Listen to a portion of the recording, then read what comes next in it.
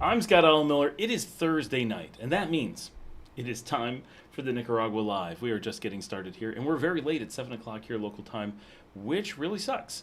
But there's nothing that we can do about it. It was an incredibly busy day, and then I had some technical glitches, but not huge. Not huge, just a little bit this week. And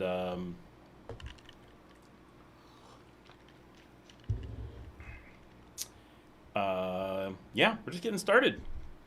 Glad to be here. We had an 11-hour show last week. We're not going to do that this week, obviously, but we are getting something going here for sure. And boy, it's just been a busy day, but feeling good. Everything's fine.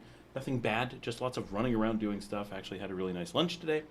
Got to hang out at the newly rebuilt Jalisco here in Leon, which is really fantastic. I should move the microphone a little bit closer. It's a little far away. I did not have time to get my desk all set up. Apparently, I did grab dinner, but I was so full. I really can only eat one meal a day. I need to come up with a solution to that. Anyway.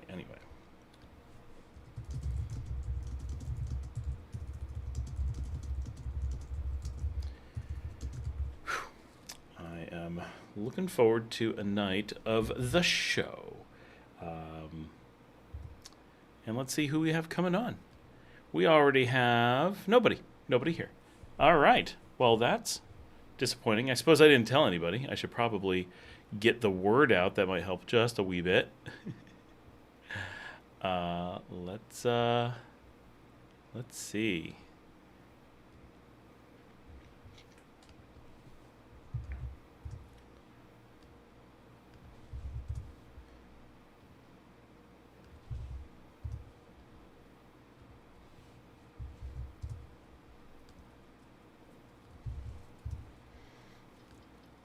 Got a little bit of a process now that allows me to blast this out a little bit faster than we used to, so that should get the word out quite quickly. And let's hop into expats.nicaragua.com and let people know over there as well. If you haven't signed up there, definitely encourage you to do so. It is a great place to have resources and all kinds of things. For people visiting, living in, stopping by, whatever. It's just a good place to connect with everyone. Hard to do this and type at the same time. And we got a few people on now that we have announced the show. And as we're getting started, just a reminder. Oh. Nope, never mind. I'm going to ignore that for a moment. All right, let's see who's on. Beverly is here. All right, hey Bev, how's it going?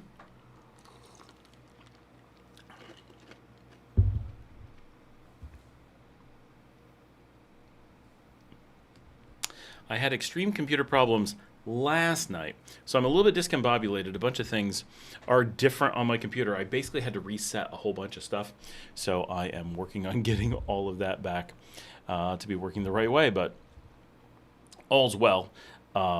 Just it was a busy night trying to fix that last night. So, yeah.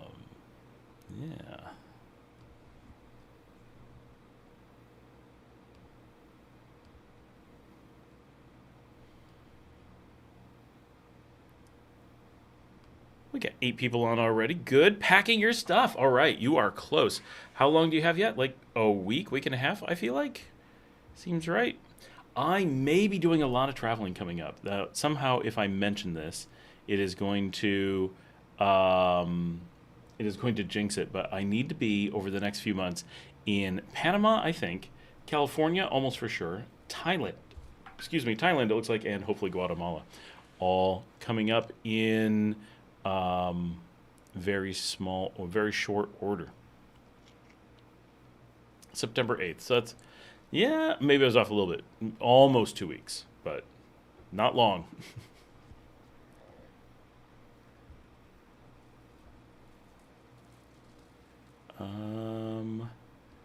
Right, just trying to organize some things on my computer while we're doing this.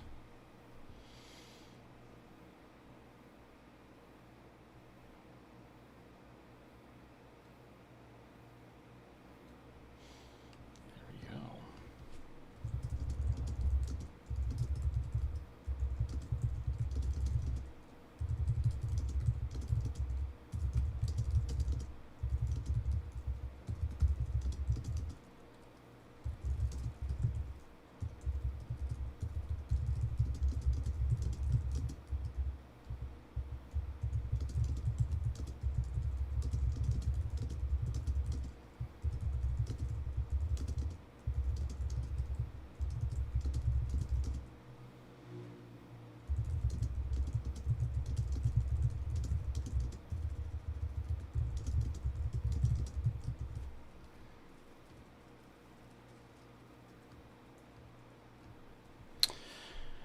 All right, Larry says, asking again if there's any contest tonight to win $1,200 to pay for my truck painting. John Mason, hey Scott, and everybody. We've got 11 people on. They are coming on fast. All right. Sorry that it's so late this week getting started. Could not be helped. Lots of things going on. It's a little bit different every week. You never know what to get. My show is like a box of chocolates. Brent is here. Beverly says, Larry, the contest is always tomorrow night. Remember, tomorrow night.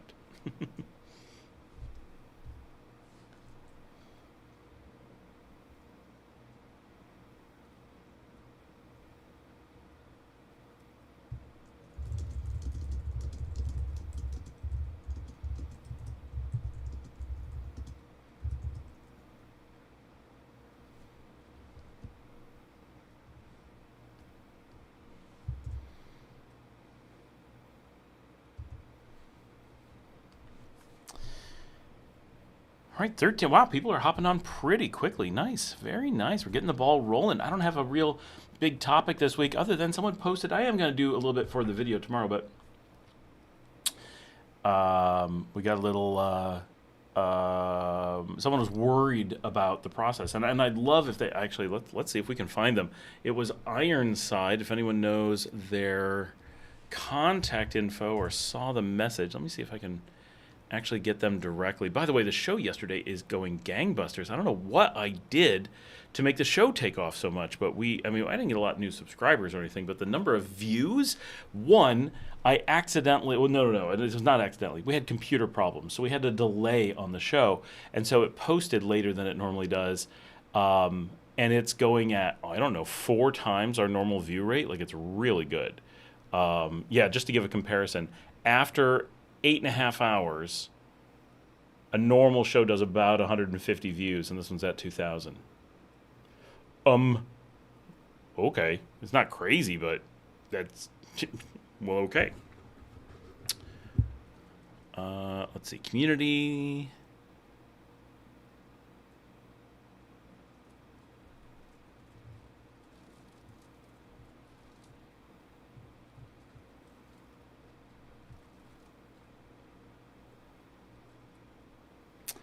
No, I got to do something a little bit harder to track this down. It's very difficult to track, partially because a lot of people make comments, right? So just naturally it's hard to find things. But, oh, there we go.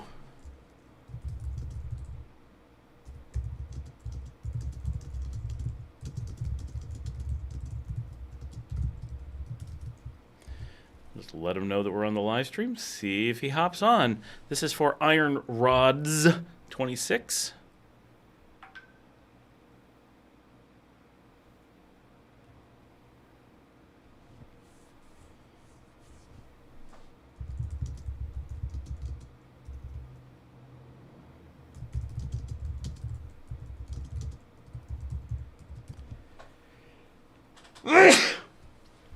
Sorry about that.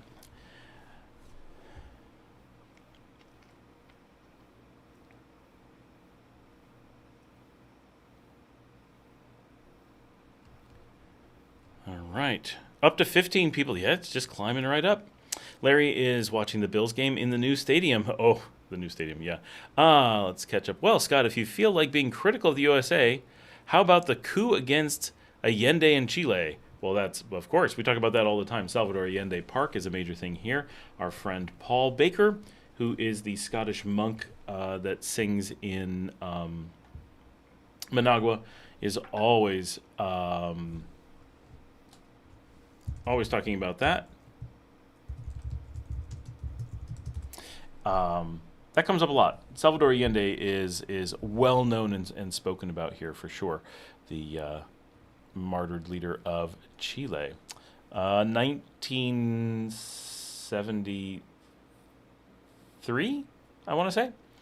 Brent says, first border run to Costa Rica coming up in a couple of weeks. Best, worst days of the week to cross and come right back in. I'm not actually sure, but I'm pretty sure it's like Tuesday, Wednesday, Thursday. It's probably the best. It's you really want to skip the tourist traffic, right? That's basically your thing.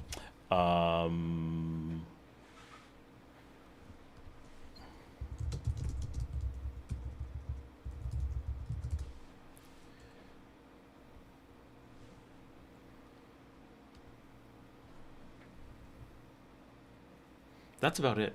Eliza Bott, hello. John Mason says apparently there was also some coup support from a few American copper mining companies. Well, AT&T specifically, and then their copper miners. But yes, my dad is here. Hey, Dad. Good evening. Iron Rod Z is here. Let's have this conversation. Woot woot. All right, that's perfect. So Iron Rod Z, is it Iron Rod Z26 like a Chevy sports car, or is it iron rods and you're 26 years old, or you were born in 1926, so you're 100 years old, or it's just because you made the account this year? Just hypothesizing a few things there. So Iron Rod Z26 asked or commented that one of the things, and definitely Rod, or Iron as you'd like to be called, in real time, just any feedback like thoughts or concerns or whatever, let us know. But his concern was about a little bit of worry of coming down to Nicaragua because of the overhead or the process or the difficulty of getting the, I believe, pensionata visa. So this pensionado. So there are multiple visas, as we talk about on the show a lot. The pensionado is the most, I don't know, well known, I suppose. That is, which is also the one that Americans would never get, right? Not never, you know what I mean? But it's very rare because for Americans, essentially you have to qualify through Social Security. It's not the only option. Teachers can sometimes get it, military can sometimes get it, but you need something that has what is roughly a pension. Nicaragua does give some leniency on the definition of pension. For example, Social Security is not a legal pension, not a pension from a legal perspective, but it functions just like a pension, so they treat it like a pension. So they're not being crazy about this, but it does need to act like a pension. So if you're going to go the pensionado route, which is essentially for Canadians and Europeans, just in case anyone's wondering, it doesn't exist for Americans. It exists for everyone else because most of those regions, an average retiree would have a pension. And you can hear it when I say it. Oh, that sounds like something British. That sounds like something Canadian. That sounds like something Spanish. You're right. All those places talk about pensioners and getting a pension and retiring, and then they connect those words together because it's assumed a retiree will have a pension. But Americans rarely talk about pensions in the first hand. We don't refer to our own pensions. We refer to other people from other places having pensions. Or we don't really refer to it at all. We hear it. We don't think about it because we don't get them by and large. So Americans have retirement plans. And when we say retirement plans, we mean investments. Investments, when you're a person who receives investments, you're called a rentista. And so Nicaragua, for the Americans or for the odd man out in Europe who didn't get a pension, has a way for you to invest your own money, receive retirement from it the way Americans normally do, like a 401k, an IRA, a Roth, whatever, or your own personal stuff, whatever. It doesn't have to be a special plan. There's no assumption of anything like that.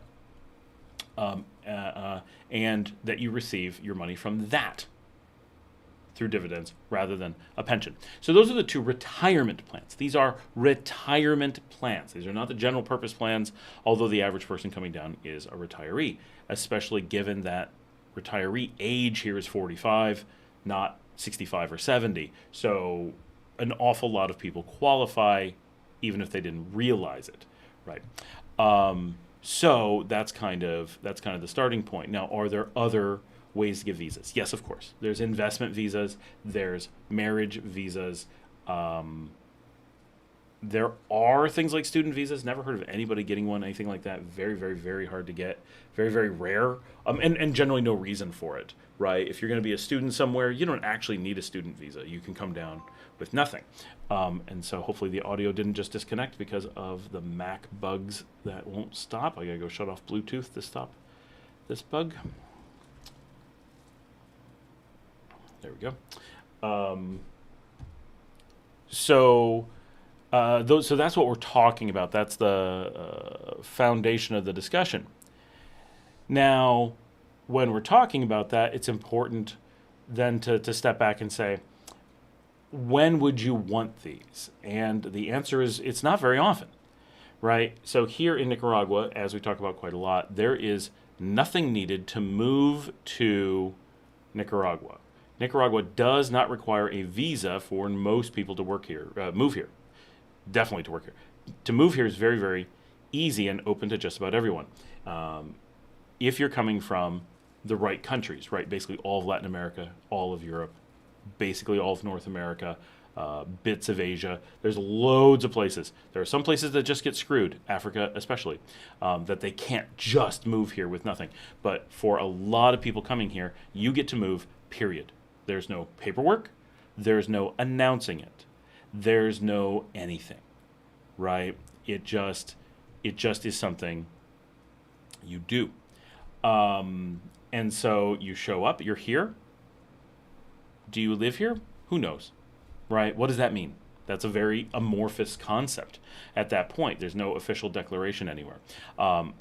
Nicaragua is very unique. There aren't very many countries that do an automatic you get to live here system like that. There's a few. There's not many, so it throws people off a lot. It's so easy.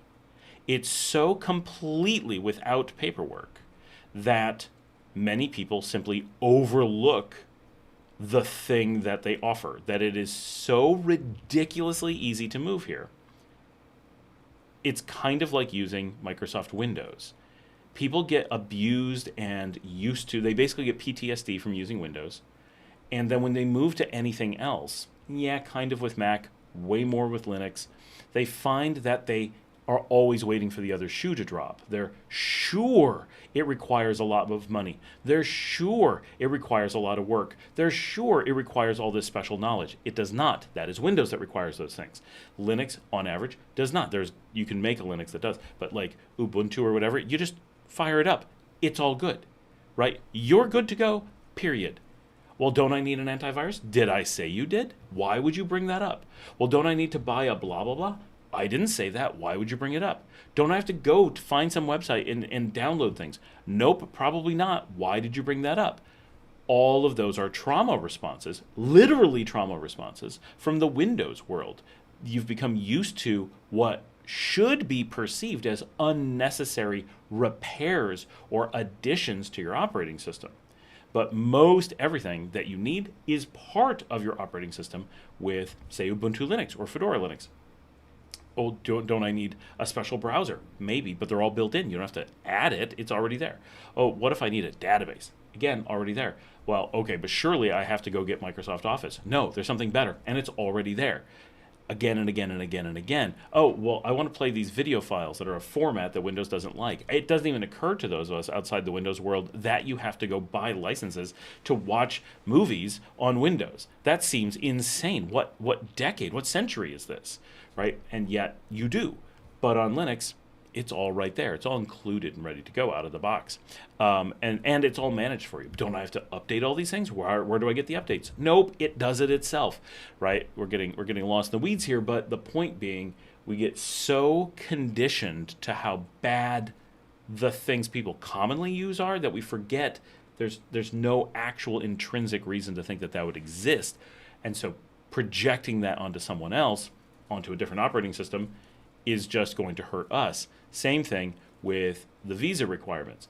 Yes, if you're moving to Mexico or France or whatever, yes, those places are going to require all this paperwork, all this planning, all this stuff, all this work up front. Moving to Nicaragua does not have that. You have to take those assumptions away and say, what does it take to actually move to Nicaragua? And the answer is, get on the plane today. It's 7:23 here Central Time, which is Mountain, in the U.S. There's time that if you decided and could get to the airport really fast, say within an hour, pack, race to an airport, and get on your way to Nicaragua, a great percentage of you could still make it to be living in Nicaragua still on the 27th of August. I'm not saying you should do that. It's probably reckless. But it could be done. Yep, you wouldn't bring the right things with you. Your clothes would not be washed and ready to go. You'd forget your toothbrush. You'd forget to tell anyone where you were going. You'd leave the oven on and your house would burn down. All kinds of bad things would happen because you're rushing to move to a new country in an hour. But the point being is that from major U.S. airports, it is as little as 2 hours and 15 minutes on a commercial plane from the U.S. to Nicaragua. Flights now are about as cheap as $300, but only 9 months ago, before the U.S. created the Spirit collapse, they were as low as $64 to get here. and you could drive here, can still drive here, right? That'll not get you here today by any stretch, but you can do it. And that's all you need if you have a passport, assuming you do have a passport. They won't let you on the plane in the U.S. without the passport, so you still need that. But that's a foregone conclusion due to the getting on the plane. So it's that easy. There isn't a, but don't I? No, don't ask the question. No, you don't. That's all you need. You're living here later today, right? And so, yes, down the road, at some point, you'll have to do something. Brent mentioned he's about to do his first ever border run. That is an option, right? Doing a border run at 90 days in the country, you'll have to do something. A border run is an option, or doing an extension, which just pushes off doing a border run. But it is that easy. And then you can do that indefinitely. Some people don't like that process. Not a problem. That's fine to like or not like that process. Most people I know who have done it really like that process. Not all, by any stretch, but most really like that process, or at least mildly like that. No one likes the process, let's be clear. Like it compared to other things. It's so easy. It's so straightforward. It's so flexible. It's so non-committal that people love it. Some people, maybe 20% of the people doing that, once they've done it a few times, either will for some reason have the government say, we'd like you to switch what you're doing, not a problem, or they themselves will say, I'd like to explore another way to do this. At that point, which is generally between 1.5 years and 15 years later, normally somewhere in the 1.5 to 5 year range, someone will decide, or the government will decide, that you need to explore other options. At that point, one, you've been living here a while. You're very knowledgeable about how everything works, and this is all extremely easy. Extremely easy. Two, you file a very small amount of paperwork and a very small amount of money, and you extremely reliably get some form of temporary or possibly permanent visa, and then you just switch to that system instead of this one. The worst case scenario, that is within reason, is still very easy. And it's only maybe that you have to do it at all. And even if you do have to do it, it's still easier than just about any process that's similar anywhere else. And one of the things I like to say is, doing the paperwork to live in Nicaragua is easier than the things you have to do to not live in Nicaragua. You literally have to pay more money and do more effort to not live here. Even if you're already, let's say you're in the United States or you're in Canada, the things that you have to do in order to be able to live in the US or Canada almost always are, I don't know any exception to it being more costly, almost always quite a bit more work than it would be to move to Nicaragua and to file for a visa, which you probably don't have to do. That's a different way of thinking about it, right? How much money and effort are you willing to expend to avoid Nicaragua? That would be a great topic. We should do a video just like that.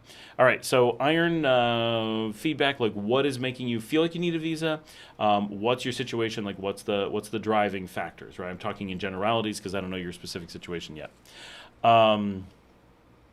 Apparently there's also some we said that. Good evening, it's nice to catch up a bit of the Bills game before you started, my dad said. Elizabeth, what if you have half of an ex-spouse's pension? I mean, the question is, do you have a pension, and does that amount hit the numbers, right? The number for a pension is $1,000 a month. So do you? It doesn't matter if you have a half, a tenth, 90%, ex-spouse, current spouse, your own. None of that matters. If you receive a pension, how much do you receive? Those are the factors that they ask to write on the form, and that's it. And so, do you receive some form of pension? Does it hit $1,000? Only things you have to worry about. And it's a black and white. Yes, no. right? There isn't. It's 999. Is that close enough? Nope. It's below 1,000. It's 2,000. Is that better? Nope. Doesn't matter. You were already going to get in. They're not going to give you like a special sticker for hitting the 2,000 mark or anything. That'd be cool. They should do that. Lisbeth says divorce is super high in the West. I would argue that marriage is also super high in the West. That might go together.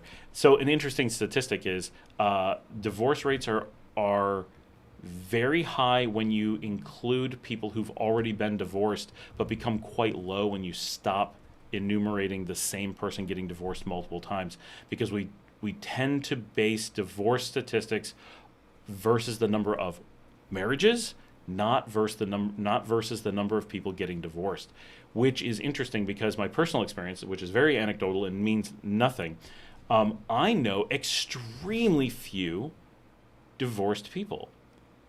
I know so many people who are married and have been married, like older adults, older than me. I'm pretty old as an adult, I guess I count for this, who've been married in the 20, 30, like all of my friends from like high school, like our divorce rate approaches zero, right? I can barely think of anyone that I went to high school with that's divorced. Some are widowed, but not divorced. So it's very anecdotal. Obviously, some people are like, everyone I know is divorced. Well, that's reasonable too. But I would argue that divorce rates, if you measure them the same way in Nicaragua, must be 100. And we're not the West, right? We're the very definition of not the West. I mean, China is the very definition of not the West, but we are very, very much considered in no way close to being Western.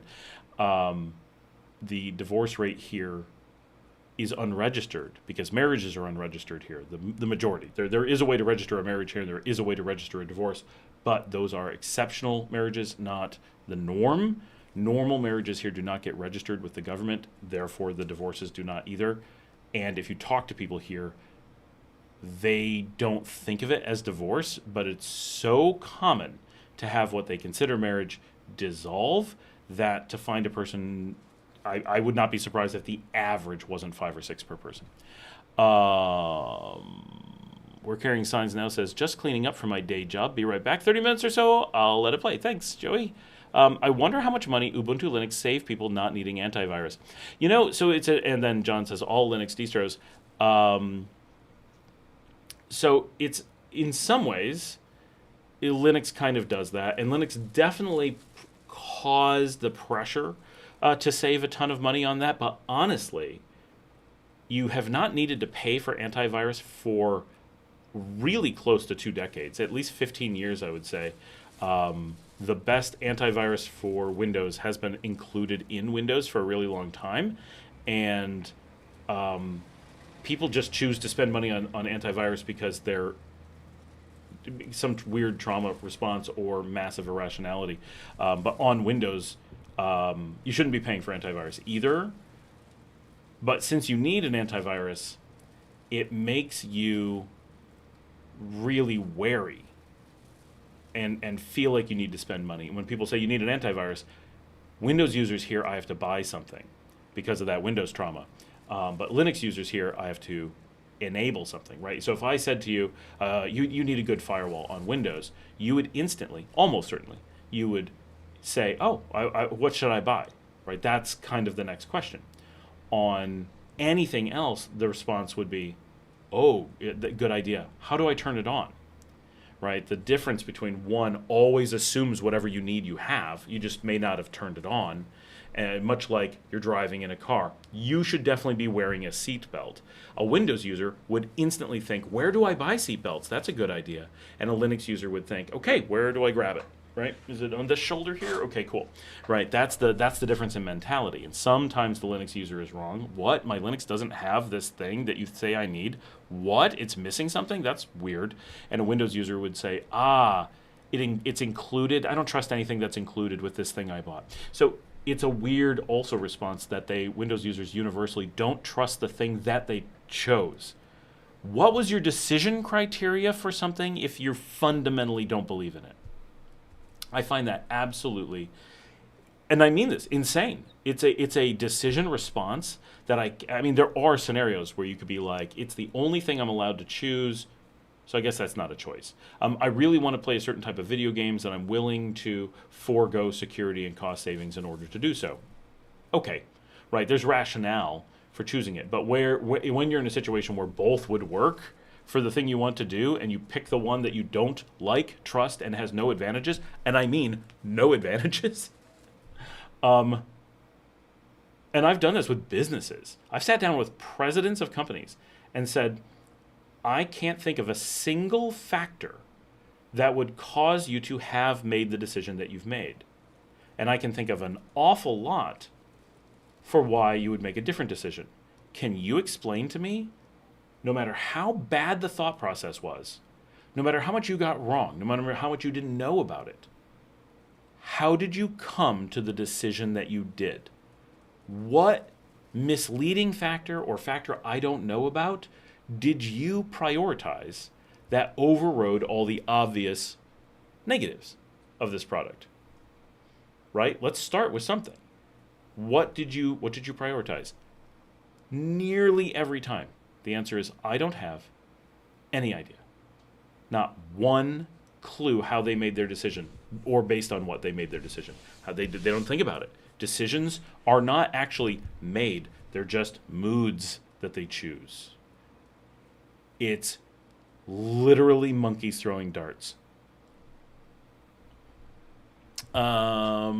And if I sub on chance someone puts out hackers simply don't want to be bothered making a Linux virus. John says, and if by some odd chance someone puts out a virus for Linux, it's normally patched within 24 hours. Liz says, I love Microsoft because back in the day they were great to me, but I only use Linux now. Iron says, thank you for explaining that. Oh, you're welcome. He says, I was just confused on the process, like some countries make you fill out apostilled stuff. Okay, so to be clear, Nicaragua does require apostilled stuff for the visa that is not required. So it all depends on how you ask the question. Does Nicaragua require apostilled paperwork for their visas? Yes. Okay, but is the visa required? No. So if you ask, I want to move to Nicaragua, do I need apostilled paperwork? No, because there's no process that requires it. Any paperwork, apostilled or not. If you're going to get the visa, the apostille is not a difficult process for 99% of people. And I mean 99%, it's a theory that someone actually has a struggle with it. You just go to your state office or your federal office or whatever and just request a birth certificate or whatever in apostille. It is a standard thing they do every day. Everybody who lives abroad does it. A lot of people get it before they leave and just have everything that they have in apostille just to be handy. You never know, and you might want it for something else. So it's absolutely true that you may want to get apostille paperwork, but that is, one, universal, you need it everywhere, except in your home country, and two, it is ridiculously easy. Not a thing to worry about, and don't worry about it until you move to Nicaragua and have lived here for years.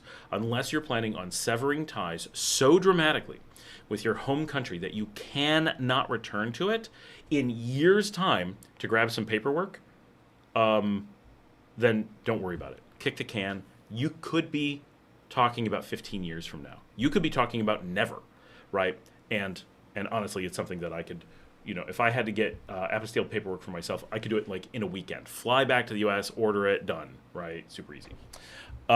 If I even had to go back. In many cases, you could just do it from here. Dominique 007. It's not the only 007 that we have. Hey, Scott, if an expat grows a relationship with a Nicaragua and they have a kid. Okay, so if an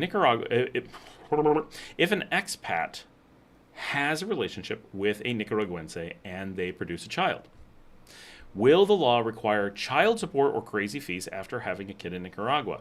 I mean, you will have to support the child. Yes. It's not crazy fees. Nothing is expensive in Nicaragua. But if you're having kids in Nicaragua, then you'll have the regular responsibilities that being a parent does.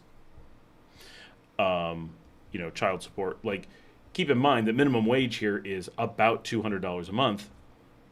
So we're not talking huge numbers. And supporting the child is obviously the most important thing. Dr. Sparks Laboratory 4859. Love your show. Thank you very much. I've been living in Managua since December 2025, so you're coming up on 9 months here, it sounds like. Awesome. With my wife and her family. Her dad lives in Managua, and her mom's side of the family lives in Matagalpa. Perfect. I'm planning on living here after I go back to the States. I need an operation. I plan on retiring here. You've given a lot of wonderful information that's helped me before we came here and while I've been here. Thank you for your channel. Well, you're welcome. Thank you. My wife and I have been doing border runs, and they're really easy and fun. I never quite want to say it's fun. It's a little bit pushing the point, but they are quite easy. We stop by San Juan de Sur and play at the beach every time we go to Costa Rica to reset our 90 days. Awesome. I never actually go to San Juan del Sur on that. What I do, back when I did it, what I like to do is go to Costa Rica, right, and just go do Costa Rica. Yeah, San Juan del Sur is pretty accessible. That's an option. The other thing we would do regularly is go to Jinotepe. Because Jinotepe has such amazing food, so we would always make a food afternoon of it. We do an early morning run, and instead of zipping into San Juan del Sur, which does make sense for a lot of people, but we live on the beach, right? So it's not and then we would zip to Jinotepe and go crazy at the restaurants and the cafes and just hang out for the afternoon and take a break from the road and enjoy food that we can't normally get.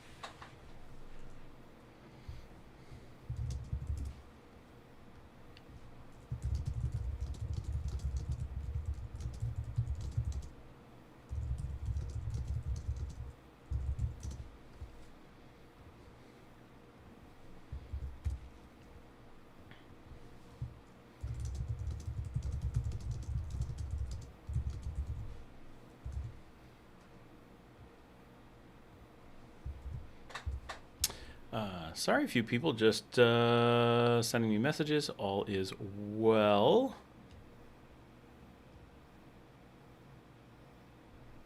Coastal Girl is here. Hello. John says, by the way, a travel vlogger was just talking about returning to Nicaragua to check on 3 properties she owns in the north. She's planning on selling them, and the prices she mentioned are insane. Well, if you're a vlogger and you're like, honestly, if I needed to sell properties, I would have to make a vlogging channel and just give ridiculous prices because you would not believe how many people will pay them. I saw that video. She has no idea what she is talking about. She's just hoping that you don't have any idea what she's talking about. I guarantee she knows her prices. Although there's a very good chance that she paid some insane amount. Like, she's talking about returning to Nicaragua to check on 3 properties she owns. Why does she own 3 properties? What was she doing with them? And she doesn't live here. People who don't live here who own properties, I'm not saying it's all people who don't, but the rate of which them knowing the values and prices on stuff is quite low.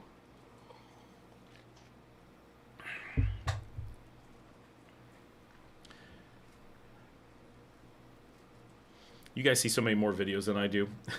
I'm always like, I don't know what you're talking about. If I remember right, she wants $90K for 3/4 of an acre of undeveloped beachfront. Oh my gosh.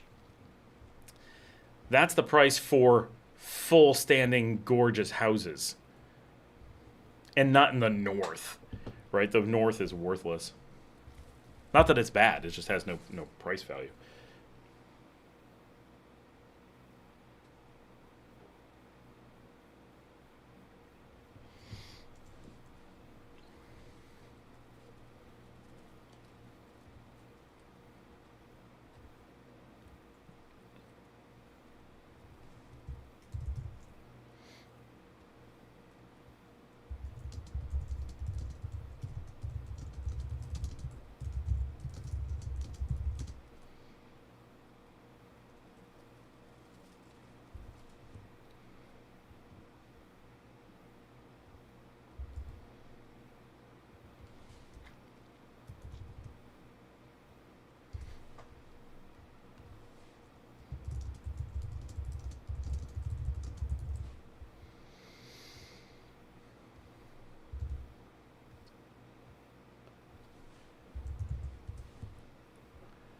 Wow, we got a lot of people on. Awesome. Can you make any money as a rancher down there? So you can. There's a lot of actually quite rich ranchers here. Can you make it as a foreigner being a rancher? I guarantee not, right? So simple rule. If a local can do it, you cannot. Not by law, just logically, right? If there was any money to be made as a foreigner in ranching, it would be automatically done, right? Like those of us who live here or anyone with enough investment money would say, that's a good deal. We'll just throw money at it. Until it stopped being a good deal, right? How many ranchers can you grow? 3, 10, 100. You would just keep buying ranches until it stopped being wildly profitable. The reason that local ranchers make their money is because they have access to long-term investment farming. They have knowledgeable access of the market. They have low-cost labor. They have connections to the slaughterhouses or the distribution or whatever, right? They have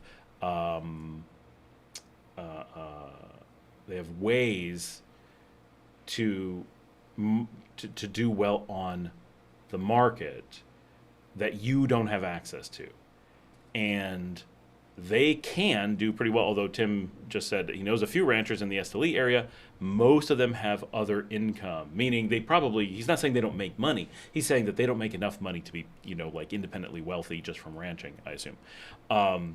And I've known some ranchers who do pretty well, but they also leverage the ranch into things like political positions, right? By having a large ranch with a lot of ranch hands, you're much more likely to get someone in your family into a mayor position, right? You've got a lot of built-in visibility.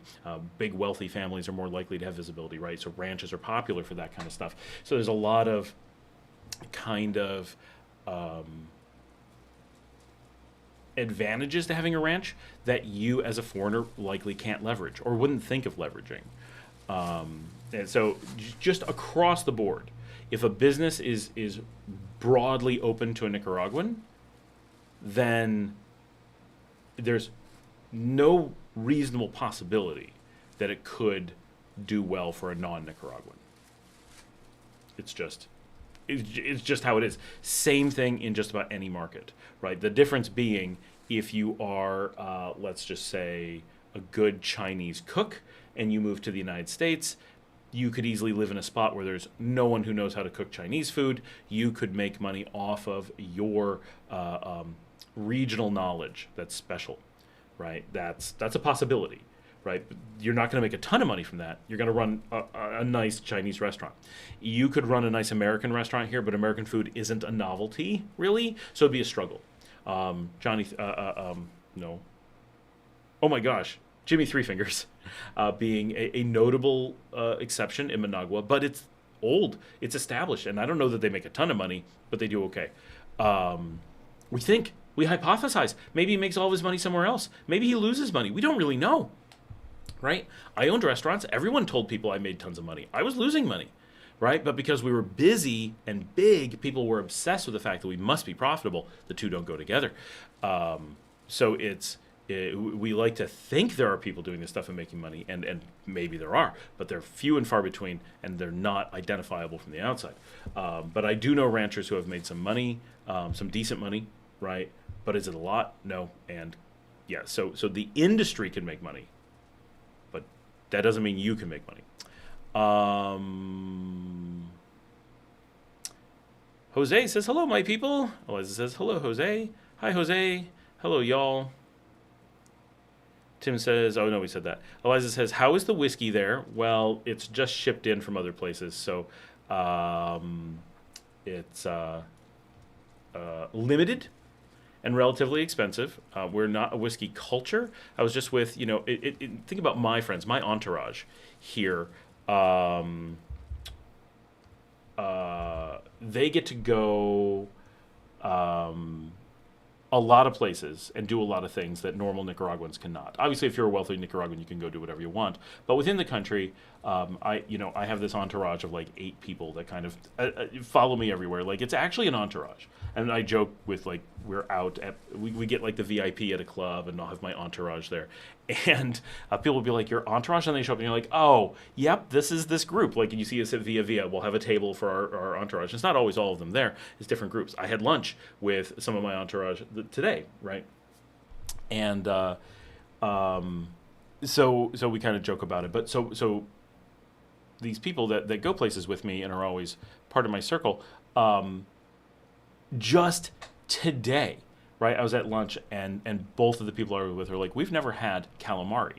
And I just said the restaurant we were at is famous for its calamari, or famous to us. I don't know about in general. Is famous within my family for its calamari, and they're both like, yeah, we've never had it. And I'm like, what? It's an appetizer. Let's just get it.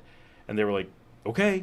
And so they got to try calamari. And just 2 weeks ago, they were at my house, and the same two people said, we've never tried whiskey, any Scotch, bourbon, nothing.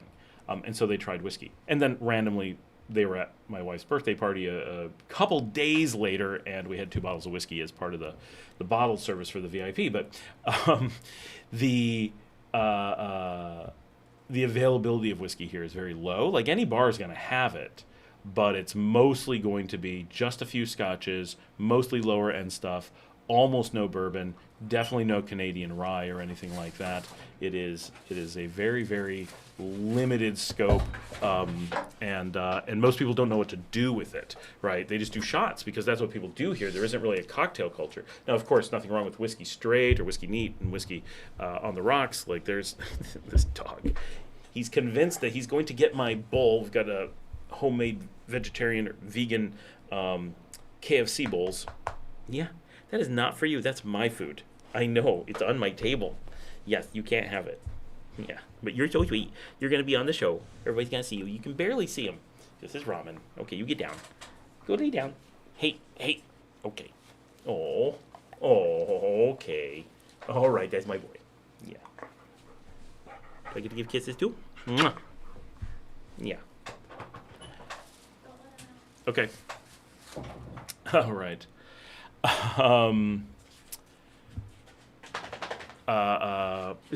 So whiskey, very hard to get. I do make a point sometimes when I'm at like duty free, picking up a little bit.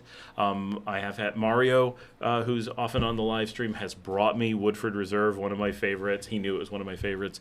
So we get it here. You can bring some in. People will have it, but very rare, very limited. Rum, you're going to get the most of, then tequila, then gin, or maybe vodka. Like, yeah, you get a little bit, but it just, other than rum, there isn't a lot. And nothing is their great variety. We make our own rum. That's why we have so much, and it's extremely good.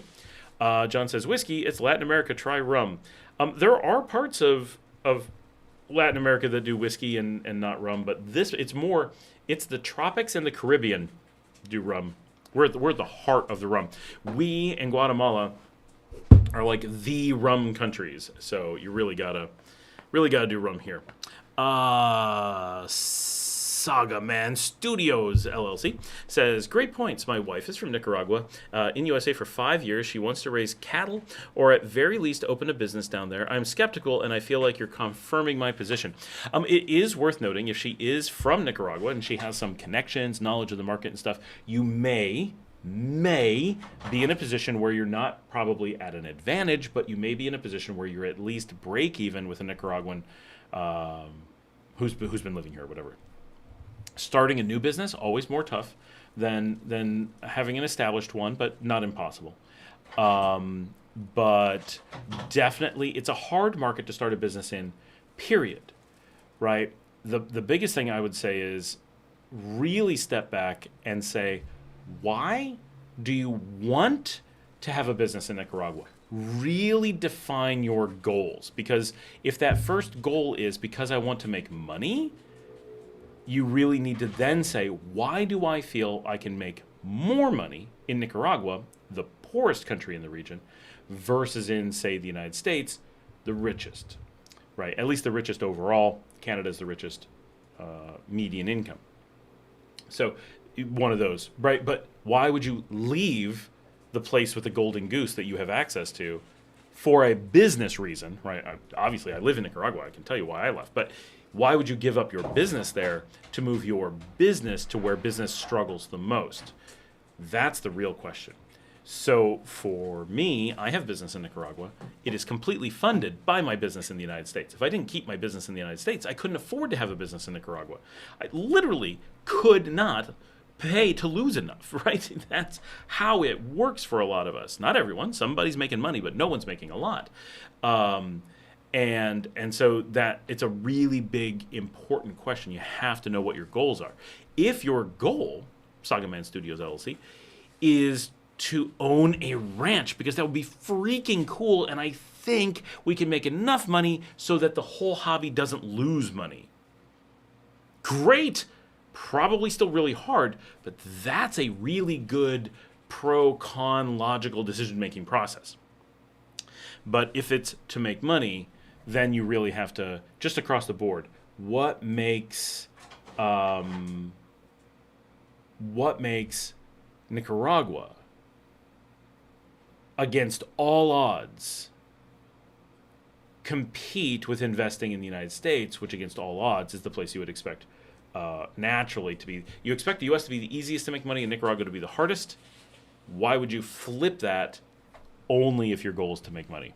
Unless you have a golden goose that no one knows about, which can happen, right? Well, my family farm just happened, my family owns a few acres in the mountains of Nicaragua, and they discovered, platinum, and it's like $1 billion buried in bars, and we're just going to dig it up. But yeah, obviously, if you know something that no one else knows, you can do really well. But if you're just coming down and trying to run a normal business that has to compete against the same hourly wages, the same market rates, the same everything as everyone else, you're just in the same boat as everyone else. Don Timoteo says, no whiskey except imports, but the world's largest supply of aged rum. For sure. Ben Landers says, hey, Scott, I heard U.S. visas for Nicaraguans are $10,000. Is this true, and what's the reasoning for this? Why U.S. visas? So that is, if you're a Nicaraguan and traveling to the U.S. to get a visa, is $10,000. That is not, the last I knew, that is not accurate. It is a $10,000 bond. Which means you put up 10,000. So a couple things. First, there are no visas for the United States whatsoever at this time. So this is not accurate as of today. The U.S. does not have a visa process at this moment. Not for Nicaraguans, for anyone. The entire immigration system is closed as far as the issuance of visas go. That will change, but that is the current status. So just before someone jumps in and is like, you can't actually do that, you're correct. The actual visa for a Nicaraguan to go to the U.S. remains several $100s to the best of my knowledge. And I know people who've done this, and it is expensive, but it's nothing like $10,000. The $10,000 should be, if I understand it correctly, a bond. So you have to put up $10,000, and that $10,000 has to be held in the U.S., I assume, during the duration of your trip. But that is given back to you when you release the visa. And so that is to protect that. It's for no good reason. It is to make it onerous, right? And it's to make it that the U.S. has the ability to waive that fee as a way for. Okay, so how do you put this? There are laws about how you issue visas, and so in order to skirt the oversight of the American public and a democratic process in which they create laws to restrict who can and cannot choose who can and cannot move to the United States. Some rogue agents in the government have decided that they're going to layer this extra thing on top so they can give out visas but then deny people who can't afford it. You can then simply raise that threshold as high as you want until no one can afford it. And then, because it's not overseen by the same law and lawmakers and democratic process, you can then casually waive that requirement whenever you want to let someone in. So it becomes a proxy for allowing people into the country, which makes it actually break the law because it's breaking the actual mechanics of the law, but that it becomes much more murky in court. So it's simply corruption, right? That's the bottom line. It is pure, unadulterated, anti-American corruption. It is a way of manipulating the mechanisms of visas in order to steal the decision power away from the American public. But it is a bond, so it's a little bit different.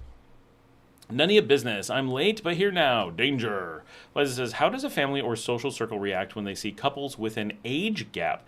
Honestly, I talk about this a lot. I don't mean on the show. I talk with people about this a lot because I find it very interesting.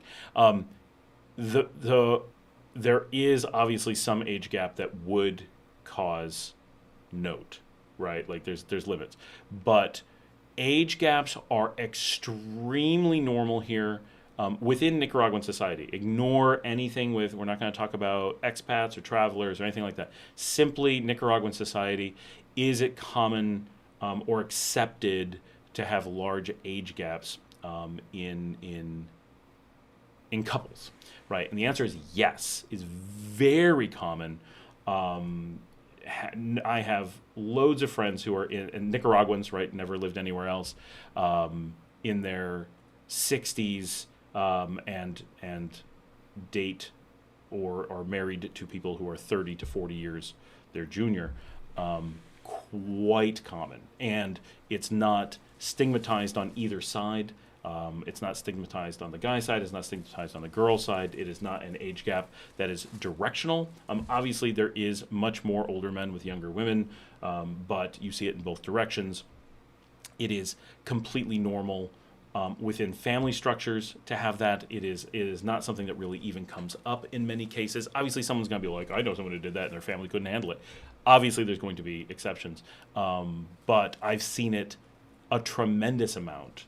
And even in the families, they like, it's not even something that gets mentioned, right? Like not at all, with even from extreme gaps. And so that is definitely a thing that is a stigma in some regions and not in others. And here it is not even slightly, which is really different compared to where I come from, right? Like you really notice that quickly.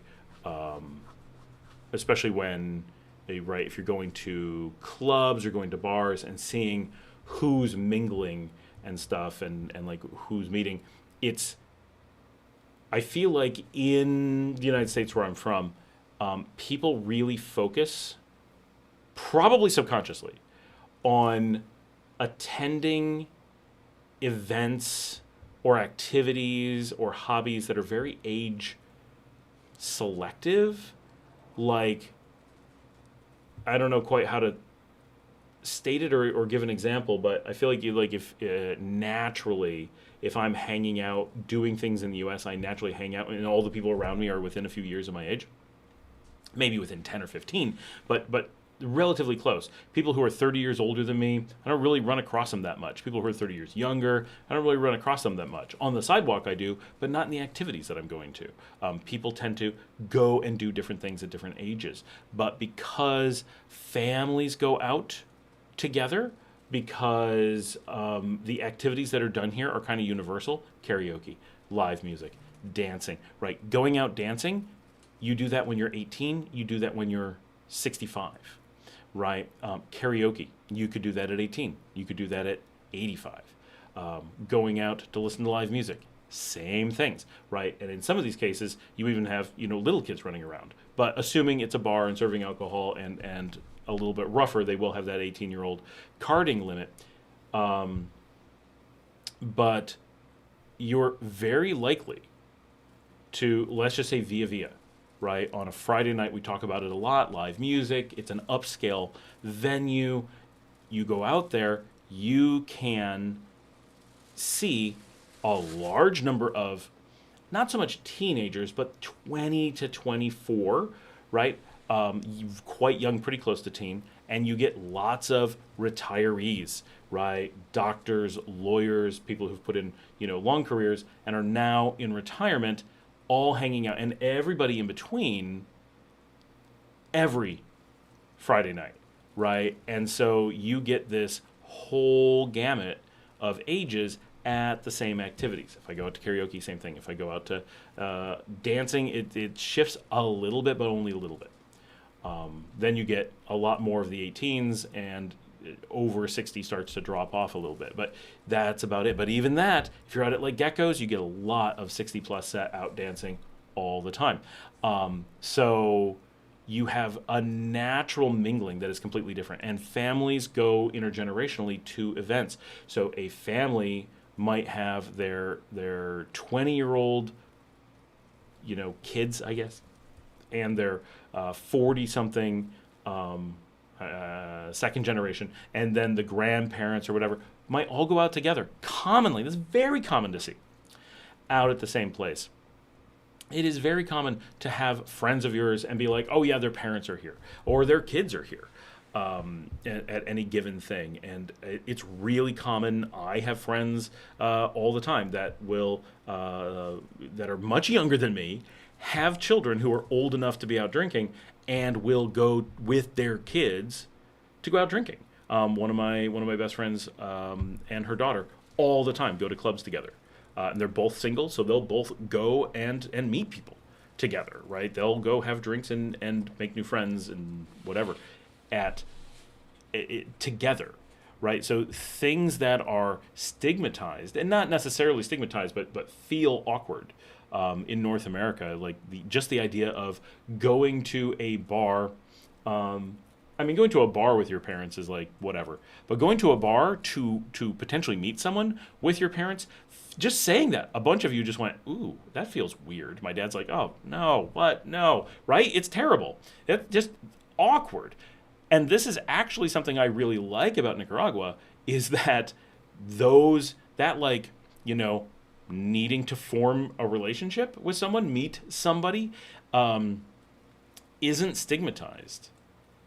Because in the U.S. it almost is like, oh, you want to go meet someone at a bar or meet someone, like, where do you go? You go to a bar, you're at the bar, you walk up, you introduce yourself, whatever. It's kind of an awkward thing to start with, but imagine being there with your parents or your kids. Super weird. Here, it's just so accepted that you're going to go and, like, if you're single, you're going to go meet someone. Like, why wouldn't you? Right? People like to be social, so they're much less likely to want to be single here. And so going somewhere and trying to meet someone, so much easier. But, if you're a 20-year-old and your parents are in their 40s, or your parent is in their 40s, having them want to go meet someone isn't like, oh, my parents want to date? Wow, right? They're like, of course they do. They're normal people. And parents being like, my kids want to meet someone? And it's funny because in the U.S. we famously, and this is mostly a movie trope, but you're always like, oh, my kids are out of college now. So the question is, when are they getting married and having kids, right? We all want grandkids. And now that I'm at grandparent age, I totally get the where are my grandkids vibe, right? I get it. Like, I loved having kids. I want more little kids running around. It'd be cool if they're grandkids. And Ida, my housekeeper, her grandkids are here sometimes, right? And it's like, oh, she's way younger than me and already has grandkids. But in the U.S., it's like, we want you to get married and have kids, but we don't want you to meet someone and date. We want you to somehow magically not have this happen. And I was talking with someone about it because one of the other things that happens here that we were talking about, this came up a few times recently, is we know about this in parts of Asia. You'll have, you go on a first date and there's like chaperones. It's not quite like that here, but it does exist. Mostly from the girl's side. It could happen from the guy's side. It's very unlikely. Mostly from the girl's side. Mostly she'll bring a sibling, right? Oh, it's a first date. You're just going to dinner. It's very, very, let's just have coffee. Let's just have drinks, maybe a sandwich, very first meeting. But it's not uncommon that a girl will bring her sister, a close friend, something like that. Someone I know had, I think it was their brother and somebody, and so they were like hanging out talking to each other the whole day. It was weird. And in some cases even bringing a parent, right? Now a lot of girls only have their mother around. It's not uncommon for the fathers to not be active in their kids' lives here, or at least not the direct parent. But bringing their mom along on a first date can happen. Right. And while not so common as to be like, oh, yeah, we're just expecting that, it's not so uncommon to be like, what? What are you talking about? So, again, like, that would feel so ridiculously awkward in other places. And here people are like, well, why would that be awkward? And you're like, well, I guess I don't know. It just seems awkward, doesn't it? So it's very, very different in that way. But because of that, you have this intergenerational large age gap overlap in activity where people of all ages are in the same space and doing the same thing. And so it really eliminates the flexibility of having that stigma. And I think also just societal needs, right? There's so much more economic pressure and stuff to be considered here that hold on, I just got to send that I think that also drives it, right? The U.S. has much more flexibility, or did in the past, and this is important, right? In the past, the U.S.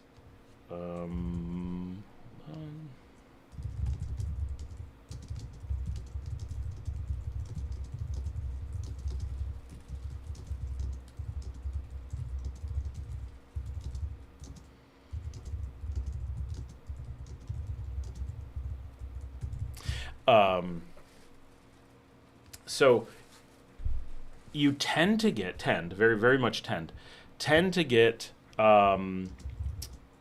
very low age gap dating relationships in countries where men dramatically out earn women at the same age, right, or near ages.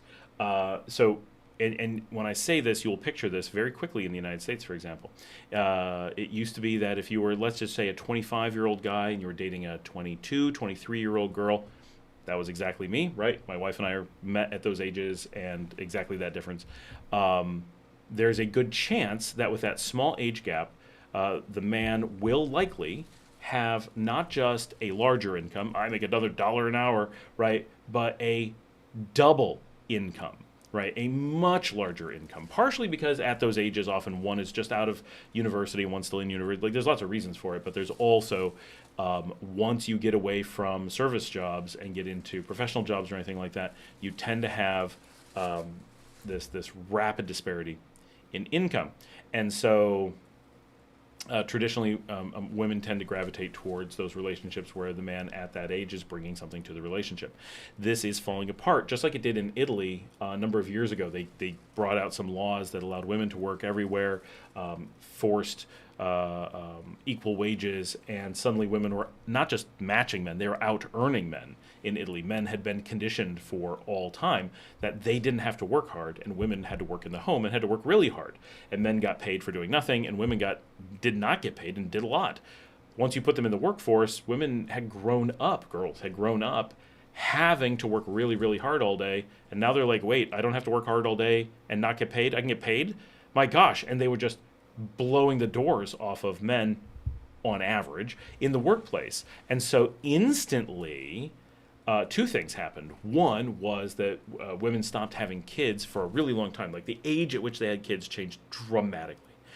And the age gap of dating went from just a year or two to a decade or more overnight.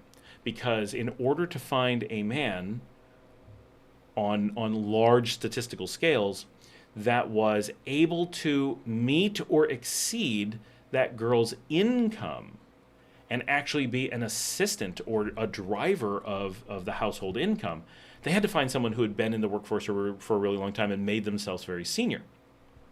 Men at their own age ranges were not earning as much. And like it or not, right, men are often judged on their income capacity or something related to it. It could be their future income capacity. It could be their value to the universe or whatever. But there's income is generally tied to it, or some amount of being able to provide, right? And, it doesn't matter how much we agree with that being a good dating thing, and maybe you do, or maybe you think it's a great thing. That's what girls have always been conditioned to look for. It's what we expect girls to look for, not as the only thing, obviously, but a really big factor, right? And just like men are conditioned very heavily to look for physical appearance, right? Like it or not, that's what society expects men to primarily use as the at least initial decision factor. Who do you want to ask out? I have to go into a bar. I have to go talk to someone.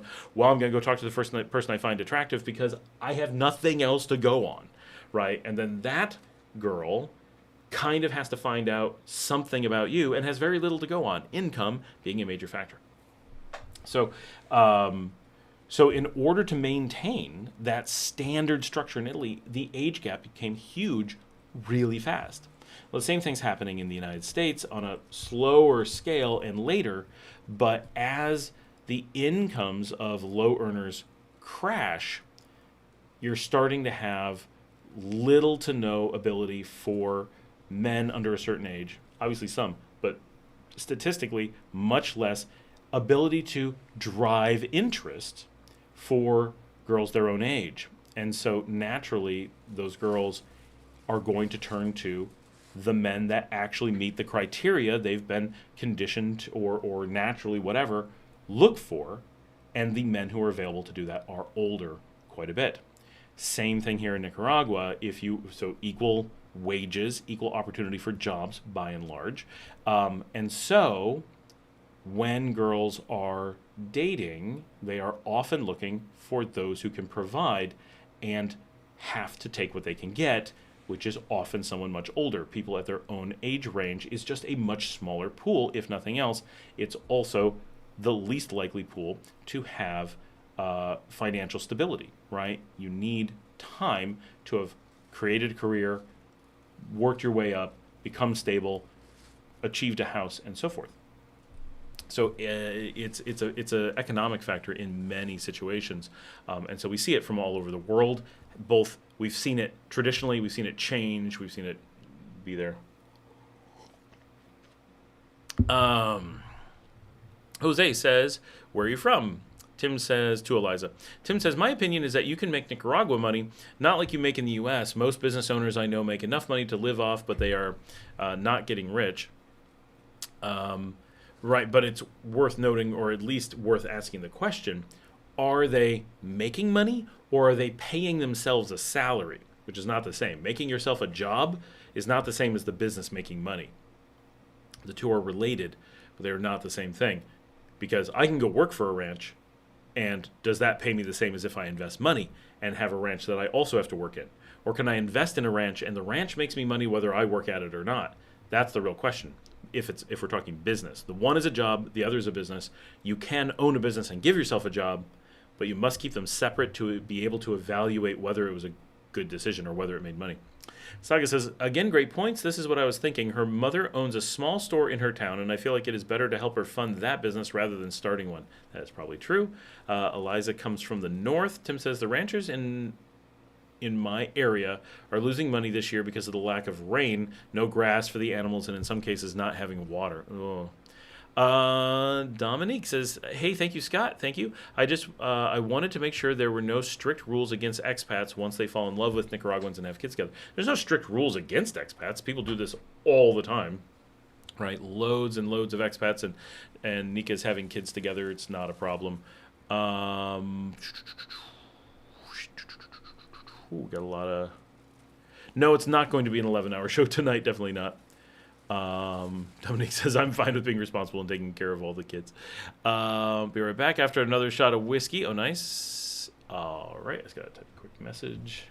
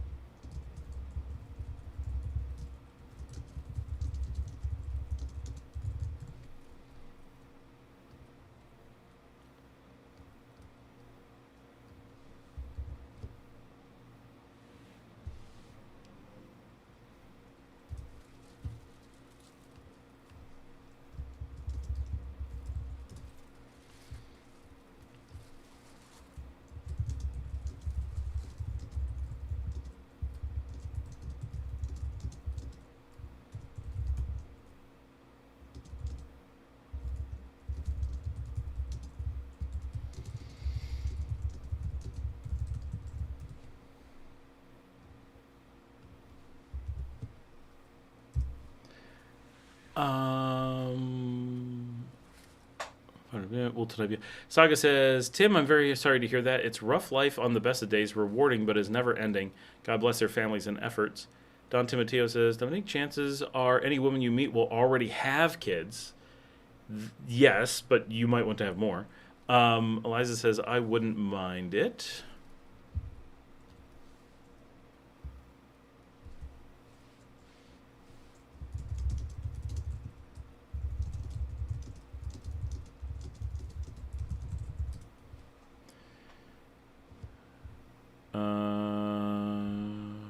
Already have kids. I wouldn't mind it. Nika Flow 89 has a whole bunch of stuff, so I'm going to try to scroll this to be ready. The scroll does not work at all on YouTube, so this is really tough. Okay. Oh, Lizabot says, I wouldn't mind it. I think that was to having kids already. Nika Flow 89, what's up, everybody? I know my case isn't for the masses on this channel, but I know we have a lot of pre-2026 dual citizenship holders here, so hopefully this info helps someone out a bit of context.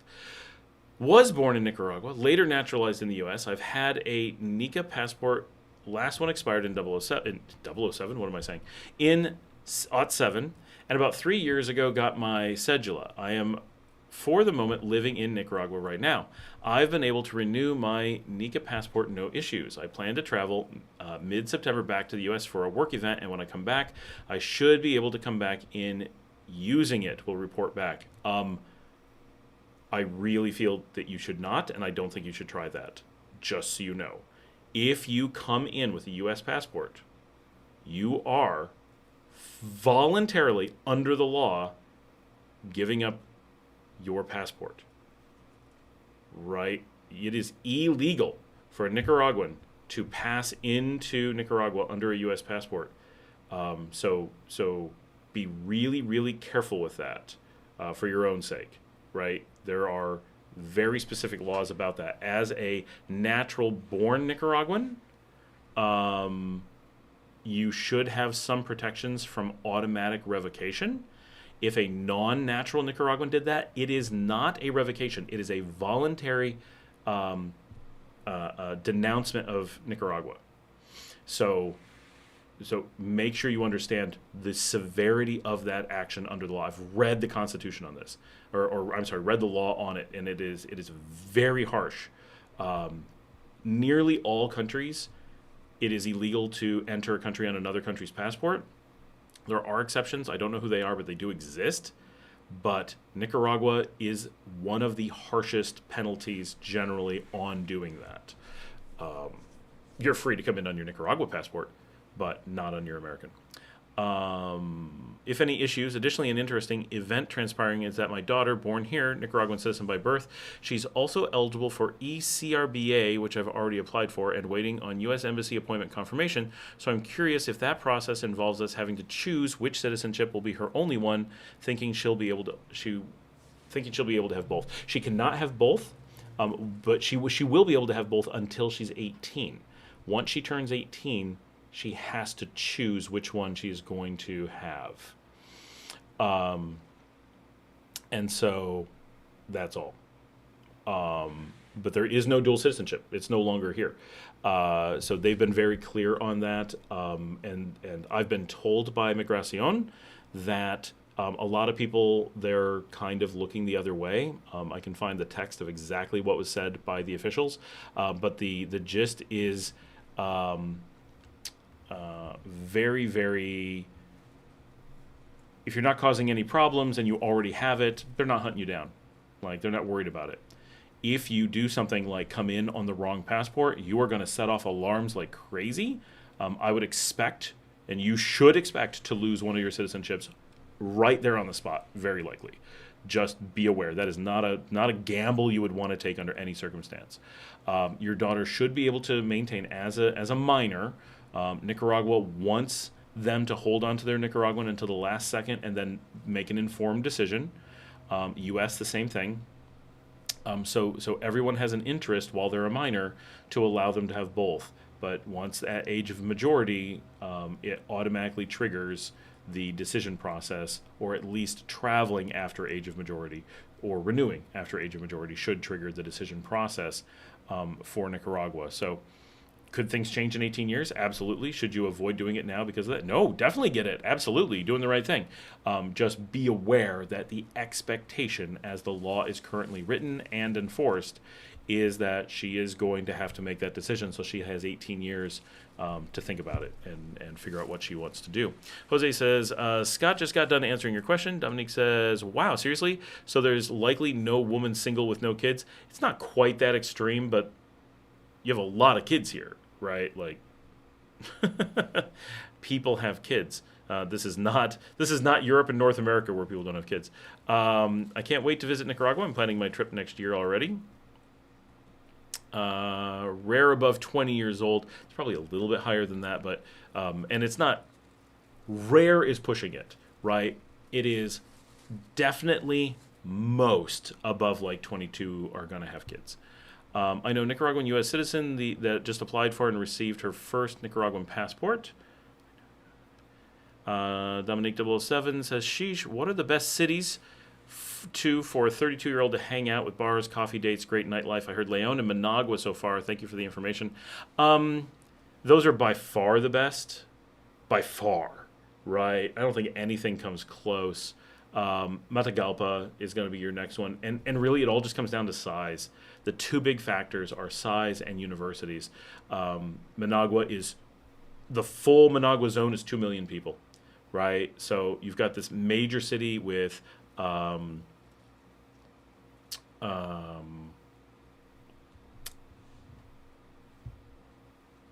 very urban or much more urban mentality. So people just go out. It's very easy to take a taxi. There's a variety of things. There's just a lot of nightlife. Leon is the next biggest city center, and we have the universities. We're a massive university town. So university students are really big at nightlife. And we drain the rest of the country of students, right? We have so many universities that we're pulling students from all over the country. So, as is Managua. So we have a younger population, but not young like children, young like young adults. And remember, university tends to shift here. So a lot of Americans are conditioned now to think of university being from like 16 to maybe 23.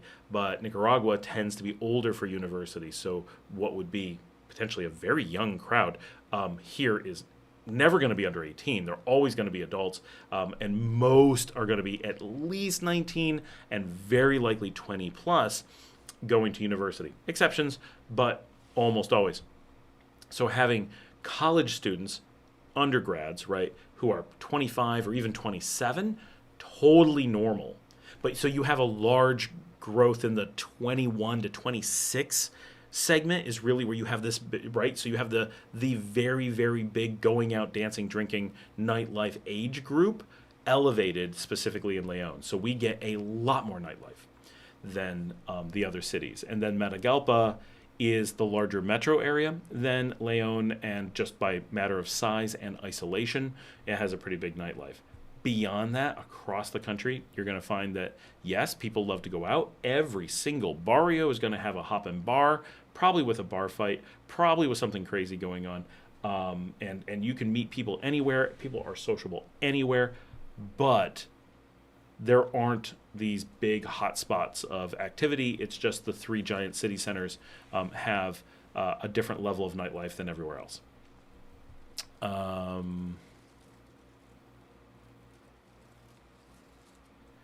Don Timoteo says, Nicaragua is great, but Nica women can be difficult. How difficult are they? We're carrying signs now. Sometimes you meet a guy and think he's a real jerk, but then later you find out he's got a real nice body. Amy from Futurama. Dominique says, Don Timoteo, are we speaking like scamming guys and being disloyal and disrespectful to guys that coming from America? Don Timoteo says, be careful, take it slow, find someone with a job.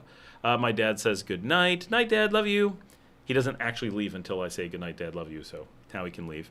Jose says, good night, Mr. Miller. We're carrying signs now, says, are there any widower groups there, more for talking than for looking for dates? I would be surprised, actually, if there were. Maybe in Managua. I've never heard of one, but not being one, I wouldn't necessarily. but that isn't the kind of thing you would expect to find. In a country so social, I think what you find is that those people go and socialize much more organically, without necessarily having like a support group or a friends with similar backgrounds group or whatever. ICE is the Gestapo. Is this a new law?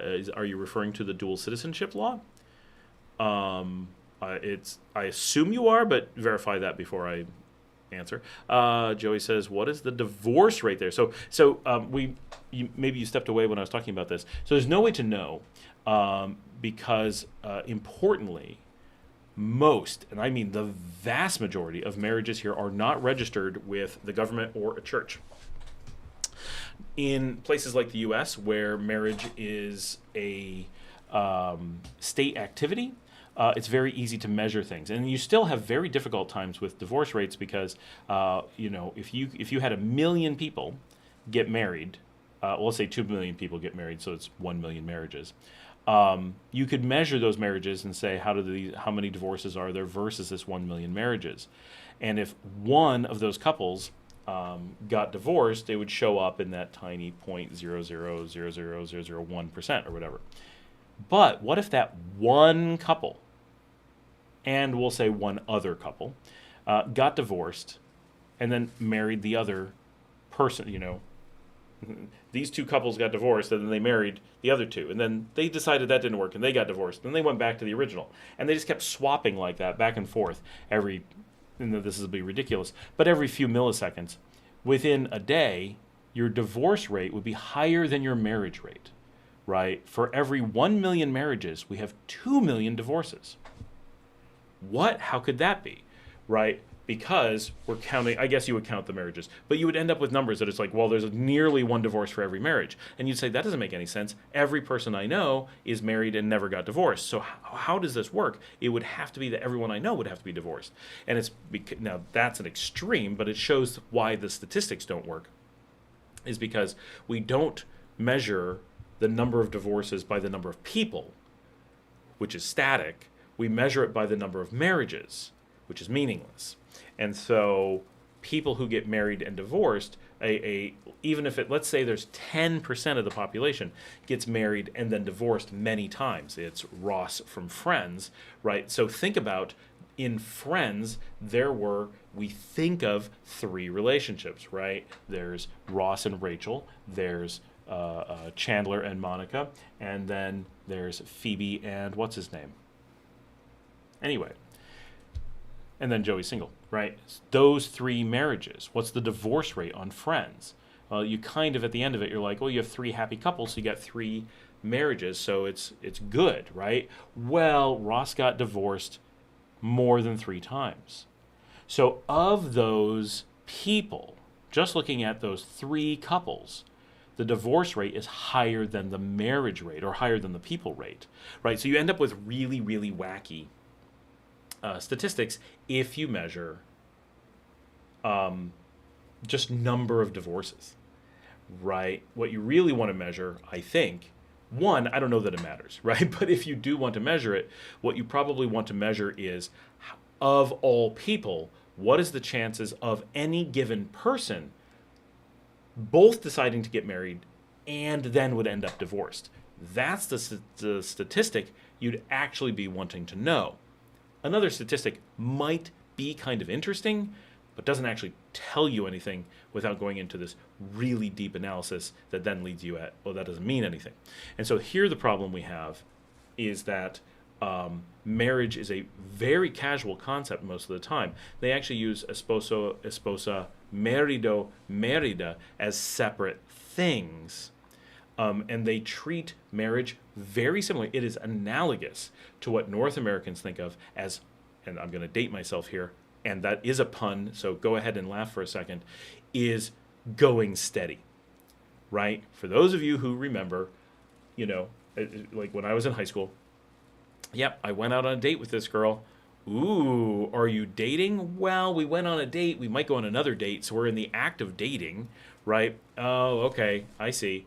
But Then I have a conversation with her after that second date or that third date. Hey, I would kind of like it if you didn't date anyone else. She probably wasn't. I grew up in the country. People didn't really have anywhere to go and go on very many dates. But in theory, I was taking away her other options and making her go steady with me, right? And then I would give her my ring or my jacket or something to signify. It used to be a pin. We didn't have pins at my age, but and then we were going steady, right?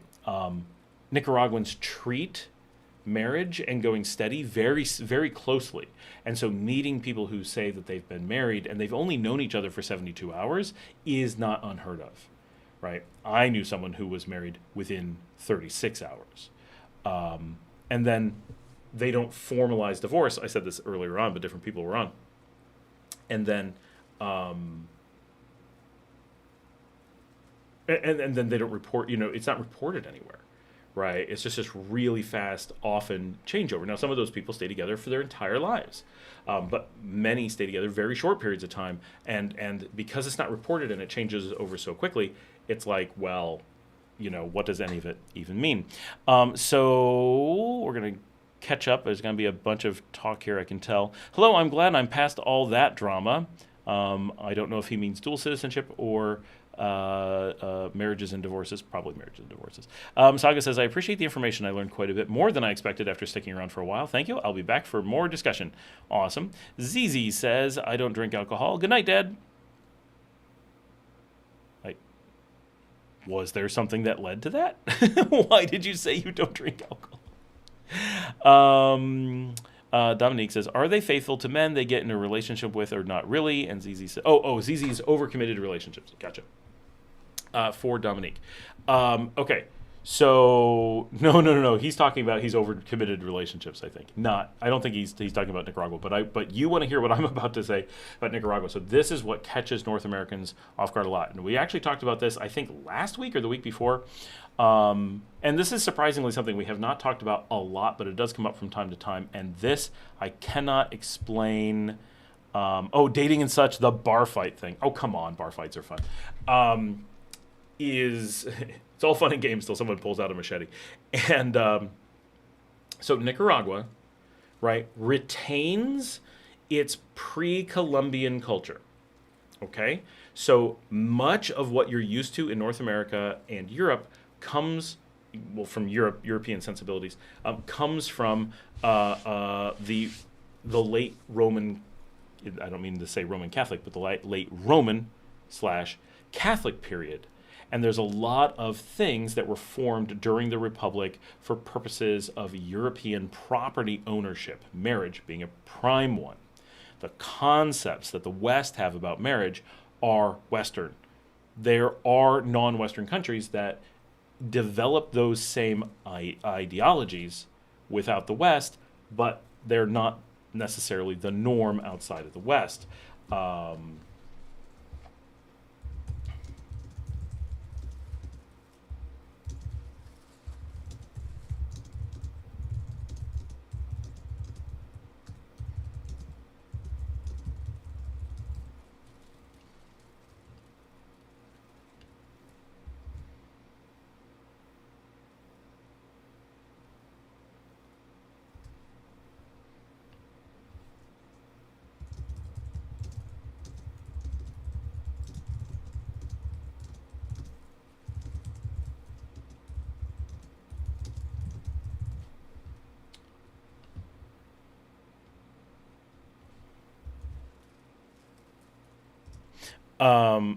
So because of that, Nicaragua always was and always has been a polyamorous society.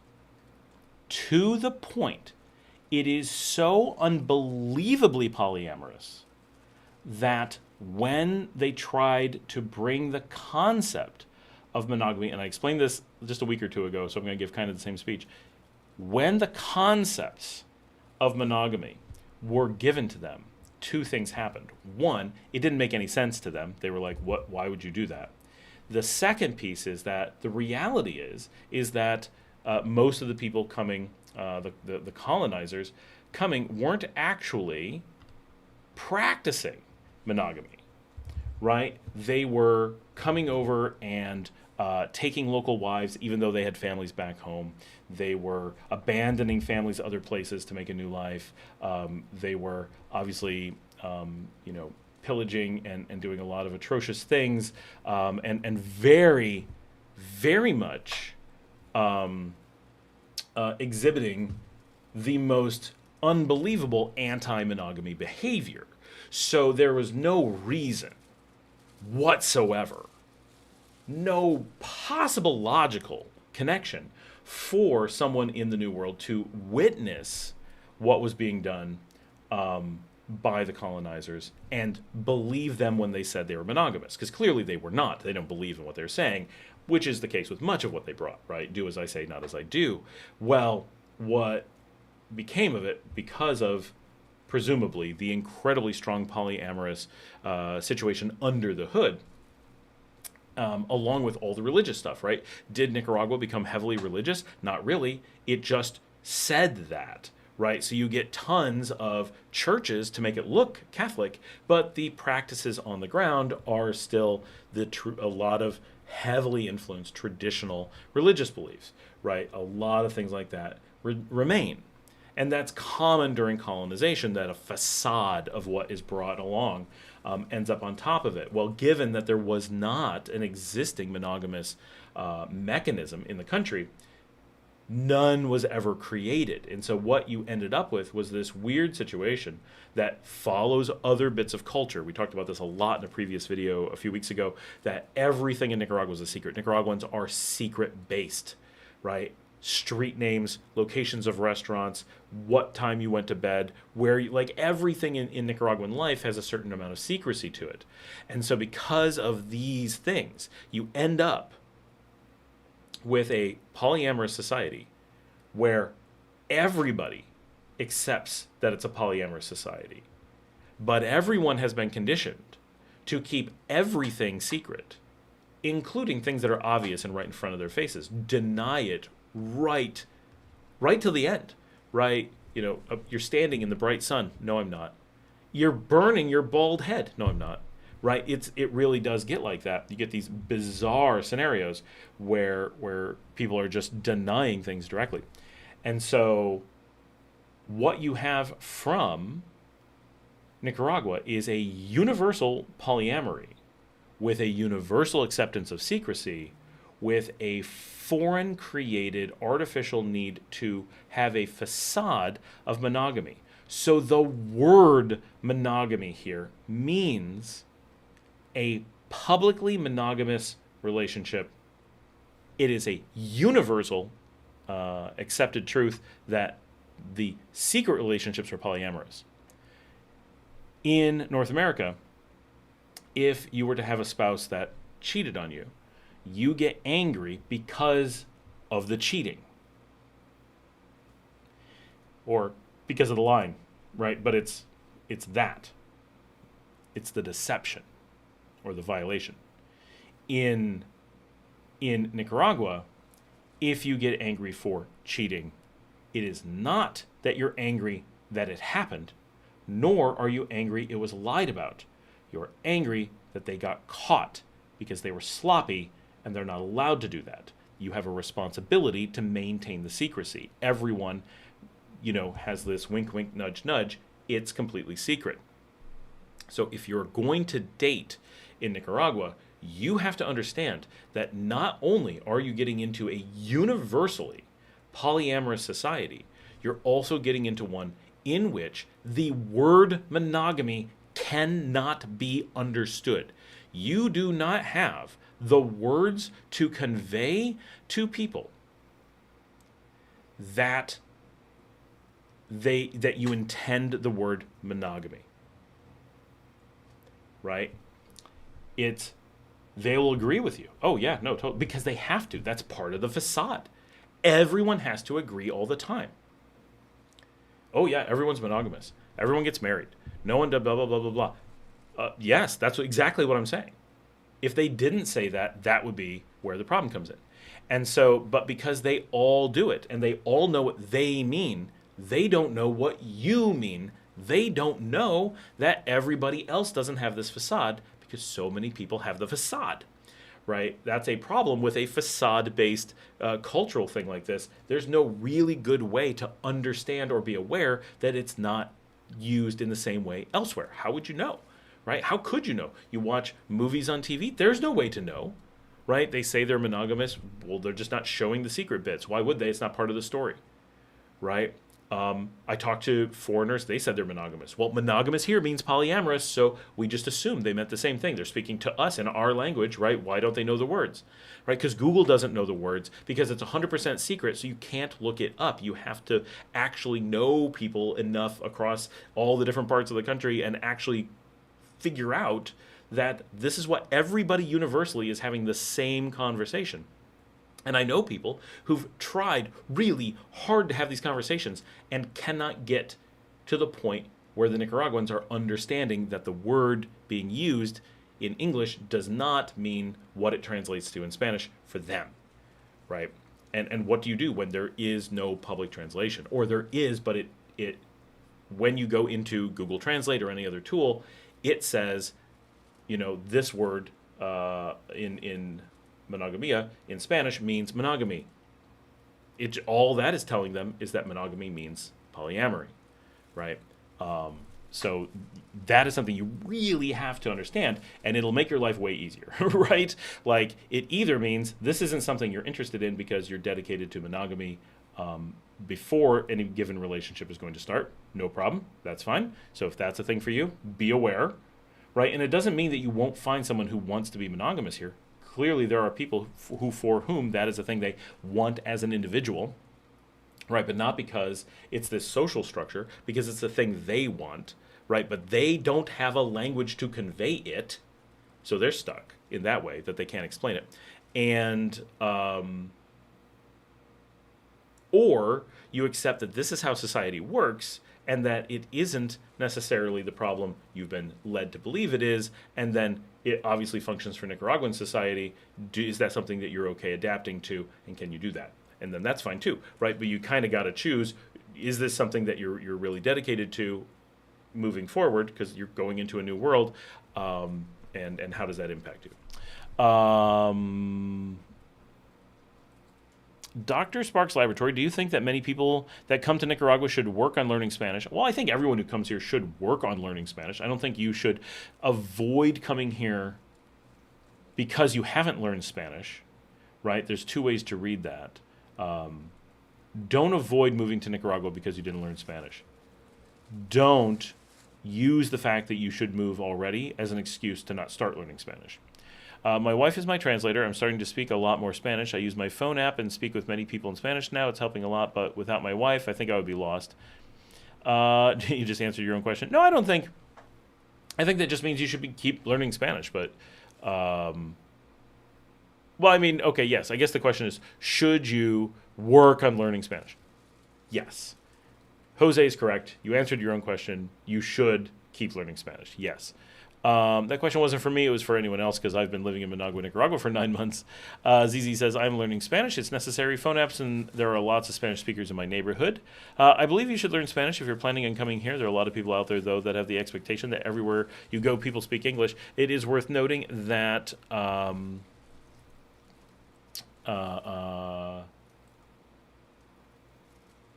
the East Coast, English is heavily spoken, right? So there is a region where English is official. In digital says polyamorous. That is just wrong. ZZ says...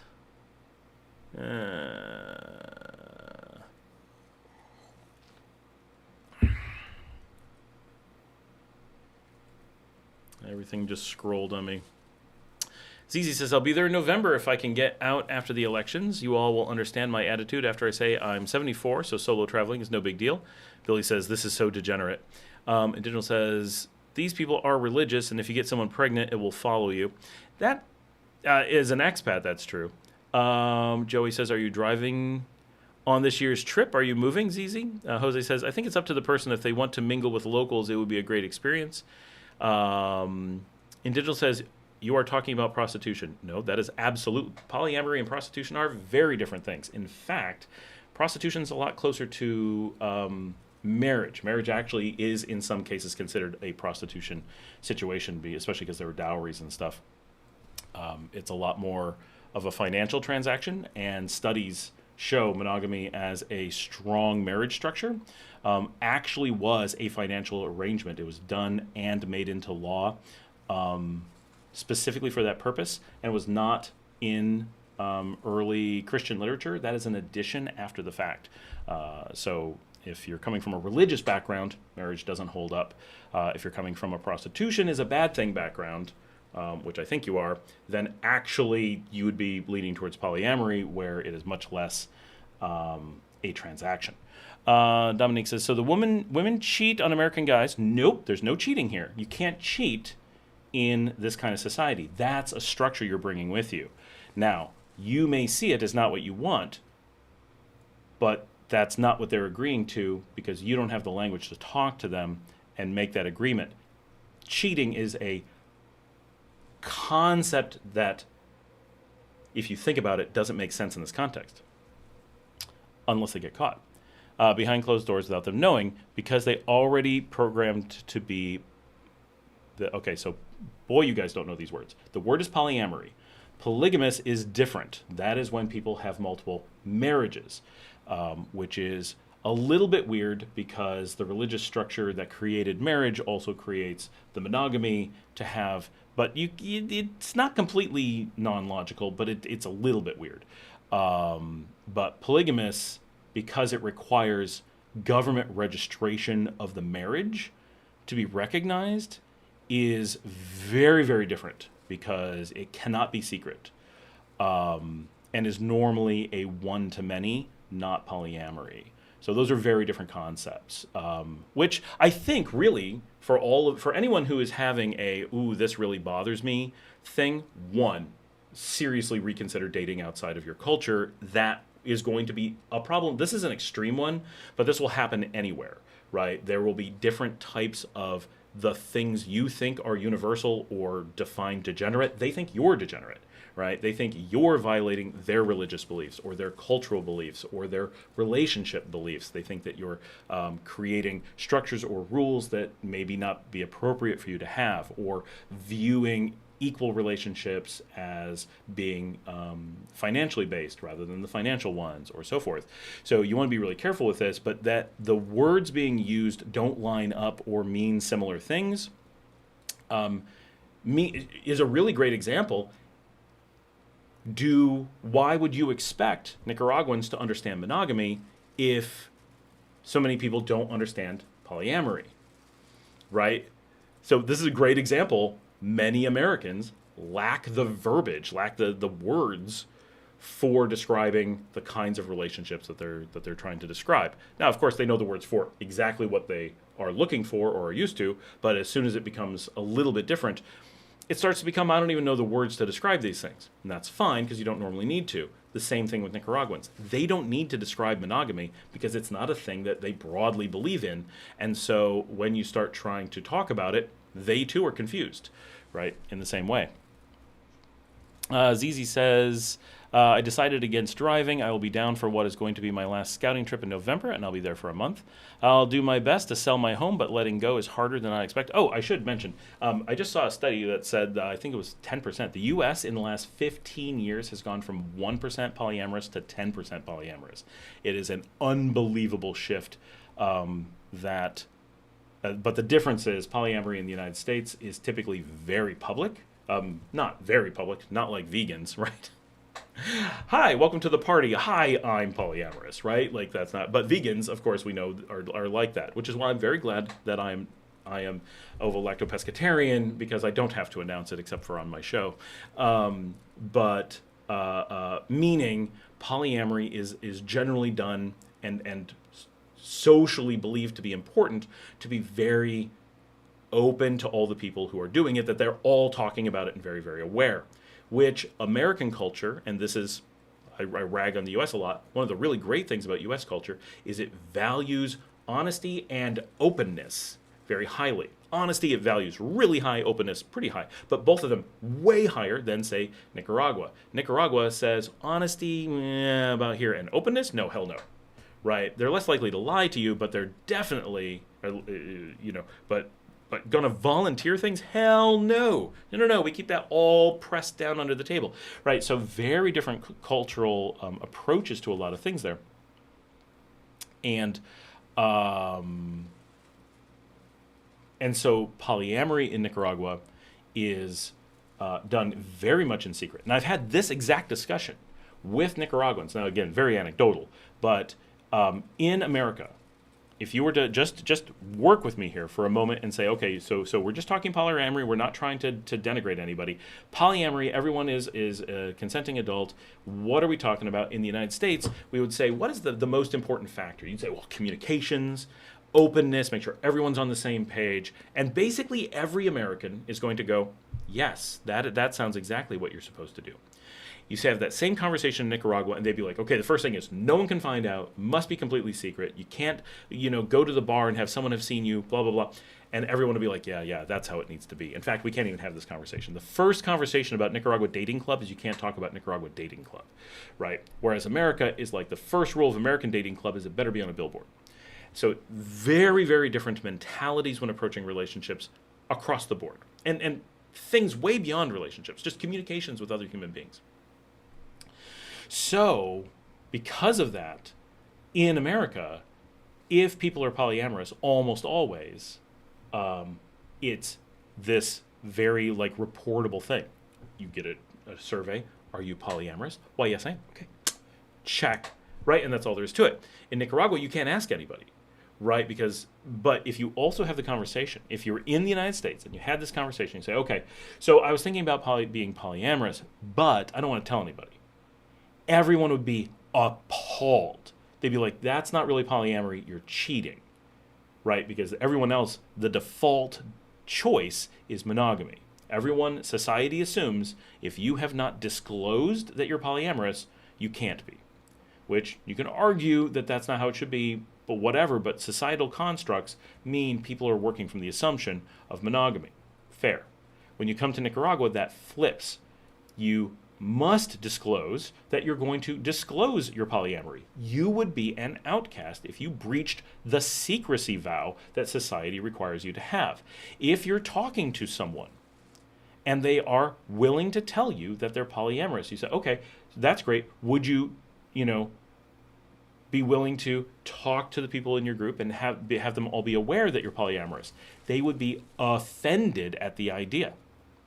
Not just like, it doesn't work logistically because of, society. No. They'd be like, that's sick. That's degenerate. That, literally the words you guys use, I've heard polyamorous Nicaraguans described about disclosing relationships.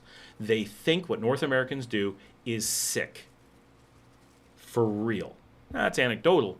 But that same reaction that I get anecdotally from you guys about Nicaraguan dating practices, they feel about American dating practices. So it's an interesting cultural study to say these are about as polar opposite regions as you can get in this way, right? And it's not just that, the age range, acceptance of non-binary dating, all kinds of things, right? Nicaragua has adults are consenting adults, and we're not here to police the people. And American, at a societal level, even though the law is pretty loose, has a society is here to police people. Consenting adults, they're not really consenting. We need, and it turns out, child molesters to oversee the dating life of Americans, which is bizarre that is the group that people tend to turn to for dating guidance. But it really is so different. So trying to navigate that, the one thing I would say is you must have a willingness to adapt to culture. And it doesn't mean that the thing you want is wrong. It's not. It's what you want. But you also can't think that because someone else doesn't want it, that it's wrong because you don't want it. Right? That's not how it works. If it did, you'd automatically be wrong because that person doesn't want you to. What makes one person more valuable than the other? So you really have to, you don't have to let go of what it is that's important to you.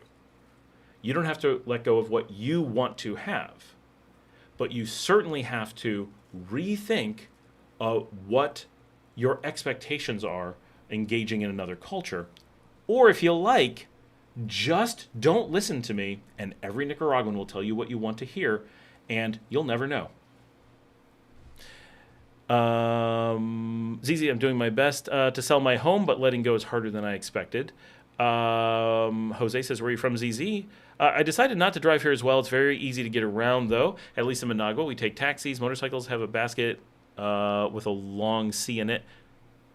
And also have been using the... We've also been using the metro? What metro? What? Do you mean the buses? I'll be going out for two or so weeks in February, March, depending on Nicaragua holidays. Hopefully moving by summer. Just keep me posted if you need or want a second driver. Caravan when the time comes. ZZ, we can meet up in Roseburg. Indigenous says, family is at the center of Nika culture, not polyamory. That's the outside show, right? You're mentioning the facade. Now, obviously, family is huge, but the families are polyamorous, and so that's where that really comes from. So when you take families that are polyamorous, but you have the facade of monogamy, you end up with a facade of that specific family life being at the center of Nicaraguan culture. But if you actually know Nicaraguans, it doesn't take very much before you're aware that, yeah, generally the dad living with kids is very often not the father of all those children. Even very wealthy or quite well-educated families, it is not uncommon to have, one dad who's taking care of other dads' kids, those dads' fathers taking care of other people's kids. It's not that the fathers are not there as part of the families in many cases. In many cases they are, but are they there only with their own kids? No. Very often, when they know who the father is, then you have one father with kids in lots of different places. Nearly all women have kids from different fathers. It's everyone, right? This is not one group versus another group, and this is not people find it right or wrong. This is just how it works. And so you have these strong family units. If you're not familiar with those families, you may not be aware that those are very clearly, in almost all cases, polyamorous, multi-parental families. Right? It doesn't mean that family isn't at the center. And so Indigenous brings up a really good point. Monogamy does not create strong family units. It doesn't stop them, but it's not the source of them, which is a thing that North Americans want to believe. Polyamory in Nicaraguan society is a perfect example of the most extreme polyamorous society I've ever heard of in anthropological studies, and has one of the strongest family units, suggesting that polyamory is creating much stronger. Now, the two may not be correlated, right? But if you wanted to make a correlation, polyamory is making for stronger family units. Translation software is so good today, learn it. I just gave the example of where it isn't good, which is weird to say that in response to it specifically not being able to translate the thing we're talking about. Negra Tepoltonero. I learned not to be surprised when I ask people how many siblings they had, and most people respond with their mother. They have so many with their father. They had so many in different towns. Exactly. That's like everyone. And most of them don't know how many siblings they have. They don't know which ones their father has. They may know a few of them, but only a few. Indigenous says, I'm sorry, this is an awful racist generalization of what? Church. I think they just wanted to be poly with people you might know, gringos. No, I think you're not understanding the conversation. And think about everything we just said with dads and all the stuff and how the kids are. We're talking about the actual society. I know that you're trying hard to layer this on, and somehow you think talking about how healthy relationships are in Nicaragua feels racist to you, but we're literally talking about, one, the culture, nothing to do with a race group, and two, how healthy it is, right? We didn't say one negative thing about Nicaragua. You're taking what Nicaragua does and finding it negative because it's Nicaraguans, rather than looking at the actual act and saying, wait, there is literally nothing negative about it, right? Find anything. Jose says, anyone from Alabama in the chat? Could be. We're carrying signs now. No, but we do roll wide in Oregon. Digital says, it's part of a religion, Mormonism. No. Nope. Once again, you're demonstrating exactly what we're talking about. Mormons are not polyamorous. They are polygamous. And they are preaching down there like crazy. I've never seen them preaching down here. Men can cheat, women can't. So Mormonism does not believe in men cheating. It is polygamy, and it is not polyamory. There's no amory in Mormonism. It is a sex-only aspect of dating. Is a completely different thing, and that is American, right? So that's trying to undermine the polyamory of Nicaragua, right? Along with all the other colonists, right? Just to be clear, every time someone says it's degenerate, or someone says they need to be monogamous, or it's bad to be polyamory, or tries to say it's polygamy when it's polyamory, all of that is colonization. It is unacceptable. It is a black and white line.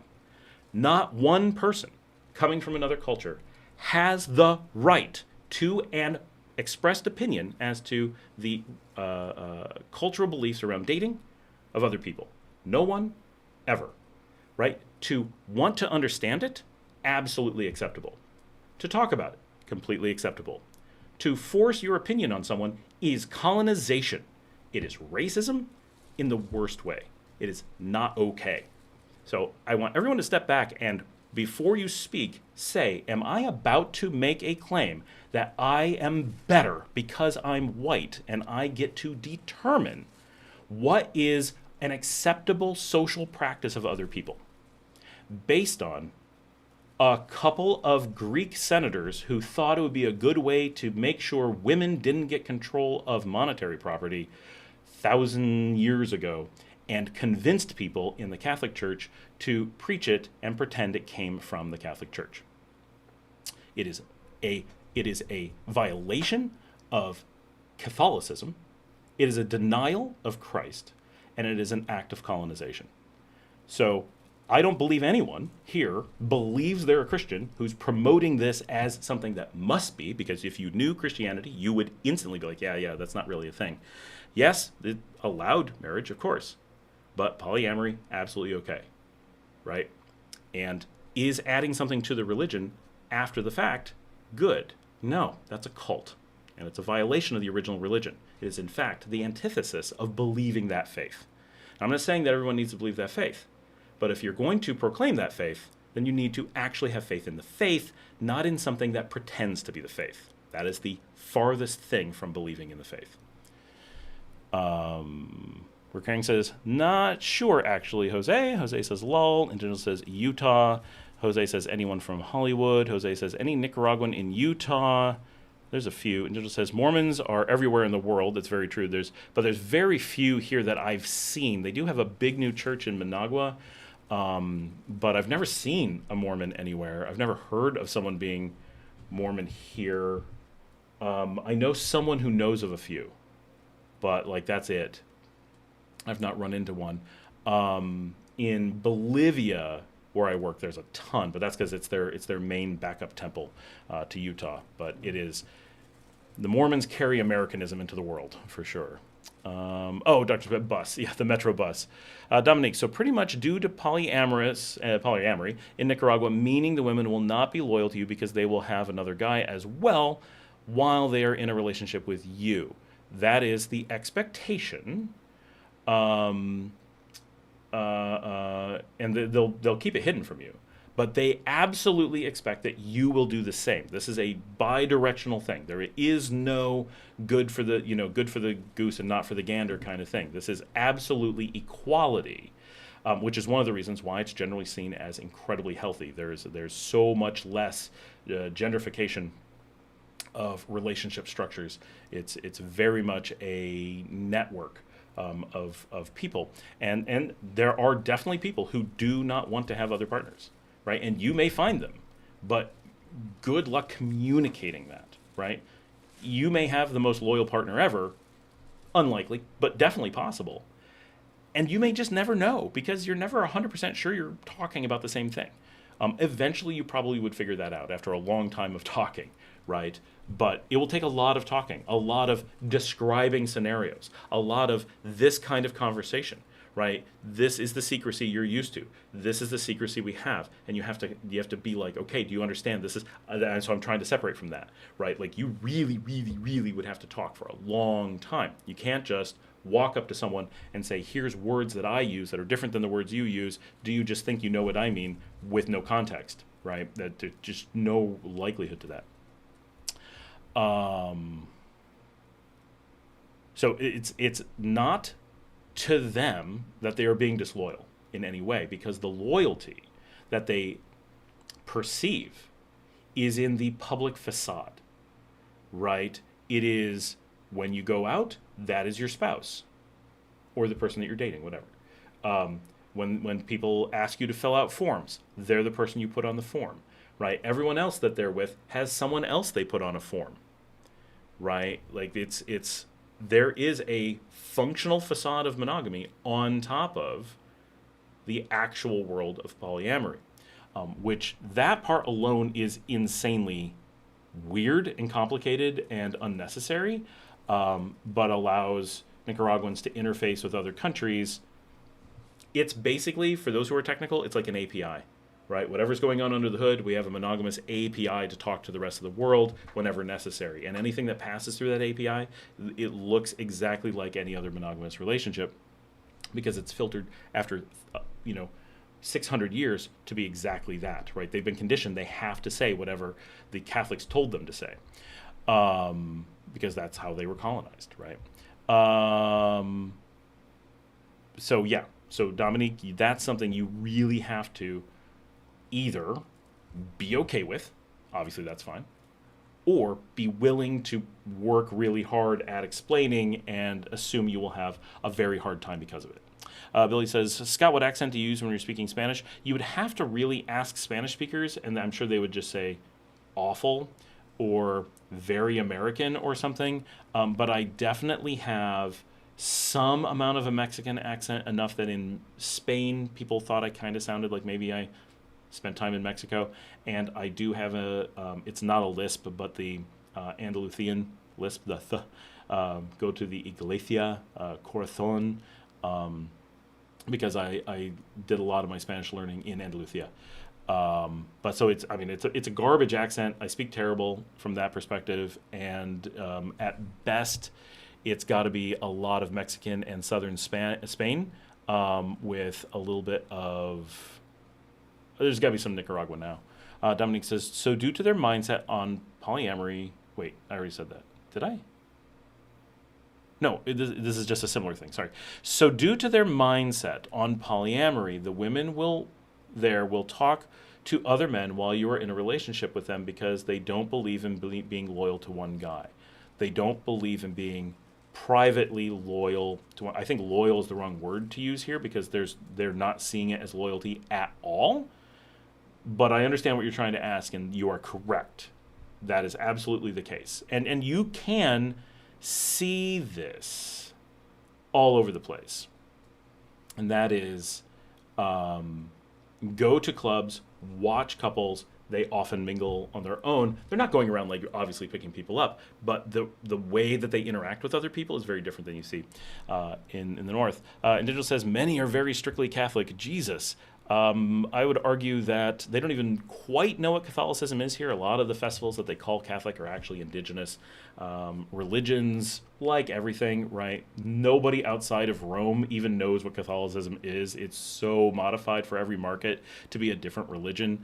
They pay dues to Rome and all that, but I would argue, right, that if you think they're strictly Catholic, I'm going to argue you're not very familiar with Catholicism. Having to study in seminary and working with monks, I can definitely tell you, there are people who work with Catholic groups here. Some people are very loyal to what they call Catholicism here, but that Catholicism here also is polyamorous. And if you don't know that, I'm going to say both Catholic and Nicaraguan culture are probably being missed. And that's the goal, is for you to be confused in that way. That's exactly what they want. They would see this conversation and go, it's working. There are these people who aren't from here, and they think that it's monogamous, and they think that we're Catholic. That's how you survive colonization. So this is a perfect example of a survival tactic for victims to deal with abusers, right? Make the abusers believe, use the abuser's own abuse mechanism against them to trick them. And when you do this over hundreds of years, and when the abusers clearly don't believe it themselves, right? Find me a Catholic that believes in Catholicism, I will tear them apart.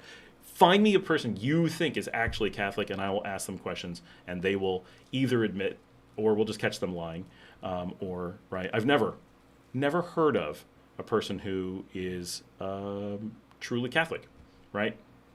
You dig into the Bible, they will deny Catholicism or the Bible, which then reverts to right. It's just they don't believe in the things that they claim to believe in.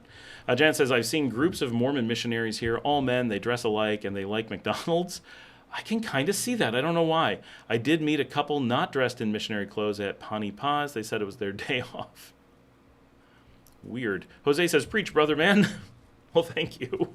We're carrying signs now. I'm guessing this polyamory starts while dating, not marriage. You mean, yeah, well, so it's difficult, actually, Joey, for polyamory to start before marriage, because dating and marriage in some cases overlap. Like, some people consider themselves married just after the first date. Could you be polyamorous going into that first date? Well, you could, right, for sure. And obviously part of the hallmark of polyamory is that you have a network of relationships, potentially, right? Just because someone's polyamorous doesn't mean they have other relationships. It's you can use phrases like, this person's in a monogamous relationship, right? That is a statement about how they're acting in the relationship. And the people here will say, Billy says, marriage was in the Old Testament. Yes, the legal act of marriage was written into the Old Testament, but so was polyamory. Look at every one of the major characters in the Old Testament. There was absolutely not monogamy. There, you cannot think of it. The Old Testament is the perfect example of the ultimate polyamory. Now, a lot of it was also polygamy, right? And so, if you guys think that all of the Bible is degenerate, that's fine. But if you want to see examples of not monogamy being the thing, David, Solomon, anybody that God said was his favorite, anyone that God blessed, Job, anybody, all of them were absolutely anti-monogamist. They may not have been into healthy relationships. I don't know anybody in the Old Testament that had a healthy relationship, but they definitely didn't think that monogamy was the way to go. Adam did out of necessity. At least we really hope Adam did, because that would be gross. And our fear is that he didn't. What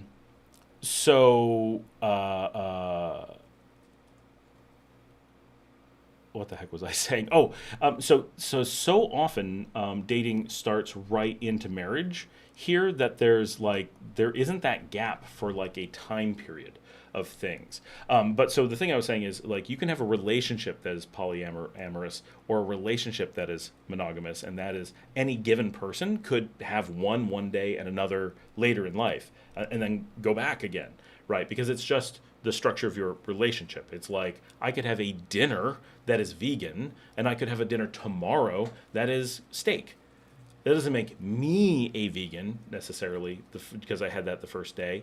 It just means that the meal I had was vegan. So a person who is emotionally polyamorous might be in a monogamous relationship where they are practicing monogamy. It doesn't mean that they believe in it or feel that that's important or think it matters to them, right? So there's a lot of... And you can argue, and I would say it's a good argument, right? This is a weird thing to talk about on a Nicaragua channel, but if you wanted to have a deep philosophical discussion, is monogamy, polyamory, and a few other things are these intrinsic values of a person, like being, straight, gay, bi, or something like that, or are they only representative of active relationships? And that'd be really interesting to have a conversation about. I would personally lean, having talked to lots of people and taking an interest in this, I would feel, but absolutely open to the philosophical opponent, that um, that being polyamorous is something that you tend to be, and whether or not you practice it, in that you are polyamorous with other people, meaning you have multiple relationships, is a separate thing.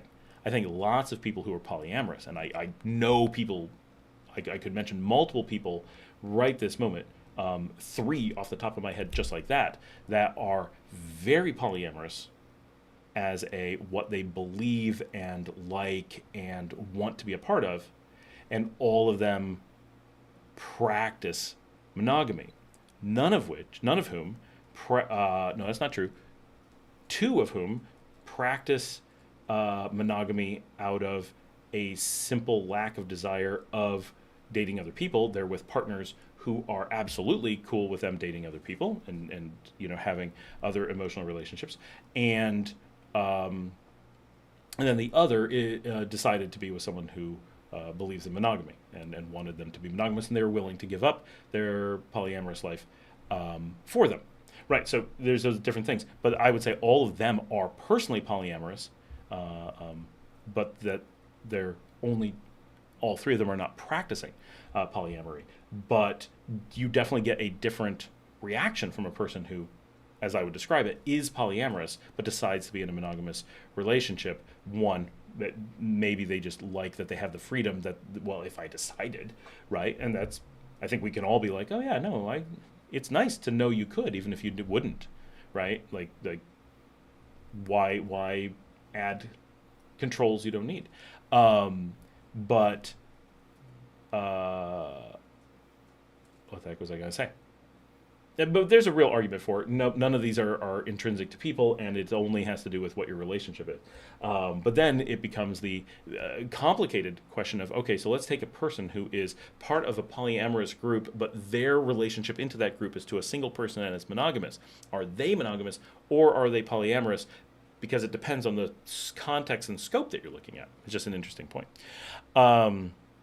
But so for Joey, I would argue that polyamory starts at near the beginning of dating. Most Nicaraguans, when casually dating in their youth, tend to just not have really monogamous relationships because it's just not how it's done.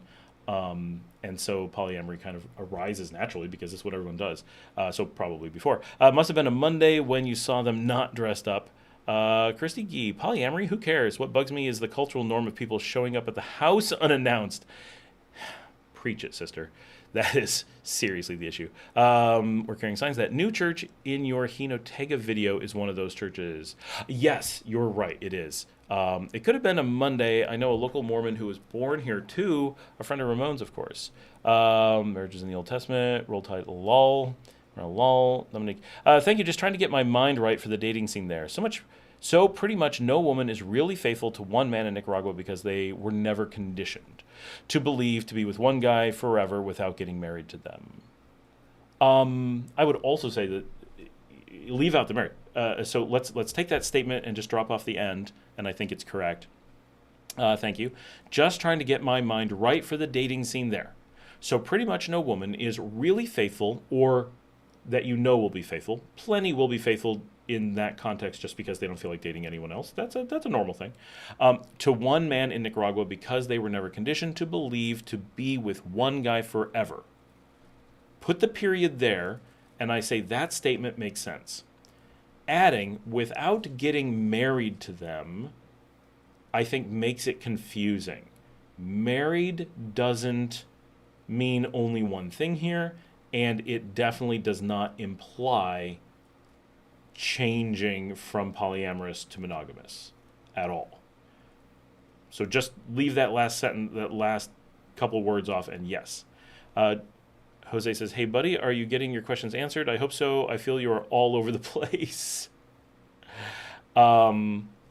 Elizabeth says, I want to get a vasectomy. Would that matter? Is that...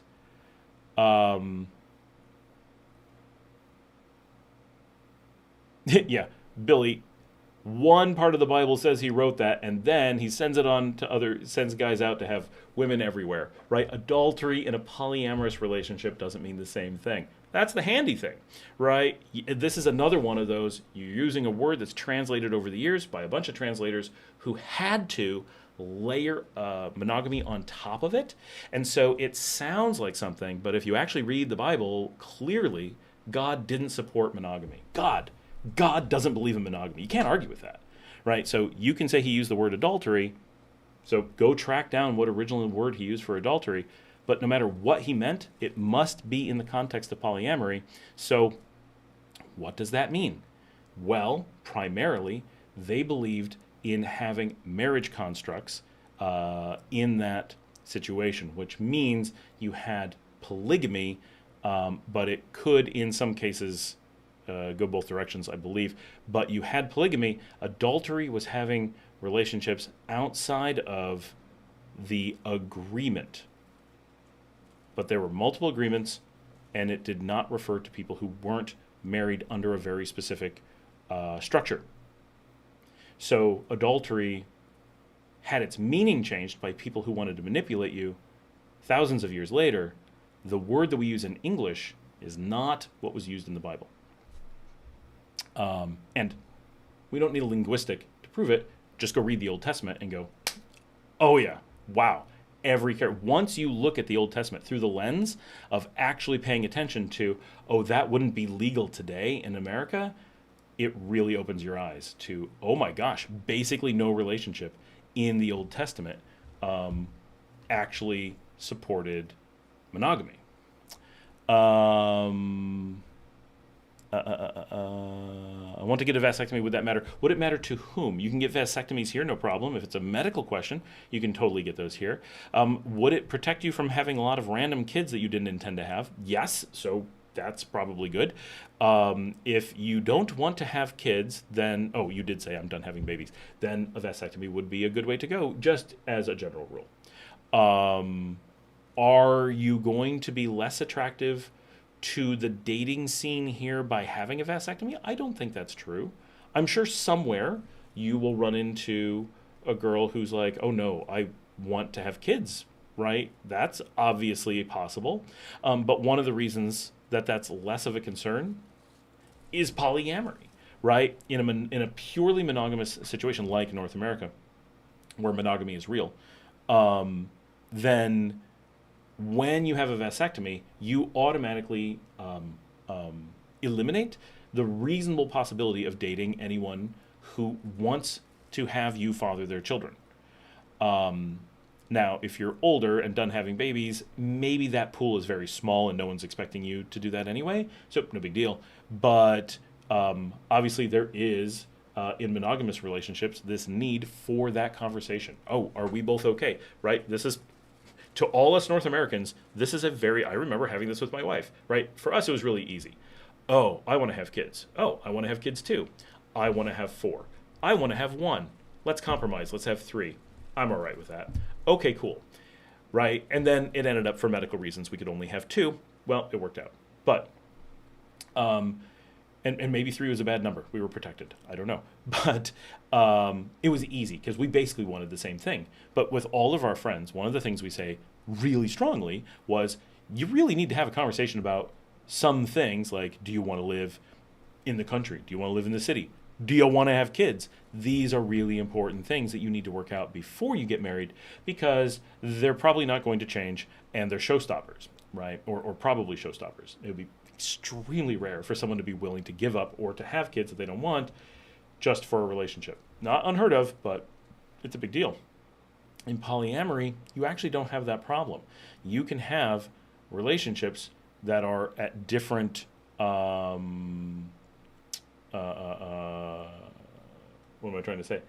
Different roles, right? It is relatively common in polyamorous relationships for there to be someone who is parenting and someone who is not. Um, and so, um, are you throwing all the dogs in here? Yeah. Get in there. Come here. Bye. Come on. What is going on with all the dogs? Bye. Or is there cats out? I don't know. Oh, okay, I okay. can't just let him be by himself. Oh, are you leaving? Okay, bye. Hi, dogs. Oh, yes. Okay. Here he is again. Oh, and the little one's over here. You can't see him, but he's climbing up on the other side. He's being so sweet, but he's a little Boston Terrier, so he can't get up for you to see him. Hi. Did you get banished? You're in jail. You're in live stream jail. Oh. And so polyamorous relationships are actually really good for people who are potentially looking for very different things from different partners. Could be one is looking for, sorry, just checking an earthquake alert. It's probably tiny, 4.06, that's nothing. Oh, and way out in Nuevo Leon.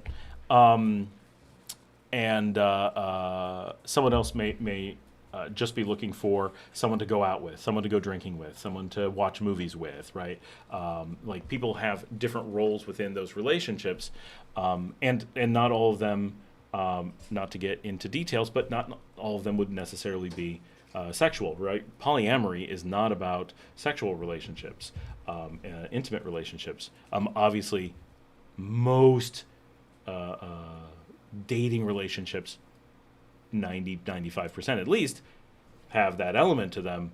North Americans have a tendency to expect that essentially 100% of the time, whereas in polyamorous relationships, especially places like Nicaragua, having alternative relationships within that group, because polyamory refers to the relationships, to the emotional connections, not to the physical relations, unlike monogamy and polygamy, which are purely sexual in nature. And so are often seen as very negative from polyamorous groups as being overly sexualized.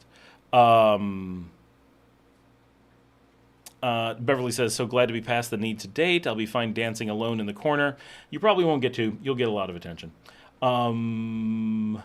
Eliza, I honestly don't know what ratios would be okay or what the question is meant to be. I don't know how to answer that. Joey says, oh, I plan on dancing 100%. And he might dance with you, Beverly. Now you've alerted him. Joey says, I'll figure out the beat. Liza says, they always break up with me, so I am done. All right. Wow, we caught up a bit there. We have oh my gosh, this has been a busy night. How do we have so many people on? Like, holy crap. Apparently, popular topic. Wow. Yeah, not expecting that. Liza says no more babies. Yep.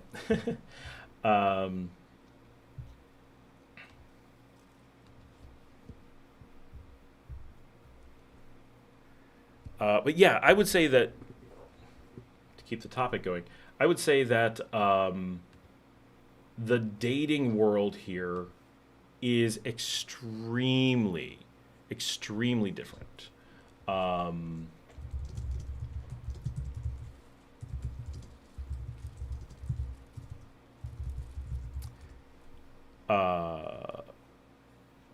Joey says, wait, a confident heterosexual? I thought it was just heterosexual Tom Berenger and Rustler's. Oh, Rustler's Rhapsody.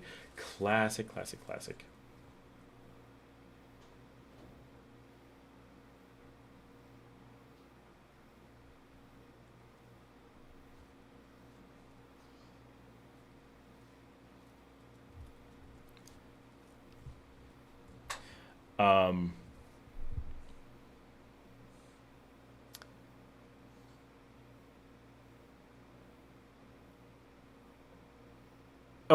So I would say I cannot afford the Bible. One of the requirements of being a good guy. Dating here is a very, very different animal and something that you want to approach somewhat slowly. And certainly someone mentioned danger, right? And you do want to be a little bit careful, right? As a foreigner, especially coming as many people are from North America, there is a reputation worldwide with what Americans are like abroad, and monogamous is certainly not it. So a lot of in any culture, any place where people start to think about moving there for the dating, there are people who certainly consider taking advantage of that situation and taking advantage of someone who is less familiar with the cultural norms and may struggle more with the language and such, are much more likely to be taken advantage of. Do I think that people are taking advantage of on a massive scale and it's a huge thing that's just, oh, it's all going to fall apart? No, I don't think so. Right? Is it something that if you were here dating a bit, are you likely to encounter the possibility? Yeah, I think that that's possible. I think that of people who are coming down with a I'm going to go see how many people I can date kind of mentality. First of all, I would say that's kind of polyamory, but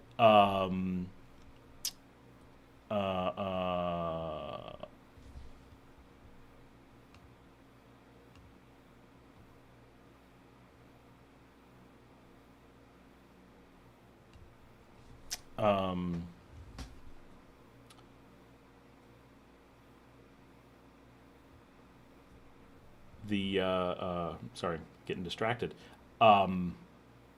When people come down and have this, I'm here to find as many people to date as possible, and they're kind of just, there's, what I mean, right? And we've had some people do some videos where they're like, I came down and I was there for 3 days and I hired a farmer to find me local girls and I dated a bunch. And we're not talking, we're 25 to 35, right? We're reasonable ages in theory.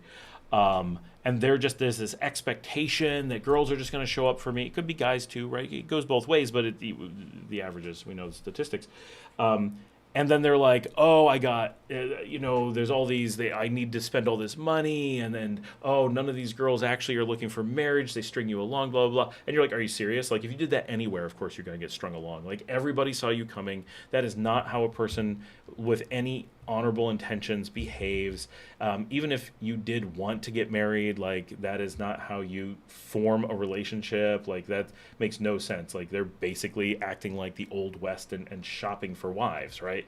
And they're like, I paid my dowry, I need to get my woman. And so, yeah, that mentality is certainly going to lead to problems. And so you do hear from those people a bit as kind of a market in taking advantage of that situation has sprung up, as it would. But I think if you're coming down and making real attempt to form real connections with people and then date within that structure, I think your success rate is going to be very good. If you're okay with either this incredibly difficult conversation of talking to people and then getting them to agree to it, which I think many would, right? But you have to work really hard at that communication and not try to write it off, or you have to be accepting of their culture that you're stepping into. And it's going to be far easier for you if you're accepting of their culture, because that is a difficult conversation to have over and over and over and over again, because you'll have to have it quite a bit. Dominique says, so what's your thoughts on people shaming people for doing polyamorous because that's fornication, which they say God is against? So obviously I say it's colonization, right? Taking both religious and cultural norms from other places and layering them on somewhere else, always wrong, 100% of the time, right? No one has that right. And so, right, and I feel the same way that someone telling me, right, someone who got a Bible constructed by a business operating in Rome 300 years after Christ was dead and trying to tell me that they're Christians because they believe in the Bible, I find that colonization of me, right? I'm German. So that I find that very offensive and completely wrong, right? Like if you like don't, just saying Christian in that context to me is taking Christ's name in vain. So it's not something I think people should be doing, right? It's fine for people to have their own religious beliefs. Actually, to be completely honest, I don't believe in religion. And this is, everyone's going to go, wait, you don't think people should be religious? No, no, no. I don't believe they are. I don't believe in religion. I mean the words literally. We sometimes use like, so when I say that, you can hear it two ways. I don't believe in religion, meaning I think religion is wrong, or I don't believe it exists, right? So you could say, I don't believe in God. One way it could be, I don't believe God exists. There is no God. The other way is, oh, yeah, but I don't have faith in him. I know he's there, but I don't think he can do anything. I think he's a wuss. You could take that both ways. I don't believe in religion to literally mean I don't believe humans believe in religion. I believe it is something that they say to each other for manipulation purposes. And I have never in my life met a person who could convince me that they believed in the religion that they stated. Now, there's a lot of people I haven't spoken to and a lot of different religions that maybe people have a lot more faith in, but I've never met a person who could make me feel with any confidence at all that they had any faith in the faith they professed. To the point where I would say they didn't profess it. They professed against it. And that's enough that I simply don't believe in it. So I don't feel ever someone using, well, my religion says, one, I doubt that their religion says the thing that they're claiming. And two, it's just a thing they made up, right? So as a person who literally doesn't believe in religion, when people quote it, it sounds ridiculous, right? It's like saying Winnie the Pooh said that's bad.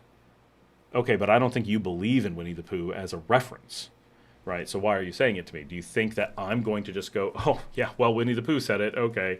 And the funny thing is Winnie the Pooh probably didn't say it, right? Elizabeth says, it is very simple. I cannot afford to have a baby. The world has changed. Everyone is broke. I think you'll find that's very different here. In the United States and in much of the world, you have this like everyone's broke. And it's weird, right? Because we're obviously very poor here.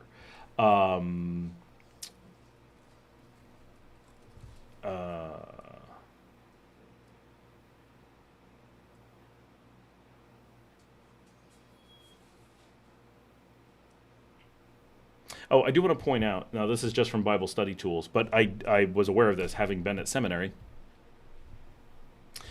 In the Old Testament, all sexual sin was prohibited by Mosaic law and Jewish custom. However, the Jewish word that is transcribed as fornication in the Old Testament was also in the meaning of idolatry. The word fornication is used in association with heathen idols because much of pagan worship involves sex in their rituals. In this article, we'll dig deeper into blah, blah, blah. It is not the fornication that later people decided to change. And it is using translation to manipulate the Bible because someone literally hates the words of God. If you believe the Bible is God's word, then to change its meaning and to manipulate that to confuse people is the act of Satan, we would assume, right? Now, again, I don't believe in religion, so I'm not accusing anyone of something I don't believe in. It makes no sense. But if they did believe it, that's what they would think they were doing, right? That is the act they would believe they were doing unto you. So far worse than fornication would be denying God himself. So do we have a place to say it was wrong for Native Americans to practice human sacrifice? There is a difference between ethics and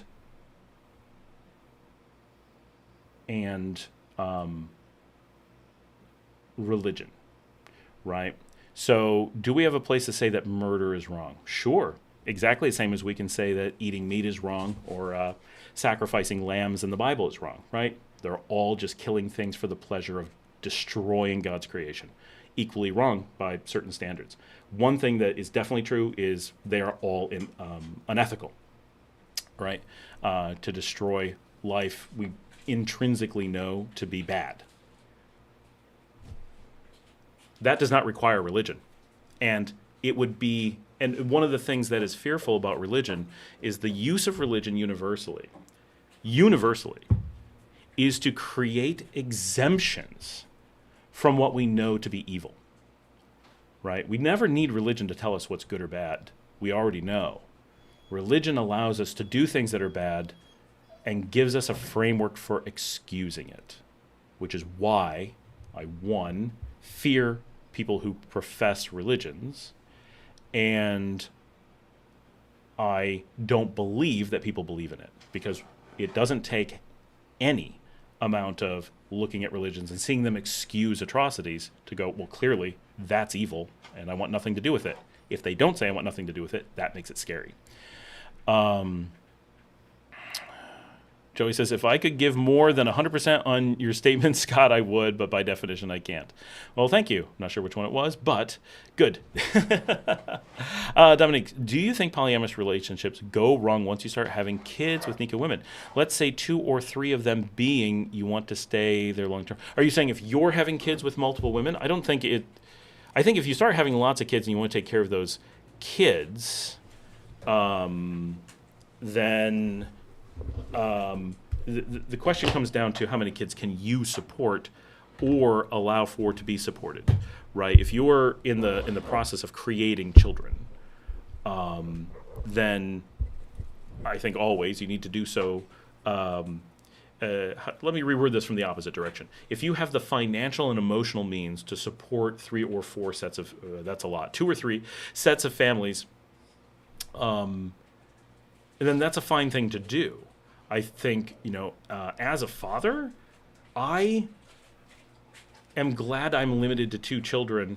Like I said, we had medical reasons we couldn't have more, because if I had more, I feel like I would struggle to have time with each of them. And the time I have with each of my children is so incredibly valuable to me, and I hope incredibly valuable to them.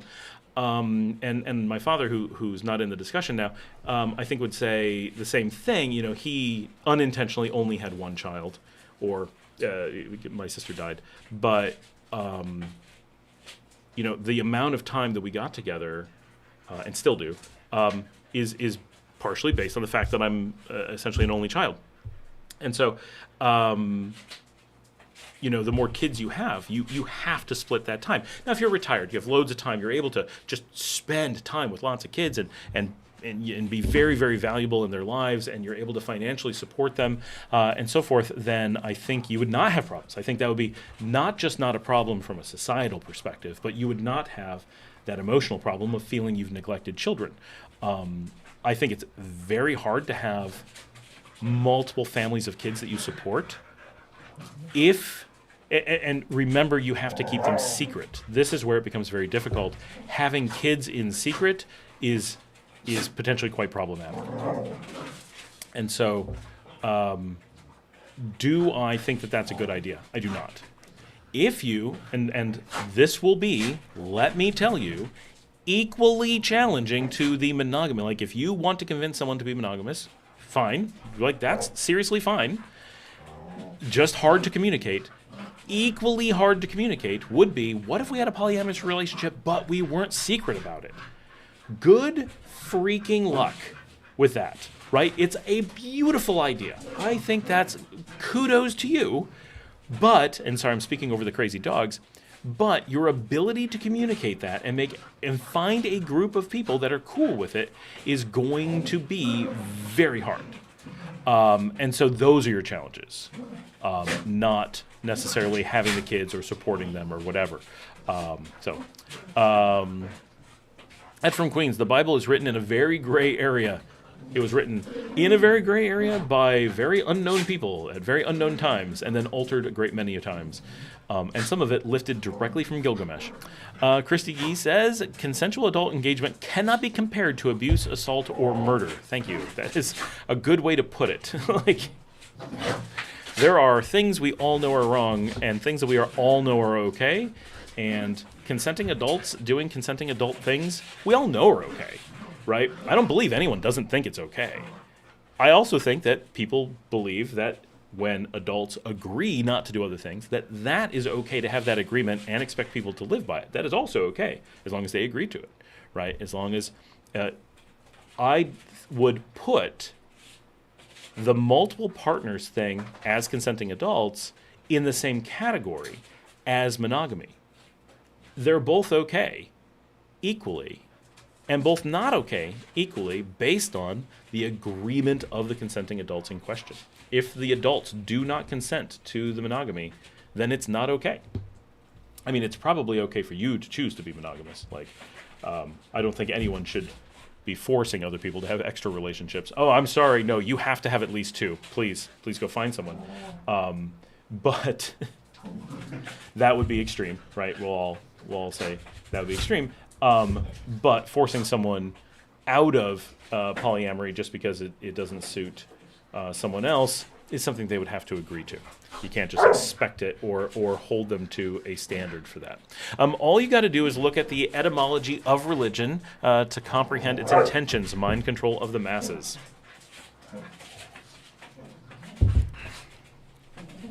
Absolutely.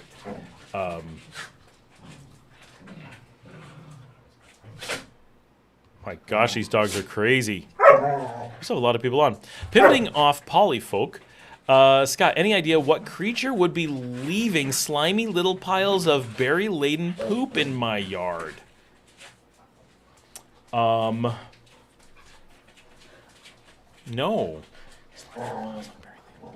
I mean, probably a bird.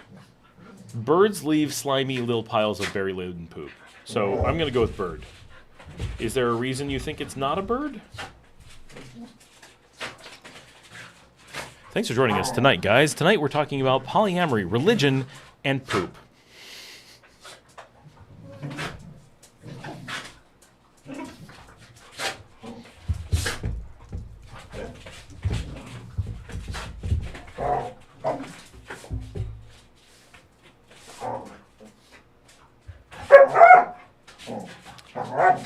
This is what happens when they lock the dogs in my office.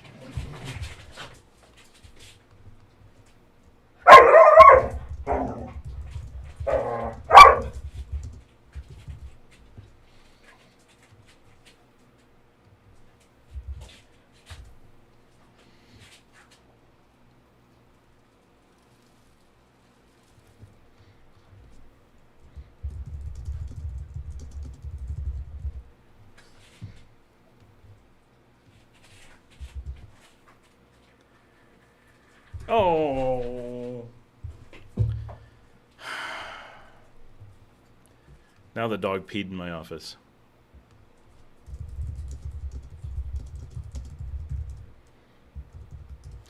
Hold on, guys. I'm going to be right back. I got to soak up the pee and send the dogs out. I got to look and see if there's cats. There were cats one night, super late, and so now everyone's obsessed that there's cats all the time. They're locking up the dogs everywhere and causing so many problems. Like, I get it, but come on, we cannot stop functioning. Okay, you guys stay here. Stay. You know, put the light on.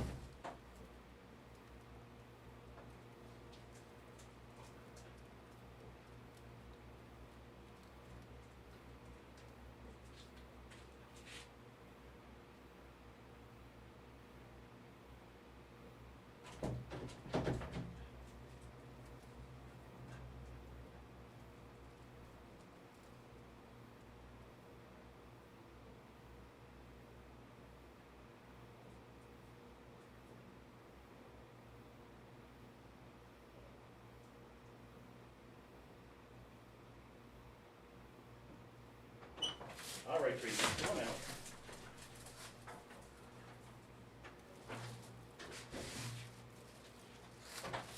They had the dogs all locked up and they peed in my office. Well, we took the cats out back. They got it. Well, they're not in the yard. We just have to have the dogs out there so they don't come in. All right.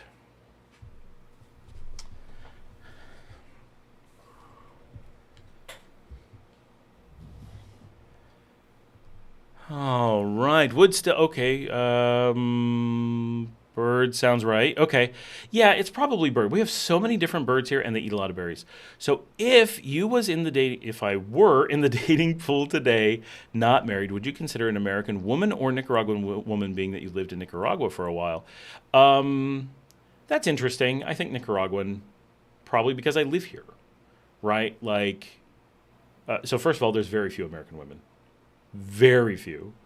Um, I assume you'll add Canadian in there. Still very few, but a few more. It's a tiny, tiny dating pool of expats.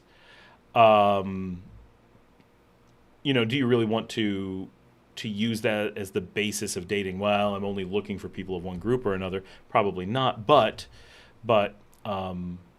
you have a very large, very social pool of Nicaraguans. So you have really a relatively easy time dating. I think Americans often want to move out of the United States because they find dating very stressful. Not that that's the one reason that they leave, but it is a thing. American dating and Canadian dating, European dating is super stressful, and Nicaraguan dating is still very stressful, but less. It's such a social culture, so easy to go out and meet people, so easy to interact and just have casual conversations. That yes, expats are able to do that because we all have the expat thing. So it's relatively easy to be like, oh, I'm an expat too. We share so much in common that we live here. But that's kind of real, right? And with Nicaraguans, you share that, oh, you're from here? I live here now. I really don't know it that well. You grew up here, so that's interesting. And it kind of makes you social with everyone. It gives everybody kind of an interesting position. But certainly, I think the Nicaraguan dating pool is fine, right? I know loads of people who date in Nicaragua and have great experiences with it, right? But you definitely have to go in with an open mind, at very least, to being understanding of their culture, and right, like anything, right? You can be like, you know what? I totally understand that Nicaraguans want to eat gallo pinto every day, but I want a hamburger. That's fine. Right? You just have to be accepting that they're not going to have hamburger restaurants on every corner. Okay, it's almost every corner, but they're not going to have them with the same frequency that you're used to. They're not going to make them quite the way that you're used to. You have to be okay with that, right? But you can still want a hamburger every day. You just have to accept that Nicaraguans, by and large, want gallo pinto, right? So finding it's really about figuring out what matters to you, and this could be a really great opportunity for someone to step back and say, oh, you know what? I came from a monogamous background that felt like something that was really important to me. Is it? Does it actually matter to you? A whole bunch of people are going to say yes. After a lot of thought, they're going to still think it matters to them. Fine, that's great. But a certain number of people are going to go, maybe not. And like we're seeing in the U.S., even without moving to a new culture, loads and loads of people in the U.S. are going through the same, oh, I don't know that that's for me. And we're seeing a huge shift. So that could happen anywhere. Billy says, where should someone go if they want a traditional monogamous relationship where the woman stays home and the man works? I would go to about 1750. No, I'm being a little bit silly. There are places where it's like that, but the most likely place for that is going to be the United States, for sure, right? That's but difficult because collapse of U.S. economy has kind of made that difficult. But that so that's not traditional monogamous relationship. Actually, that is a relatively modern construct. I'm not within monogamy. The gender roles of women stay home and the man works is a construct of the Industrial Revolution. So it's not traditional. It's actually traditional. Actually, would take you away from that. If you're looking at, going back to the 1500s or so, women worked, men worked, everyone worked close to home. It wasn't like you went to the office, right? it's easy to forget that, but I totally understand why people do. But if you're going back to, let's say, the 1400s, go back to the 1100s, right? Peasant life in Europe, there wasn't any women stay home and men go to work. Everyone goes to work. Okay, Saudi Arabia, that's probably true. That's probably well, no, in Saudi Arabia, I think it's men own the money from the oil and the women are slaves. Um, I'm not sure there was actually as much of the going to work as it seems. Um, and remember, Saudi Arabia is not a monogamous country. They're a polygamous country. So they are legally uh, not in line with. So very traditional, but because polygamy is traditional. Um, very, very old. Um,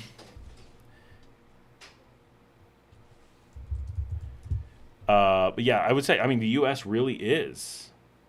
Um,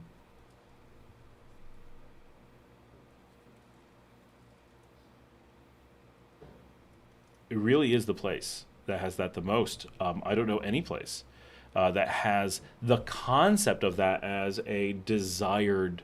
um, as a desired goal, right? That picture of marriage is very much an Americanism. You don't see that in Europe for sure. You don't see that in Africa. You don't see that in Latin America. There's always couples who end up that way for sure. And some of it comes from American media, but a large number do not. Um, yeah, Salt Lake City for sure. Right. So what's funny is John is pointing out it is polygamy that primarily has that structure, not monogamy. Having monogamy and that very rare. It's what people picture, but it is not. Oh my gosh, Vatican City. In case no one got the joke, there's only men in Vatican City.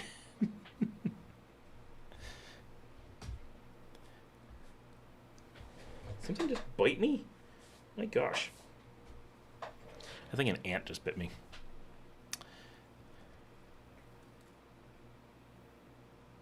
Yeah, if you're looking for what Americans consider traditional relationships, I would say Latin America is really far from what you're looking for. Um, Even the most conservative, most American-esque places, Argentina, going to be really far, really, really far from what you're picturing. Um, Canada will be less than the U.S., but relatively close. But I can't. I mean, Nicaragua is going to be the farthest. I'm pretty confident. I work across Central America. All I do, but all I work across Latin America, from Mexico to Argentina, quite literally the whole length of it. And I'm going to say essentially um,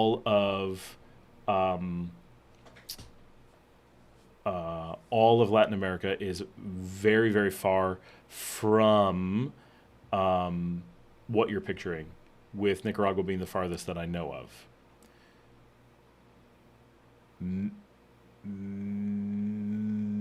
I don't feel like any culture in Asia that I know of is like that. It really is an Americanism. Janet says, "Hey, when I was over 50, I was over 50 when I came and I was dancing with the young people. I'm over 50 now and I dance with the young people." Billy says, "Then I guess I don't fit into any place." I mean, if you're dedicated to a thing that America doesn't support and America does the most, how the thing is, you only need one relationship. Why do you need? That's the thing about monogamy, is that the averages, the statistics make no difference to you. You need one person plus yourself, right? But that's all you need. So, hey, my family's from Lancaster. Um, so what society is doing has nothing to do with you, right? Like, who cares? because it's not your relationship. If you want your relationship to be monogamous, that's fine, like I said, and you could even do that in Nicaragua, the place farthest from. Well, apparently Saudi Arabia is the place farthest from, but or no, I mean Vatican City is actually the place farthest from. It's funny that Vatican City is so anti-marriage. They don't even believe in relationships. That's not true. They really believe in relationships, just not ones they want to admit. But it really comes down to finding a place where someone wants to be with you, one person. And honestly, if you are making enough money and you can find someone who is cool with being monogamous, if you have enough money, convincing someone not to work is not an uncommon thing, right? Like, that's not a hard sell. I mean, certainly there are going to be lots of people that are going to say, no, I want to make my own money. I want to work. I don't want to be dependent, for safety or because I'm interested in stuff or whatever. But there's going to be plenty of people. I could be one of them, right? If my wife came home and said, look, I'm making this massive salary, but you need to stay home and stop working. You can have hobbies and stuff, but you're going to watch over the kids and make sure that the food gets made and stuff. I'll be like, I do that now. What are you talking about? But then if I didn't have to work and she made lots of money, I'd be like, sweet, right? Cool. I'm down with that. I would keep myself busy, but oh, lost the battery. Hold on. Great. I have to go where the dog peed.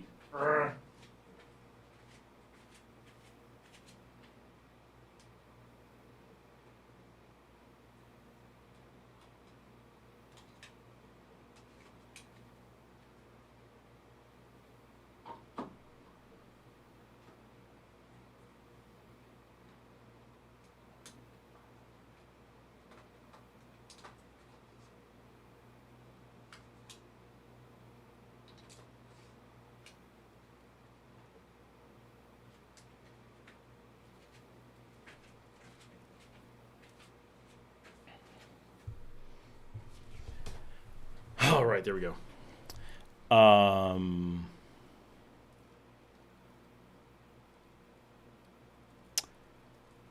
What did I miss? Oh, shoot, I was just saying. Crap. Oh, it's not a hard sell. So if you find someone who's interesting and you talk them into a monogamous relationship and you make enough money that they don't need to work, you're all good to go. Right? Like, everything's good. You're all set. So it's all a matter of really, hold on. I've got to enter a 2-factor authentication code, apparently.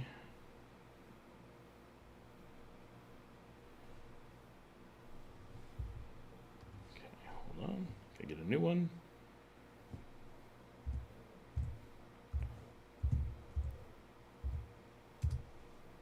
Oh my gosh, it worked. Oh my gosh, it really works. Okay, remind me in a few minutes to tell you what I just did. Yeah, so I don't think, Billy, that you have a problem fitting in somewhere unless you're expecting people you are not in a relationship to behave a certain way sexually, which would be really close to polyamory.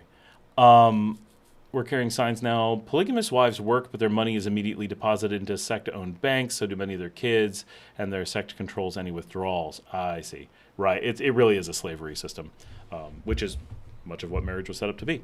Christy Gee, I'm heartened to learn more of the world's cultures don't treat married women. Oh, I'm heartened to learn that more of the world's cultures don't treat married women like property or a domestic appliance.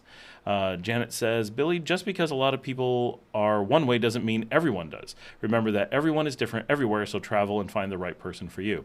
Exactly. And even if that person isn't monogamous when you meet them, and even if they aren't unemployed when you meet them, if you're this great relationship that they want to have, right? You're asking them. Jose says, good night all. Good night, Jose. Thanks for being here. Right. So this is one of those things about monogamy. You're asking the person that you meet to believe you are the end all of their dating, romantic, whatever life. Now, monogamy does not mean that you don't believe in divorce and can move on to another relationship. That's still monogamy. So there's a couple caveats or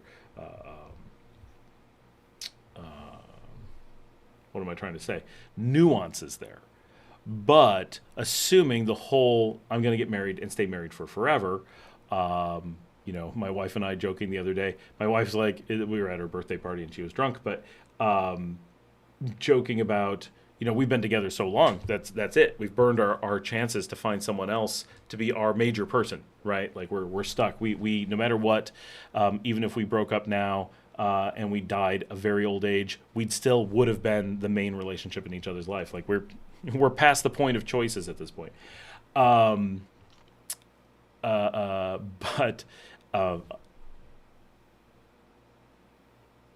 if you're asking for that, right, you're asking that person to believe you are the greatest situation they will ever find and are sufficient alone to not just be the best that they ever will find, reasonably, but that you're also okay being the only.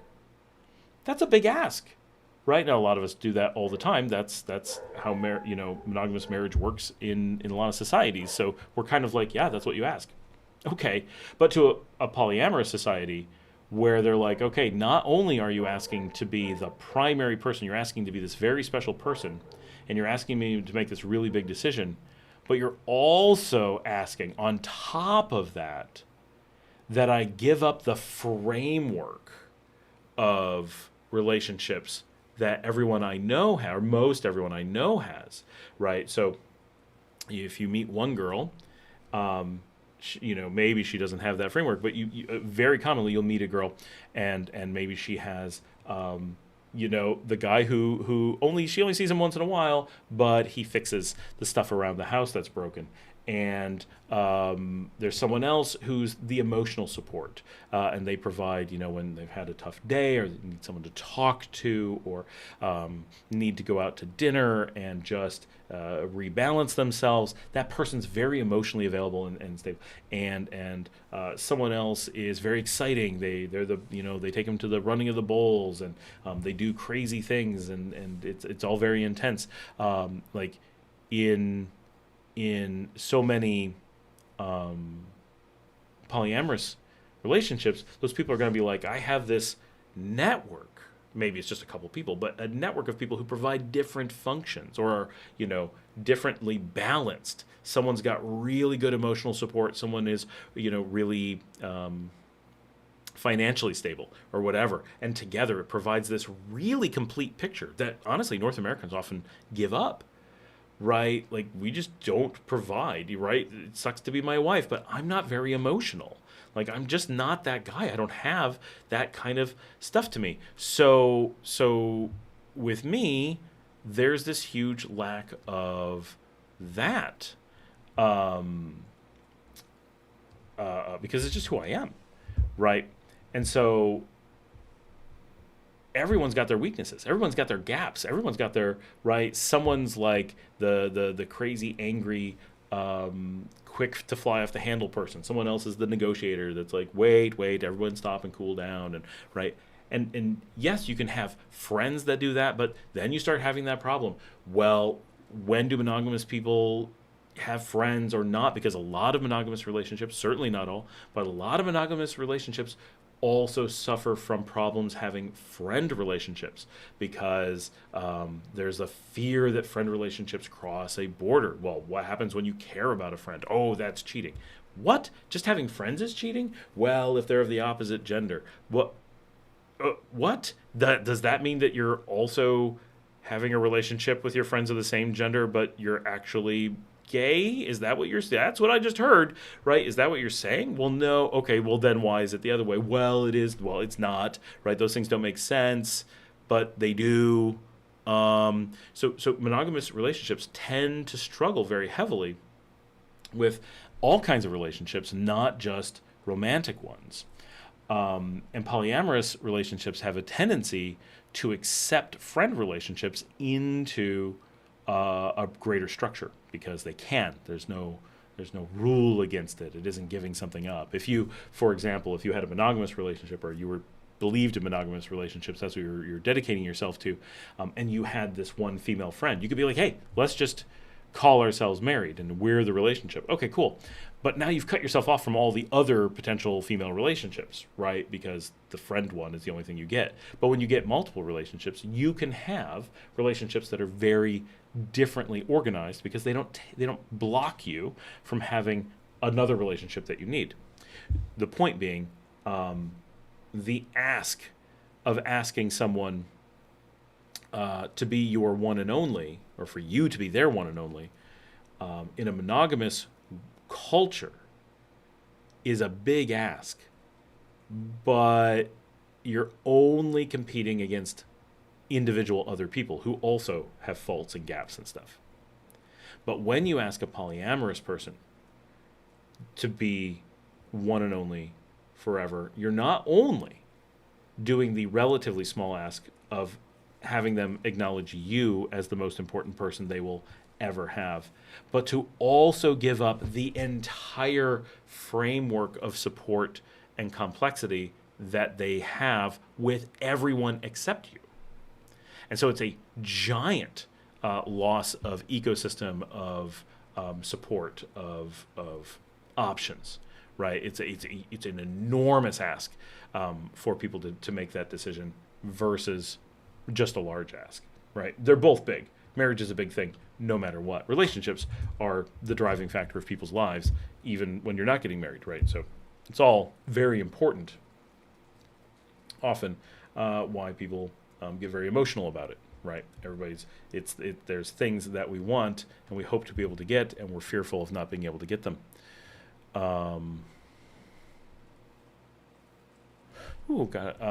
Dominique, the cost of living isn't so high there, and I'm pretty good at managing money, plus have a remote job.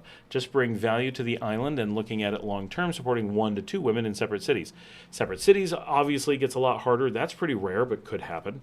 But yeah, certainly possible. Thank you for the information and advice. I subscribe to you. Thank you. I see it as add value to 1 to 2 women with kids there in Nicaragua because there's so much room for growth and freedom financially to raise kids there compared to in America.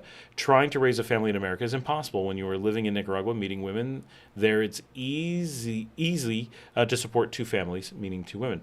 That's absolutely true. You absolutely could support, I mean, assuming you have a halfway decent remote job, you could absolutely support 2 separate women and their kids quite well, especially if you're able to save up and say, buy houses rather than renting. You know where they're going to live, but that's, like I say often, you may not know where people want to live and stuff.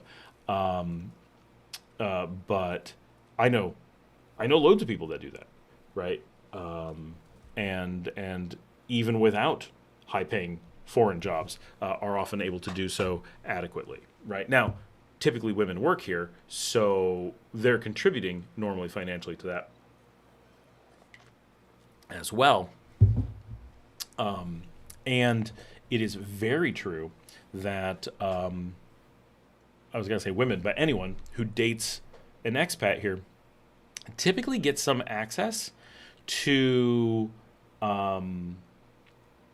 knowledge, resources, all kinds of things. And so it's not uncommon. It's incredibly common for spouses, significant others of expats to just naturally become independently wealthier, not wealthy, but wealthier than they would otherwise. I've seen it where, people might be, minimum wage, and once they have access to an expat, just the knowledge and knowing where to go, who to talk to, end up in jobs that pay double, right? Oh, they're not rich. They may not even be middle class, but the leap is often very noticeable. And over time, it gets bigger. So if you were supporting 2 women and they were trying to work, you were able to provide a house and some stability. You also give them, and this is true, anywhere, when people have the support of an income that allows them to take risks, that's how you end up making bigger money. Well, I'm going to quit my job and open a pulperia. Do you think it'll work? There's a decent chance. What if it fails?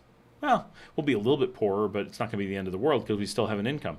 All right, let's give it a chance, right?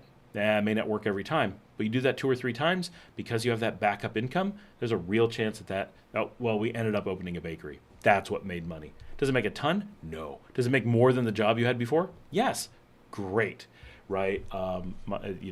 Nothing to do with dating, but Marcella, who's often on the show, her mother got into a situation, her job only barely paid so much. It was very much a struggle. Ended up in a situation where her family who lived abroad were able to provide a lifeline of financing, which is very small, but it was many thousands of dollars, right? Not tens of thousands, but thousands of dollars to be able to protect them. She was able to quit her job and open a bakery. And does the bakery make a ton of money? No. But does it employ multiple members of the family at equal to or slightly higher than what they made working for someone else? Yes. Now they make their own hours, don't have to answer to someone stressful, get to do what they want to do, right?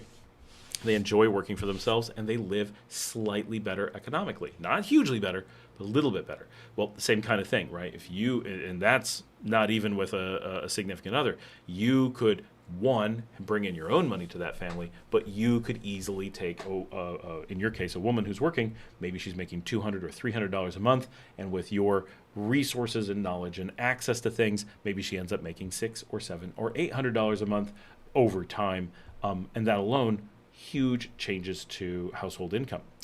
Joey says, well, it was the best I could do at the time, lol. My boss talking to his 5th wife about his previous 4 wives. She laughed too. It was her 3rd marriage. They're still married 30 years later.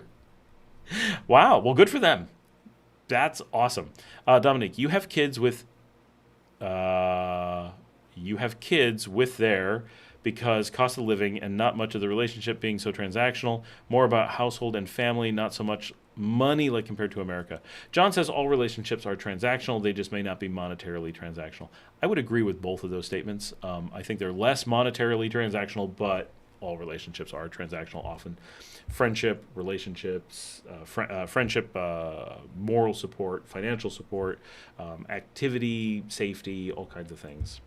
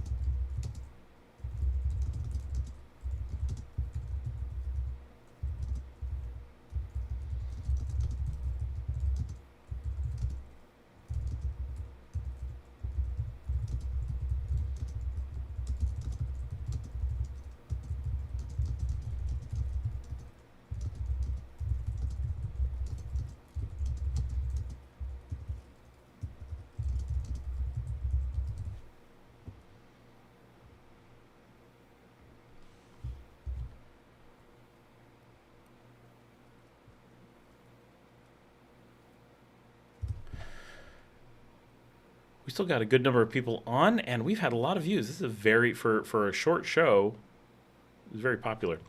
Dominic, you made me take a step back about monogamy and marriage, to be honest. Just knowing America dating is now. Is garbage now. I couldn't see the little thing. I thought he must be saying shit, but that's not a person pooping. Oh, it's a trash can. I would say, definitely come down and experience it. I wouldn't try to leap necessarily into the polyamory like on your first day. But come down and try some dating. It is a completely different dating pool. Like approach and everything. So take some time. And I know people who've tried to use Tinder. I have a friend in Eastern Europe that just got on Tinder this week, and she's like, "Yeah, this is garbage." I'm like, "I bet." Oh, thank you. This is actually the shirt I wore to my wife's birthday party, but I wore it today because I was going to lunch. Part of my entourage asked me to take them to lunch today, so we did lunch at Jalisco, which, by the way, Janet will care. Holy cow, Jalisco has completely rebuilt itself here in town. They have an air-conditioned room, beautiful waterfall wall. The food seemed better than last time, but I mean, it's always been good. Almost always. They had a little time period there where they were pretty rough. It is such a beautiful location. They have a new parking lot now. Like,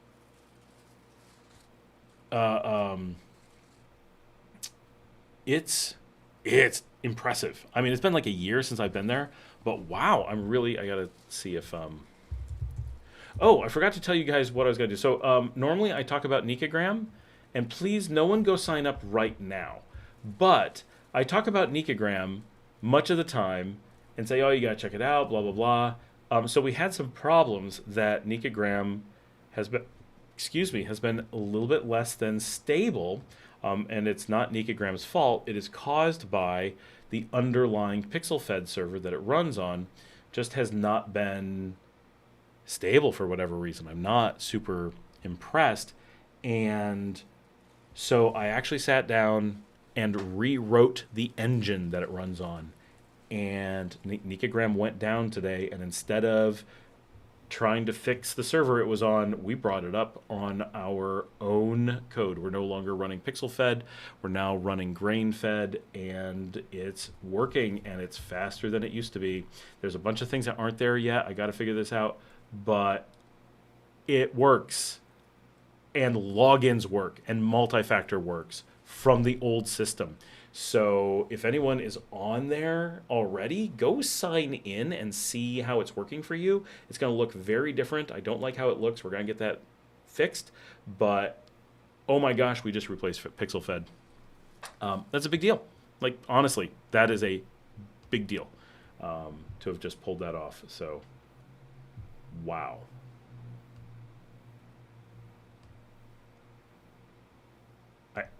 I'm blown away at how much is working.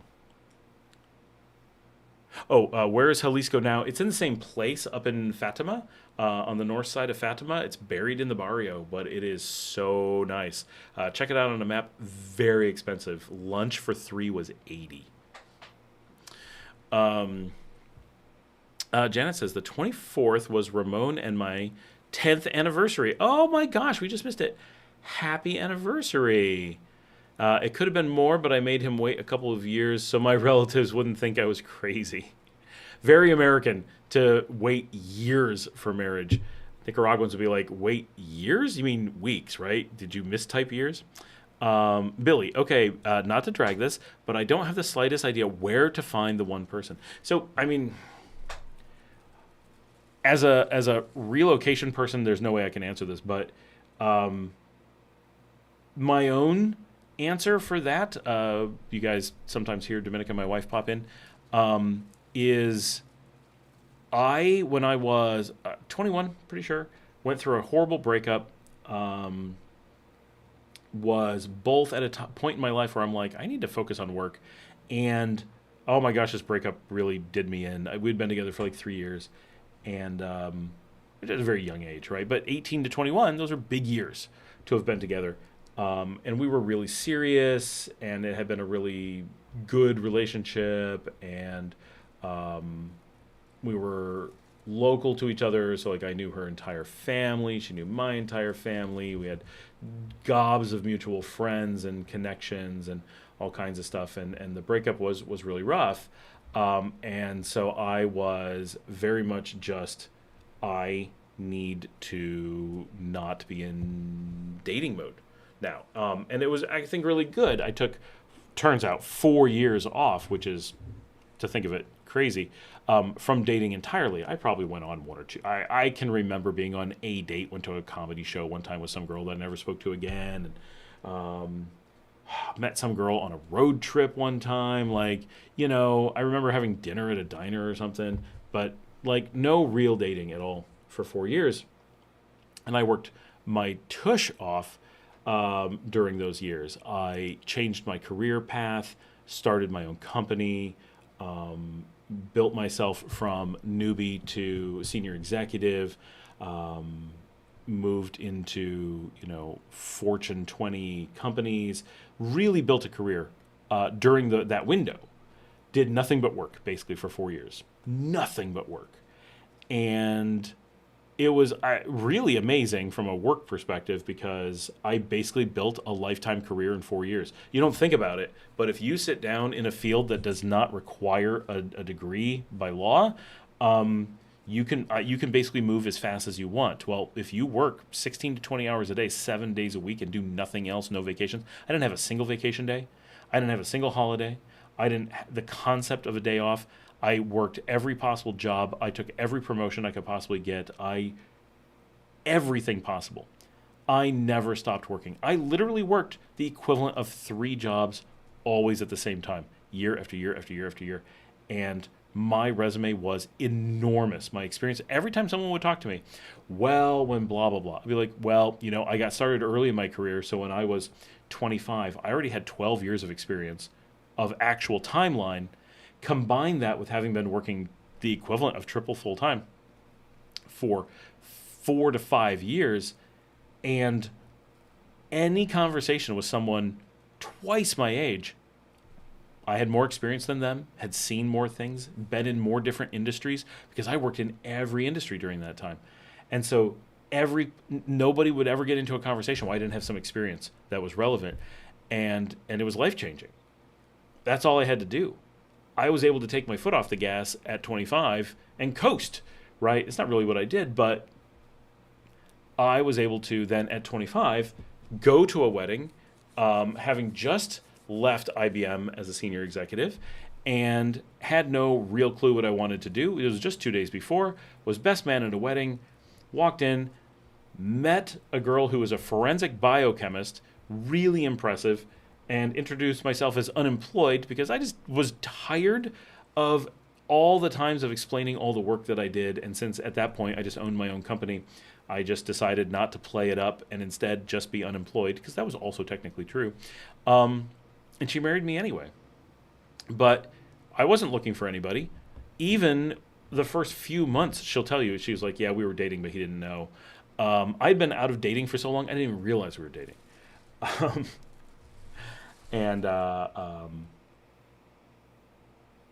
Right, I think good relationships can only be found, this is my personal opinion, when you're not looking for them.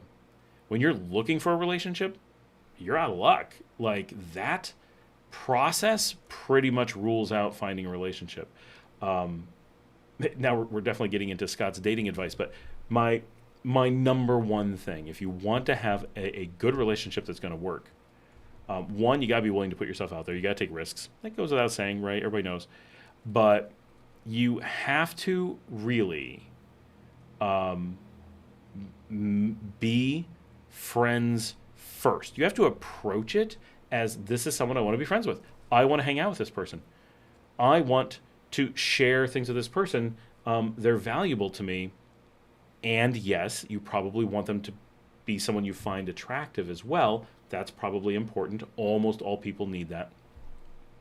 And so you need that cross-section, but you can't realistically go into, here's a person I met, I want to test them for marriage, right? That is such a mathematically unlikely successful approach, right? Imagine walking into a bar and saying, first of all, someone in this bar is going to be my life mate. That's not likely.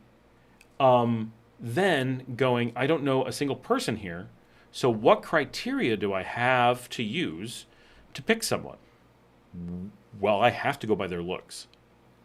I mean, I could go by how well they're playing darts right now or what drink they're drinking, but you're getting pretty random, right? Looks are at least something that are intrinsic to some degree, whereas what drink they're drinking, maybe someone bought it for them, maybe they're just testing it out for the first time. And I've never even heard of Facebook dating, but Tinder is much more popular here than anywhere else I know of. But Tinder, similarly, you're just looking at a picture, hoping that that's their real picture, and going, is this someone that I want to then have a further conversation with. And then you have that next step conversation, and what are the chances that you're really going to find that person that you're just talking to based on something really kind of arbitrary, is going to be someone that you want to spend the rest of your life with romantically, right? There's just so little to work with there. Like that's just wow. So that's a huge struggle.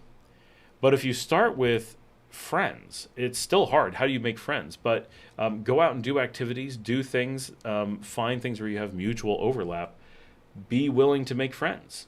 Be willing to be friends with lots of people. And when you do that, you're going to naturally gravitate, in my opinion, from people that I know and my own experience. You start with that being friend situation.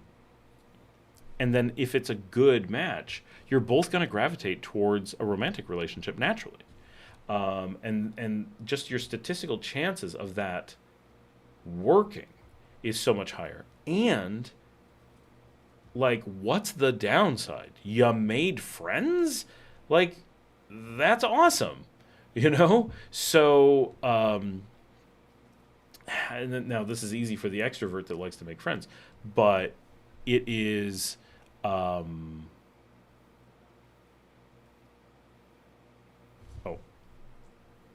Janet's checking stuff.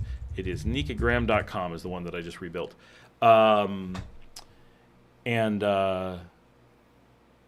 And so you end up with friends, and then if that turns into a relationship, that's when you get the best relationships.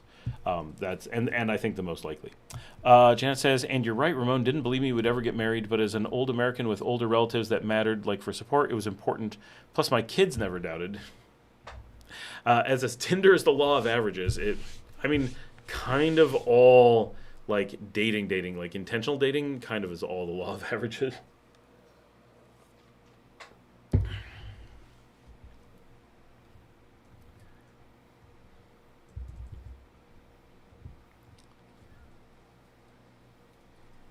It is 10:30. We've been on for 3.5 hours. Not too bad. This is one of our densest view nights ever. Like the most views for the amount of time that we're on. That's really cool.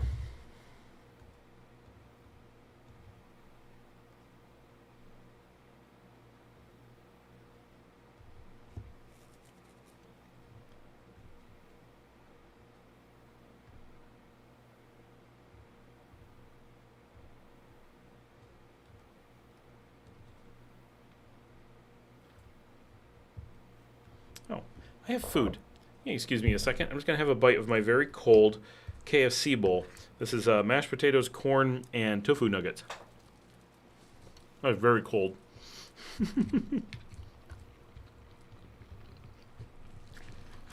Still pretty good.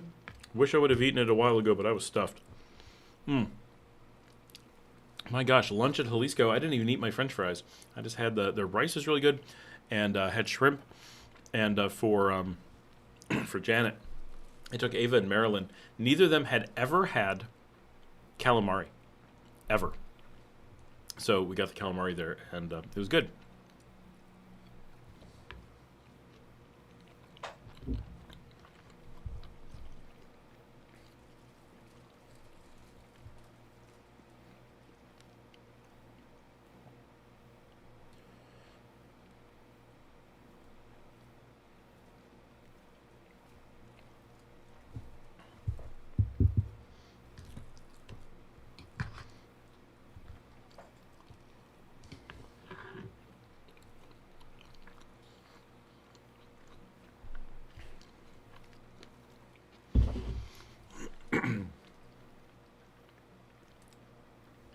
Joey says, definitely go out and do things you yourself like.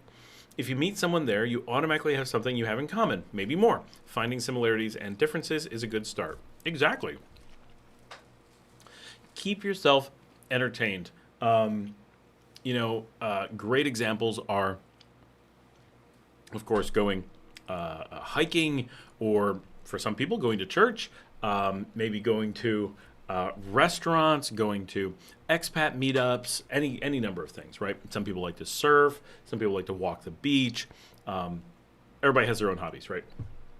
The big things here, I say constantly, going to live music, you're going to meet so many people, right? Maybe not the first time, but you get seen at live music a couple places. You're going to start being someone that people are like more approachable, very. Oh, I've seen you before. You live here. You're not just visiting or whatever. That's a big deal, right? But like live music venues, great place to meet people because that's what people do. They walk around, meet each other.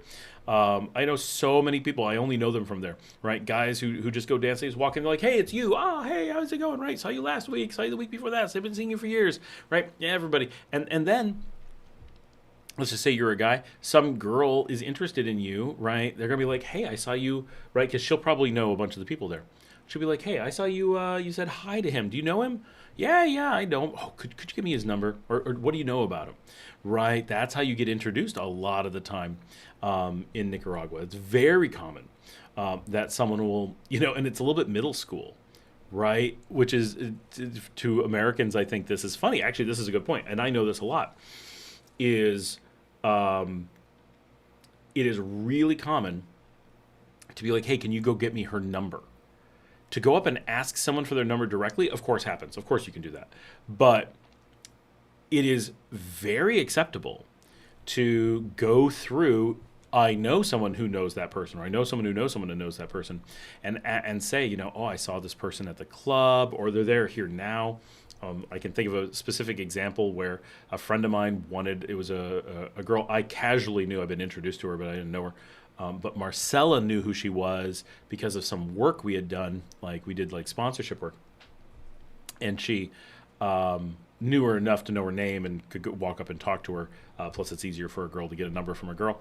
And he's like, ooh, I saw her out at the club. That was it. Just saw her, just walking around, standing over, talking to friends. And he's like, that girl, I'd like to get her number. And Marcella just walks over. I mean, he knew that I knew who it was. So I'm like, oh, this person. And Marcella was able to just walk right over and be like, oh, my friend over here, he would like your number. And she's like, oh, for sure. And just, right? Like it's so easy, so casual to do that. So it's a little bit, that learning curve, that is acceptable. If you did that in the United States, that girl will be like, he can't come over here and talk to me himself, and the guy will be like, hell no, like I don't want a drink thrown in my face or whatever. I think that there's a lot more acceptance of giving it a try here. Like, hey, I saw you out the other night. I'd love to give you my number. Okay, right? It doesn't mean anything's going to happen. Doesn't mean they're going to answer you, but like that's such a casual thing, and in the U.S. I think that's no longer a casual thing. Joey says, watch a lot of comedy shows and stand up. Always be able to joke about anything. Try to do so without offending. This is new in a new culture.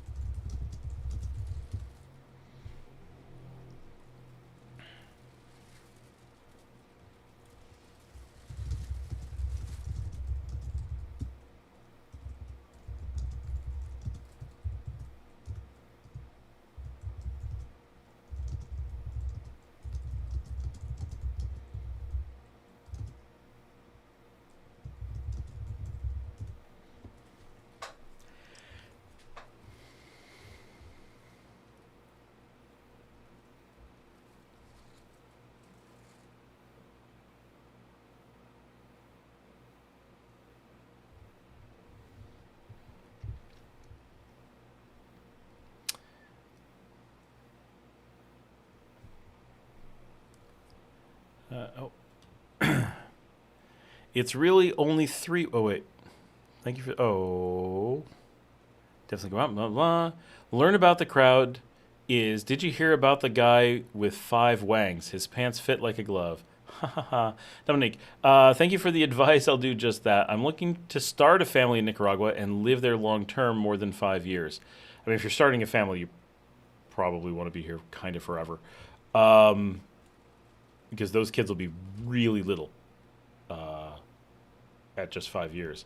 It's really only three wangs, but most people get.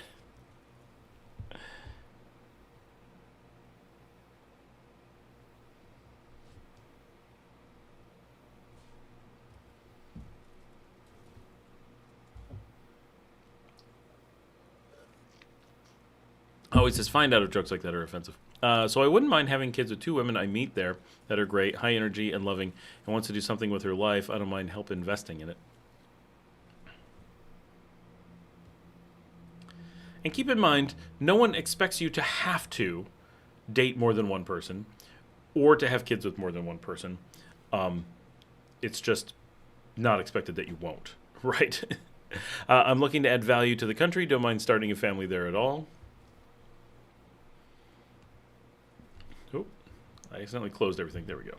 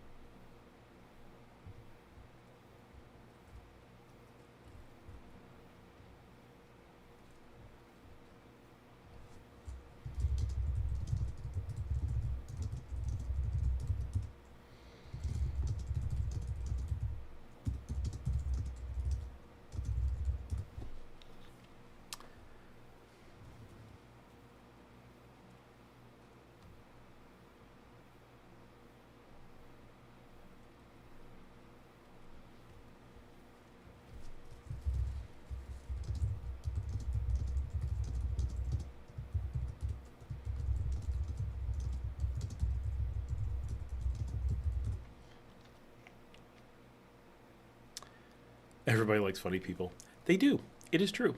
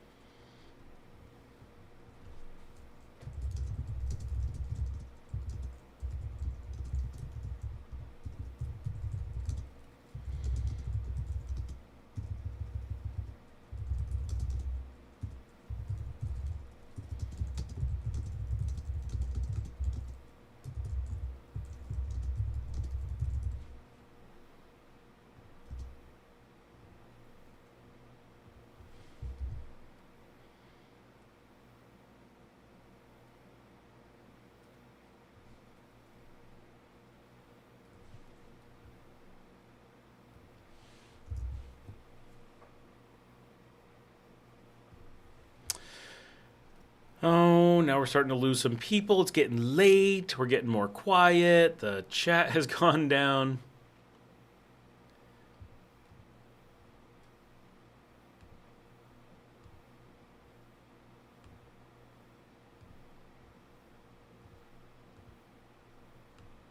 Learn how to dance. Most ladies like dancing. It's expressive and has connotations of other abilities. It is true. Dancing is so huge here. That is the easiest. If you're willing to go out dancing, nothing will help you as much at meeting people because you actually like go out and meet people when you're dancing. It's big, and so many people do it at all ages. So it's very very easy to do.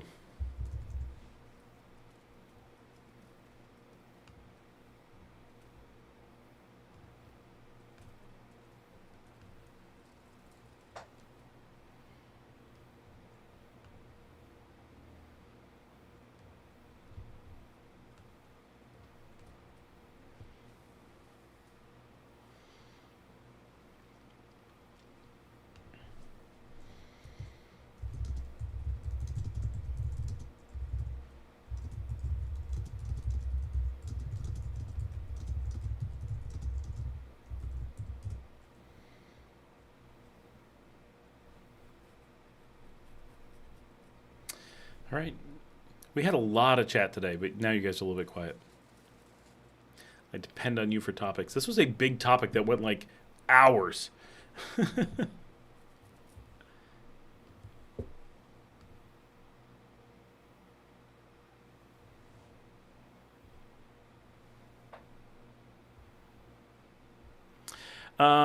Billy says, I don't want to be in the USA, so I want to know where I could have the best chances. Well, it really depends what your best chances, how you're going to define that, right? Your best chance of finding a good, meaningful relationship, Nicaragua's going to be fantastic. But if you're looking to heavily limit that relationship, then the U.S. is going to give you the most ability to find a heavily limited relationship, right? I think what you're looking for, right, most of us would define as a terrible relationship that is, not super healthy. The U.S. is the capital of unhealthy relationships. Like that's where that's likely to happen. If your goal was to meet someone, sorry, listening to my dogs, is to meet someone and have a meaningful connection and care about that person and have that person care about you and be able to have a long-term or permanent, very good emotional connection that is healthy for you and healthy for them and is caring, and you come together as a partnership, as a team, then I think Nicaragua is going to be at the absolute best of your list. It's going to be fantastic for that. If you want something where, you're putting a lot of extra constraints, your primary drivers are the framework of the relationship rather than the relationship itself, those things are naturally going to make it super hard to find the good relationship, right? You need to step back and think about what really matters to you. Is a good relationship your primary driver, or is the accoutrement of a relationship, the facade of a relationship, the rules of a relationship, what's important to you, and not the actual relationship, not the value of the person or the combination of the people coming together.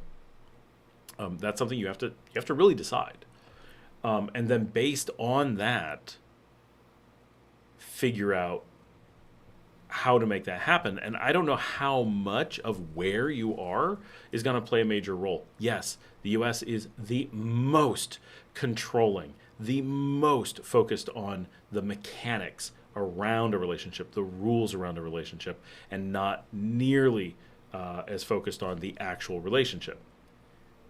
But that doesn't mean that you can't find both there easily, right? And Nicaragua may be very extreme in the other direction, but it doesn't mean you can't find both here either.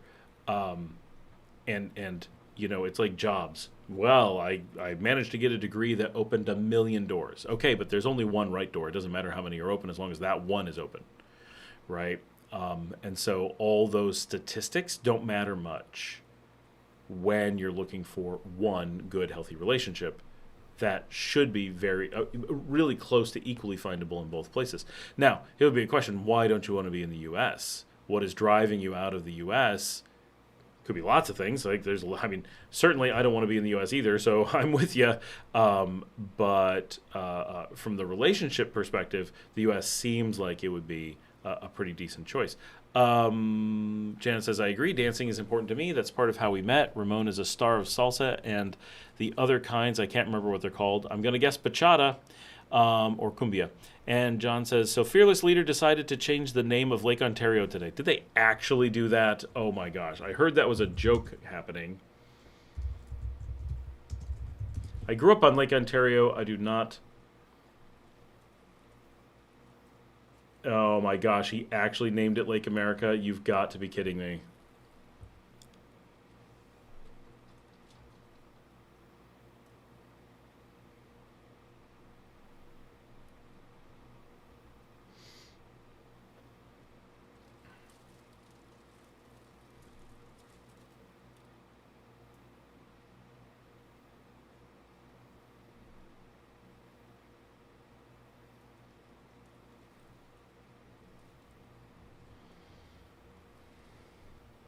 And what does that do to, like, okay, so I grew up just outside Ontario County. Now it's America County. Lake, that's a great name. They say that the lake name predated the province name. Well, the name Ontario predates everything there, right? So it predates America, that's for sure. Dominique, I'm going to get my Spanish and dancing lessons down for sure. I'm not going to be scared to dance with them. I'm looking at Nicaraguan Spanish now. Dancing here is easy. A lot of, like, people talk about the salsa dancing and, like, more formal things, but you can also go out and do, like, reggaeton and stuff. You don't need to be able to just shake it.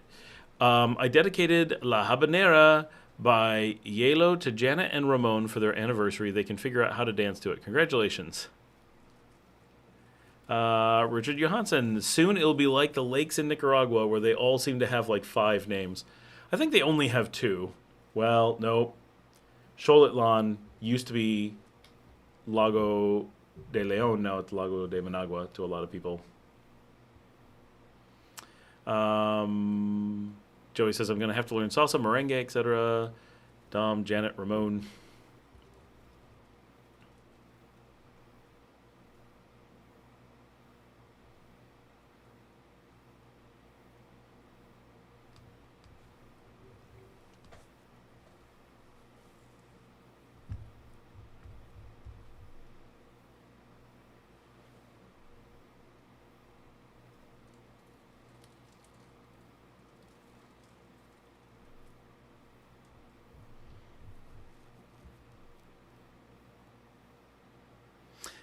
It's on the 1-second disc.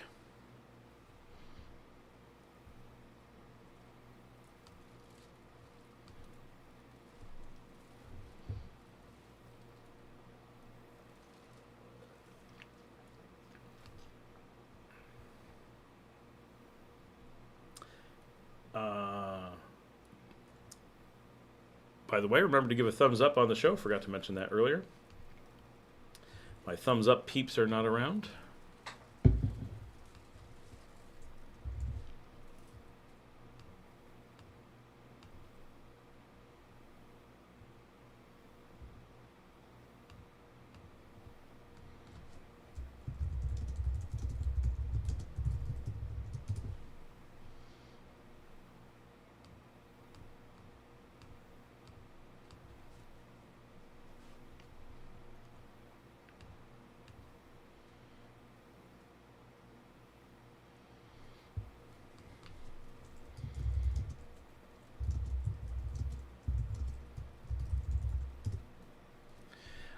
Sunday morning, a bunch of my entourage, Marcella, Ava, and Marilyn, are running a 5K here in town, and we're ending up at Dr. Coffee afterwards, where there's a post 5K event, and we're going to be going along. I'm going to be going and filming the event, so that should be interesting.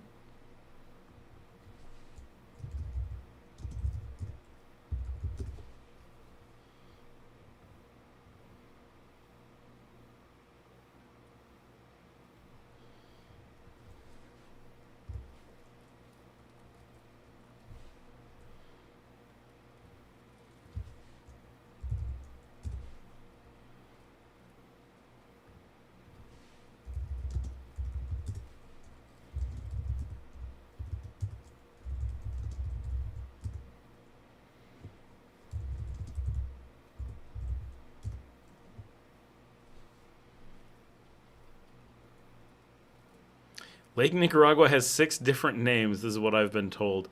I only know of its name, Cosibolsa, and then people call it Lake Nicaragua. I've never heard of any other names, just the official one and the slang term. Lake Granada, apparently. That makes sense. Okay, here we go. Well, all right. These are random Spanish names. Lago de Nicaragua, Lago Cosibolsa, its official name.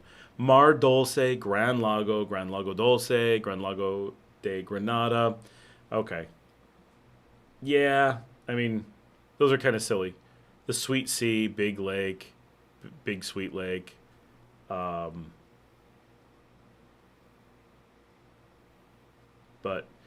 Kosi Bolsa is the official name. Everyone has slang names. Like, everybody has funny names for lakes.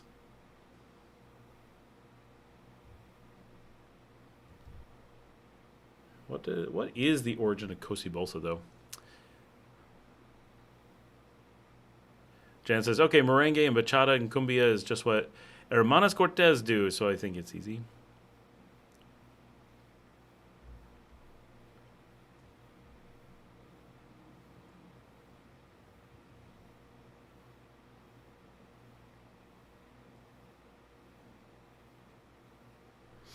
Oh, Wikipedia is out of date.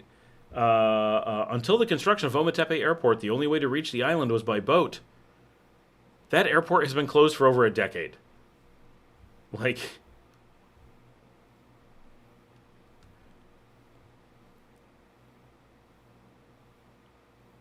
was built in 2014. I'm pretty sure it was closed in 2015 when I lived here. I don't know of it ever being open. It's definitely non-functional now.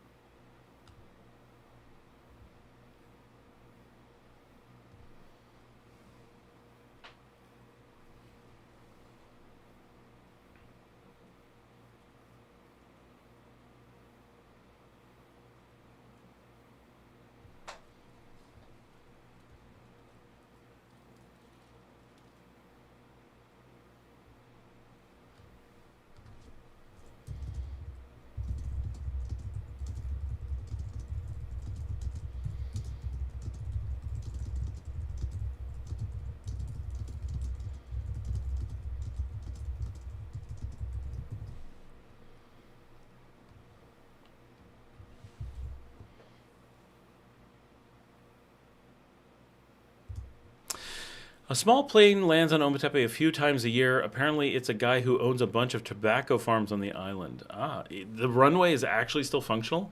I was under the impression it actually wasn't functional anymore.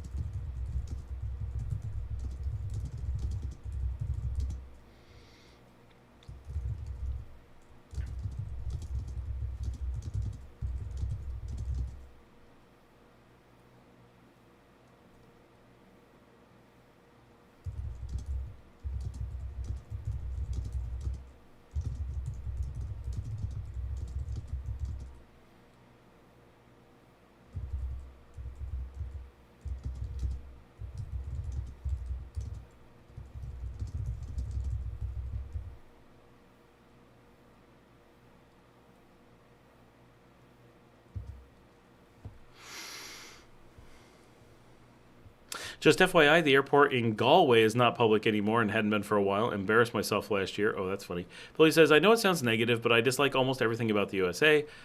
Now I know Nicaragua is the wrong place.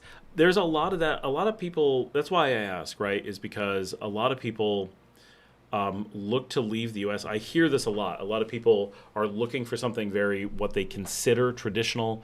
Anytime you hear someone use terms like woke, they're lost, right? Because they're coming from the U.S., the most right-wing country in the world, short of, the Saudi Arabias and the Israels, but of large developed countries with any kind of semblance of being part of the world. The U.S. is so extremely far to the right that people are just out of their minds lost. They don't even know what the left looks like. The things that people say are so weird, and they drive so much of this, like, oh, you gotta go farther right. To try to make it stay so far to the right, they try to create this boogeyman of a left, then when one doesn't even exist in the country. Not even close. So far. So it's so nuts. It's like staring into the sun and going, oh, it's dark out here. right? And just accusing the shadows of taking over, and as you go blind, right? And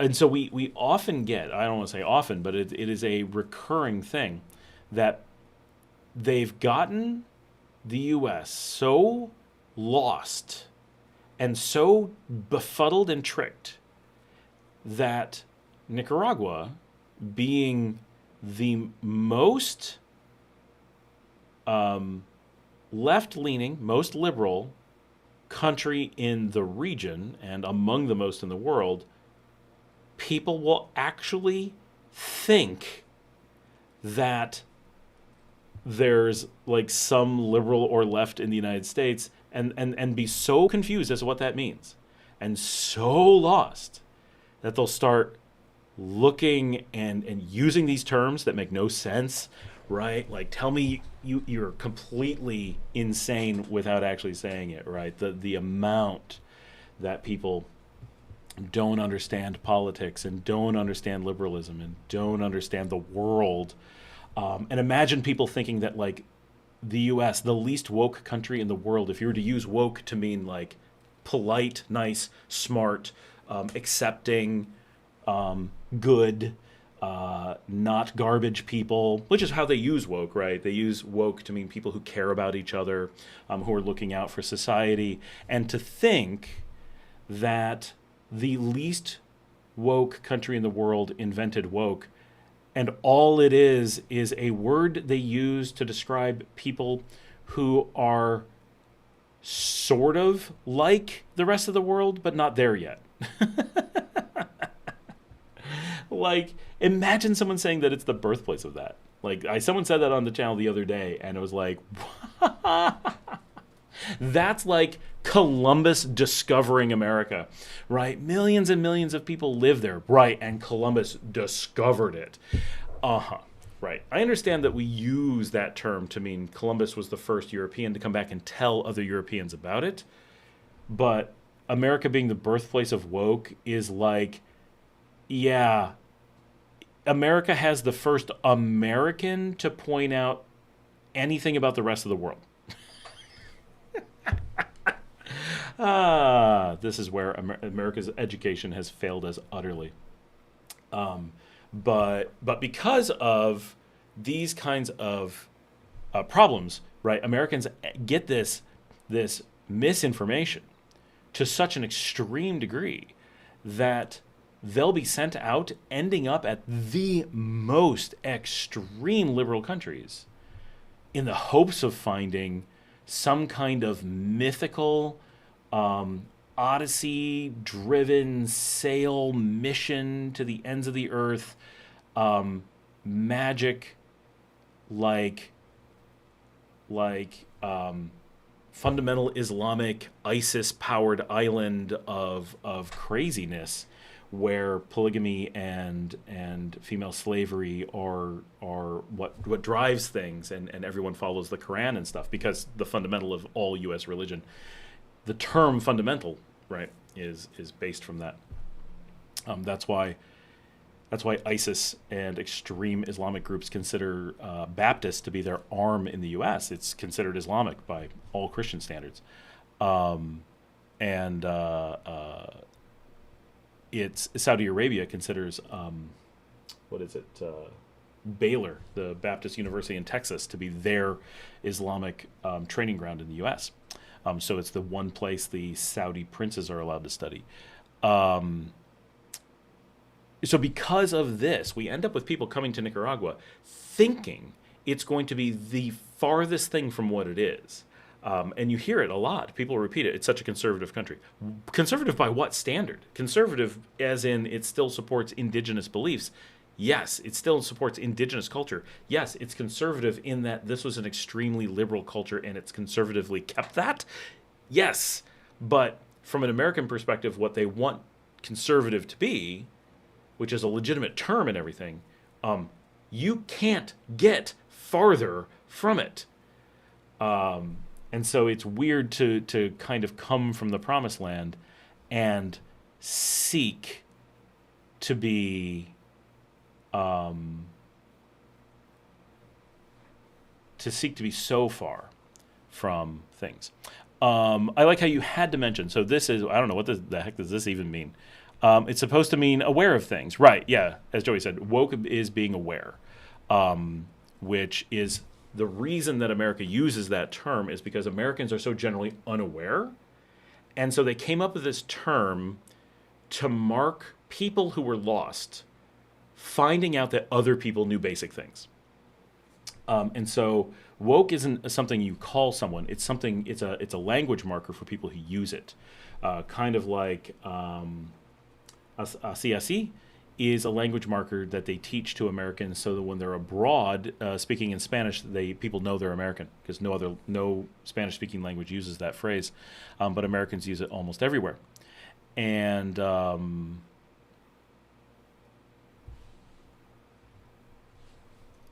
And so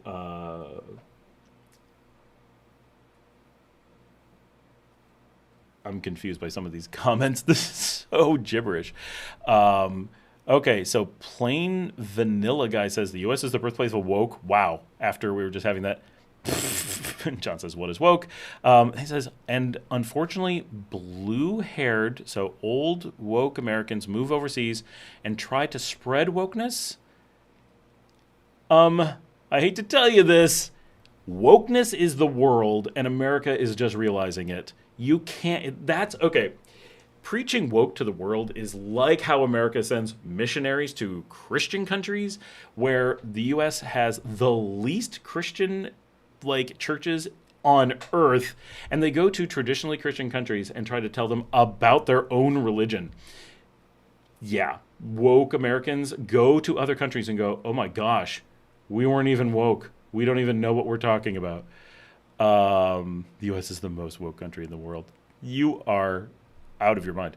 I mean, unless you're referring to the people saying it. So, where did woke come from then? What kind of question is that? We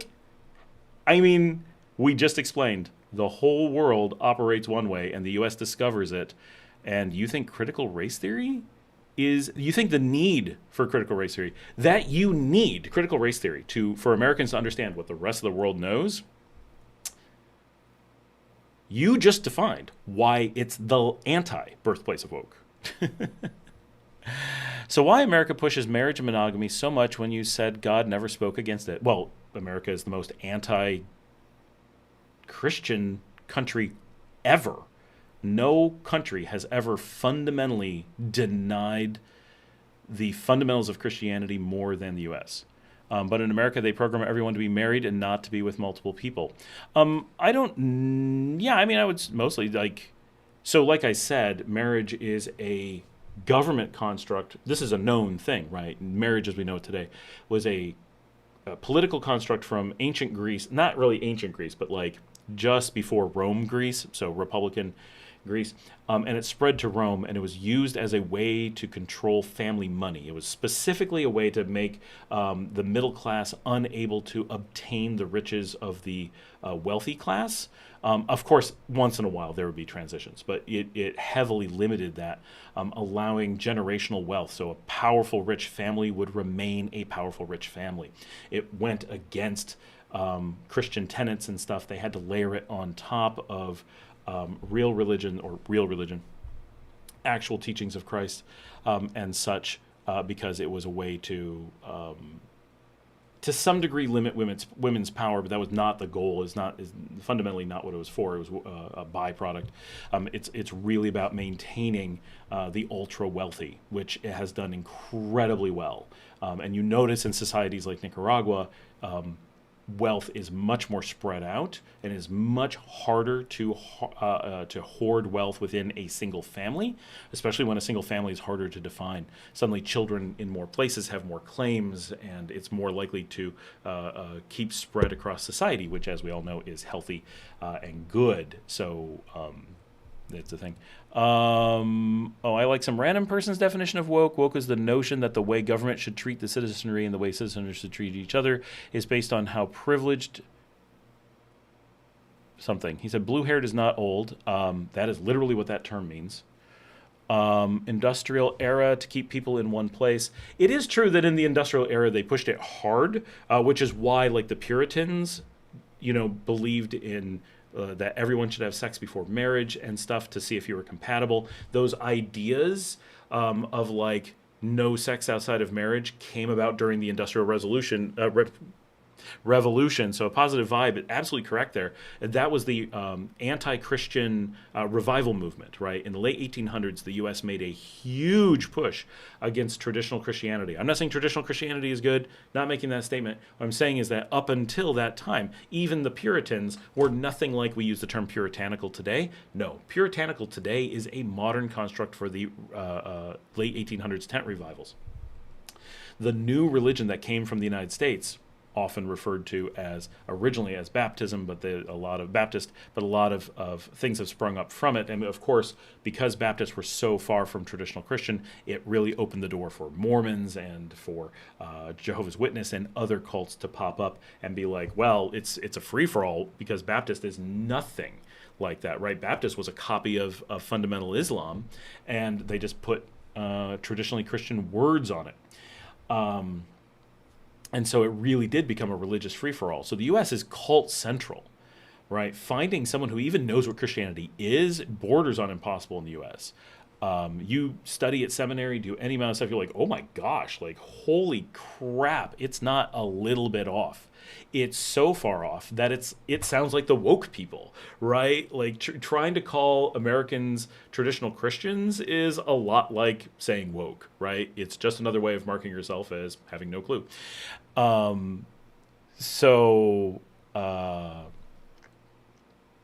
Monogamy really became a big push during that time. But it's not that marriage with monogamy didn't exist as a strong thing before then, but the no sex outside of marriage thing, like no sex before marriage, was very much an Industrial Revolution control mechanism for exactly those reasons. That's absolutely correct.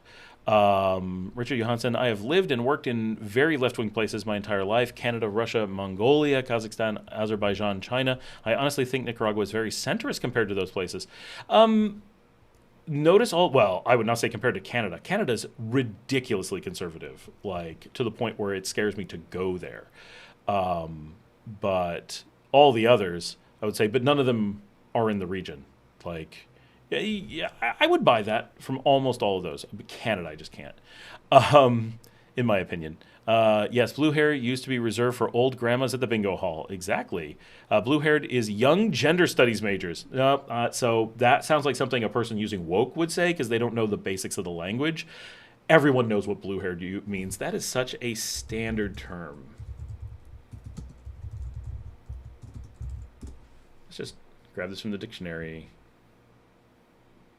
An elderly woman with white or gray hair that has been tinted blue. Yep. That took 2 seconds. Basic English. This is why, right? I'm gonna pretend to be MAGA for just a second. This is why we don't need immigrants who don't know the language jumping into our politics. With no employment prospects, moves overseas to Spain or Portugal, starts to demand that the host country come to terms with its colonial past. Yeah, who made that up? Someone, let me tell you. Okay, plain vanilla guy, I'm sorry, but somebody has been messing with you, man. Wow. Joey says, I made my money the old-fashioned way, said the billionaire. I inherited it. Yeshka Monk is a left-wing academic from Johns Hopkins. Johns Hopkins, the university where the head of their studies thinks aliens keep grain in pyramids. Okay. And by the way, there's no left. Well, okay, so the U.S. does have left wing as far as left of the U.S., but there's no left in the U.S. Critical of the left's embrace of woke during Obama's second term. There's no embrace of woke. Woke isn't a real thing. That's how foolish this is. No one can embrace woke. You can just embrace saying woke. Does that make sense? Like, blue-haired meaning old is very 1980s. No, that is the current definition in the dictionary right now. And I'm pretty sure everyone here knows what the term blue-haired means, and we all think it's the same person, or the same thing. It is actually from the 80s, though. That's interesting.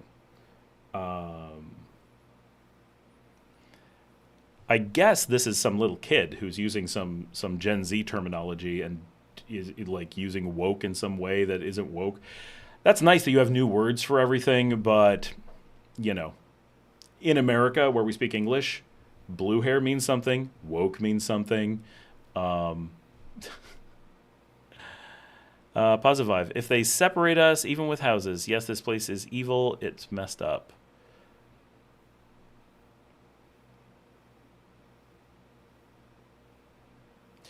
So this is interesting.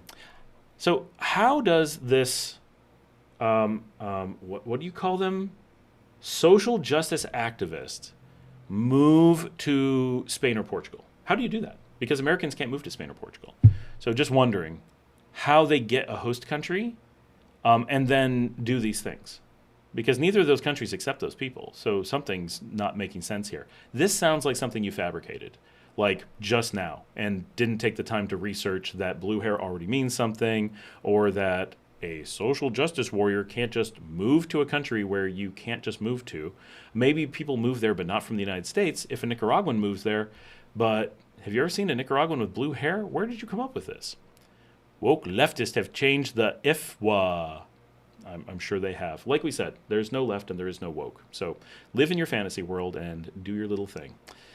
Keep sucking on the big orange clown thing. I'm planning on coming to Nicaragua in December. Tina the traveling healer with heart. I'm going to say with heart. It actually says heart. Or healer with heart.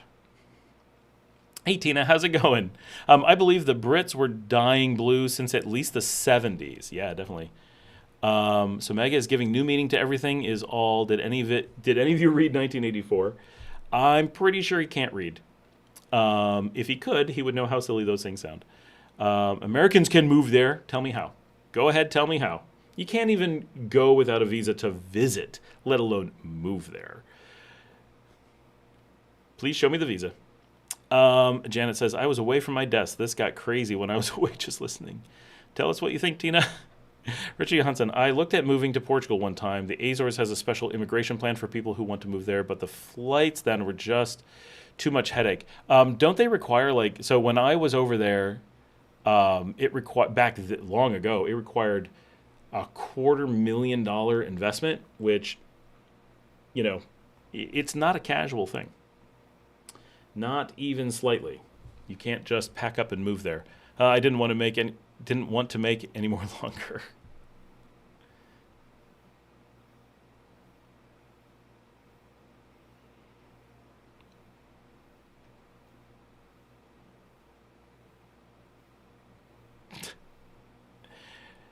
All of those are temporary. Those aren't for moving. Those are for visiting.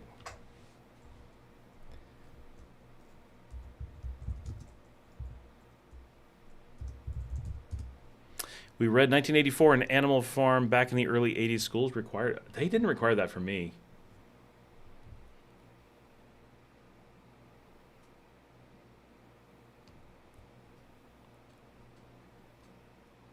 Americans do not need visas to visit the Schengen zone. That is false. You absolutely do. I do, right? As an American. You didn't used to. When I used to go to the Schengen, you didn't need it, but you do now.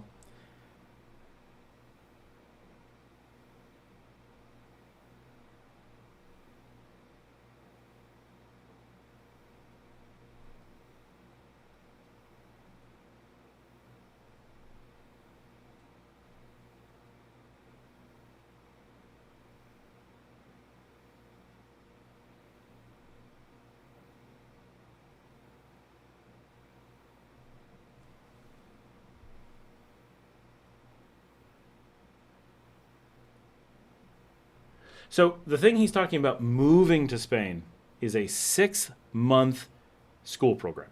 6 months. That's yeah. You didn't move to Spain. I can't believe hardly anyone here has read The Mouse That Roared. Yeah, I haven't actually read that. There are all sorts of paths for Americans to move to Spain and Portugal. Sure.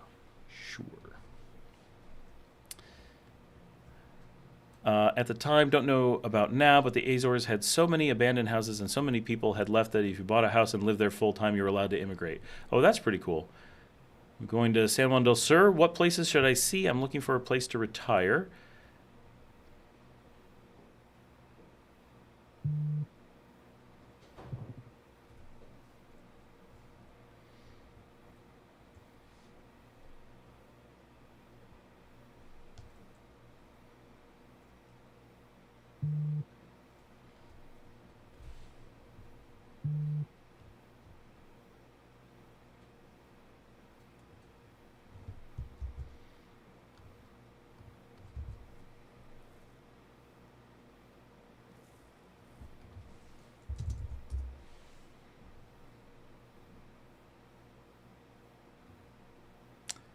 Jan said, we read 1984 when it was still the future.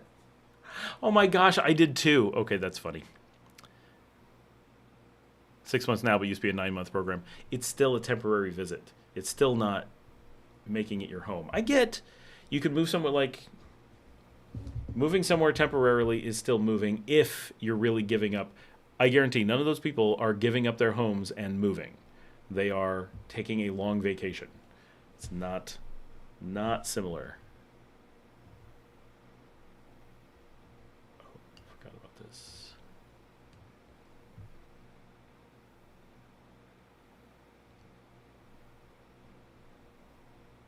And it's funny that Americans would go to Spain and Portugal and not to England to demand they give up their colonial past, or go to America and demand that they give up their colonial current. It's a funny story. Doesn't really make any sense. Like so many things from America, no one thought it through, and they thought people would fall for it and repeat it like idiots. And wow, it's amazing what you can get Americans to repeat. Americans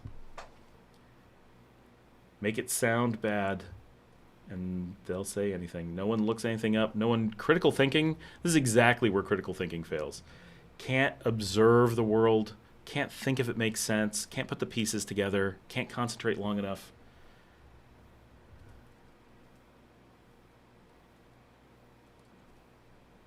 There we go.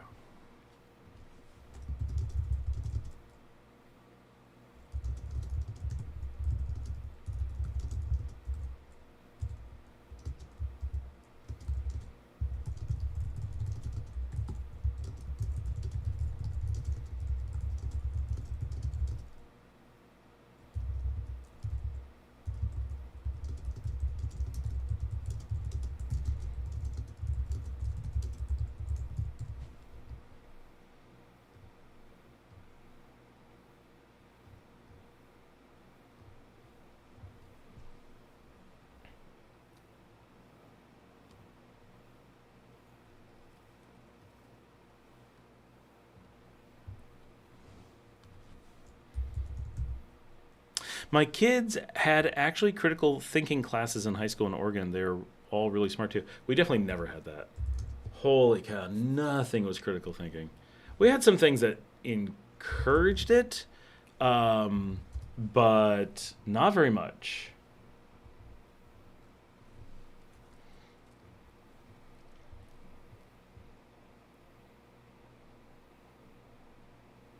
So I do want to point something out. This is just to show the meaningless and the utter stupidity of this conversation.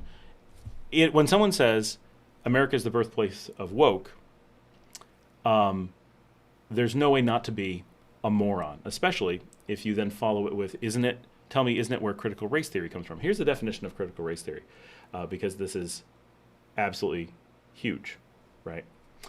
And there's a reason why other people don't talk about it. Critical race theory is a conceptual framework developed to understand the relationship between social concepts of race and ethnicity in the United States, social and political laws, and mass media.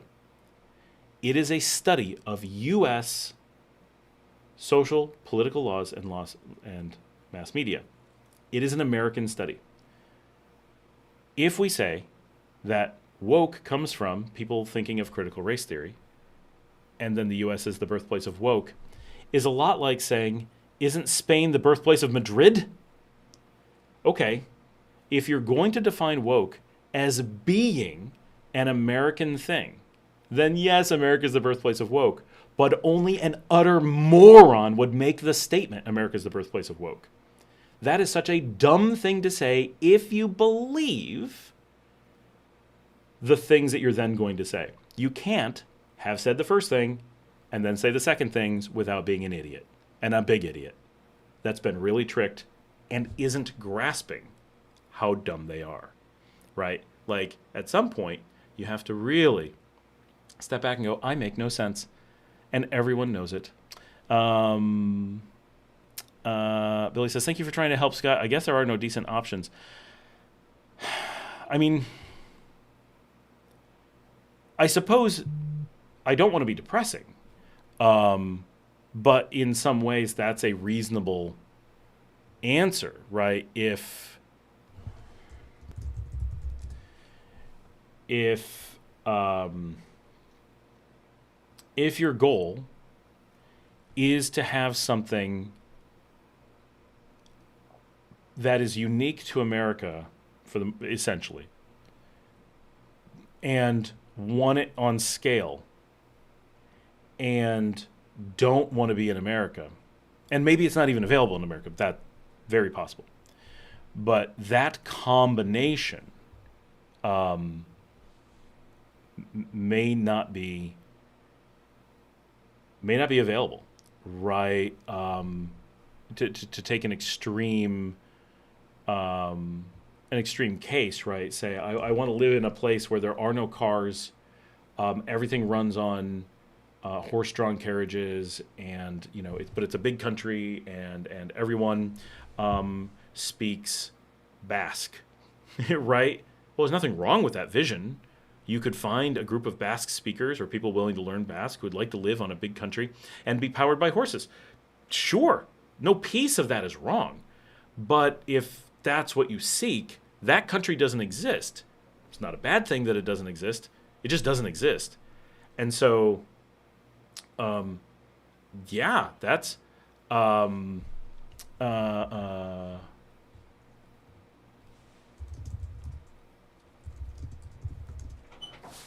what's up? They're growing at something out Oh, there. okay. I think to find happiness in the world, it's really, really important for your own happiness, right? To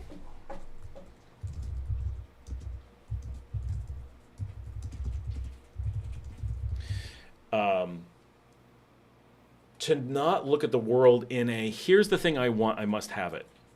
It's fine to have a here's the direction I want to go, and want to end up there. But it's important not to say this is a requirement. It's a direction, right? You want to maybe velocity, maybe that's a good term. But you want to really say, well, how do I find my happiness within what's out there, with what is available, right? We have to work with what we're given, and so when we talk about finding a country, right, which is not quite where you are, but Nika Rumor Group, but questions aren't being answered. If questions aren't being answered, it's because there is no answer. Do you have a question that you think isn't answered?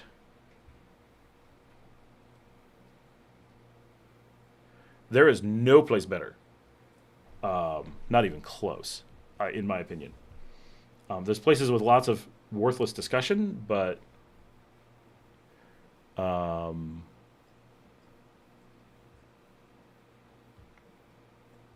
mean, there's tons of answers on there. What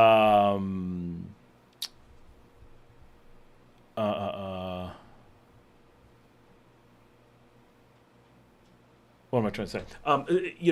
When we talk about countries, we don't think about what's perfect. We don't say there's a perfect country for me, because there isn't. A perfect country for me would have a much cleaner Spanish that's much easier to speak. It would definitely not have weather so warm. It would have some big cities I could visit really easily. It would have trains to take me everywhere. I would never need to drive. There wouldn't even be cars. Every dog would have a wonderful home. All kinds of things, right? There's a ton of things that perfect is not going to exist. What we look for is the country that is closest to what's right for us, right? And for one person, language is critical. For another, weather is critical. We all make our own priorities. And maybe for you, the priority is very much a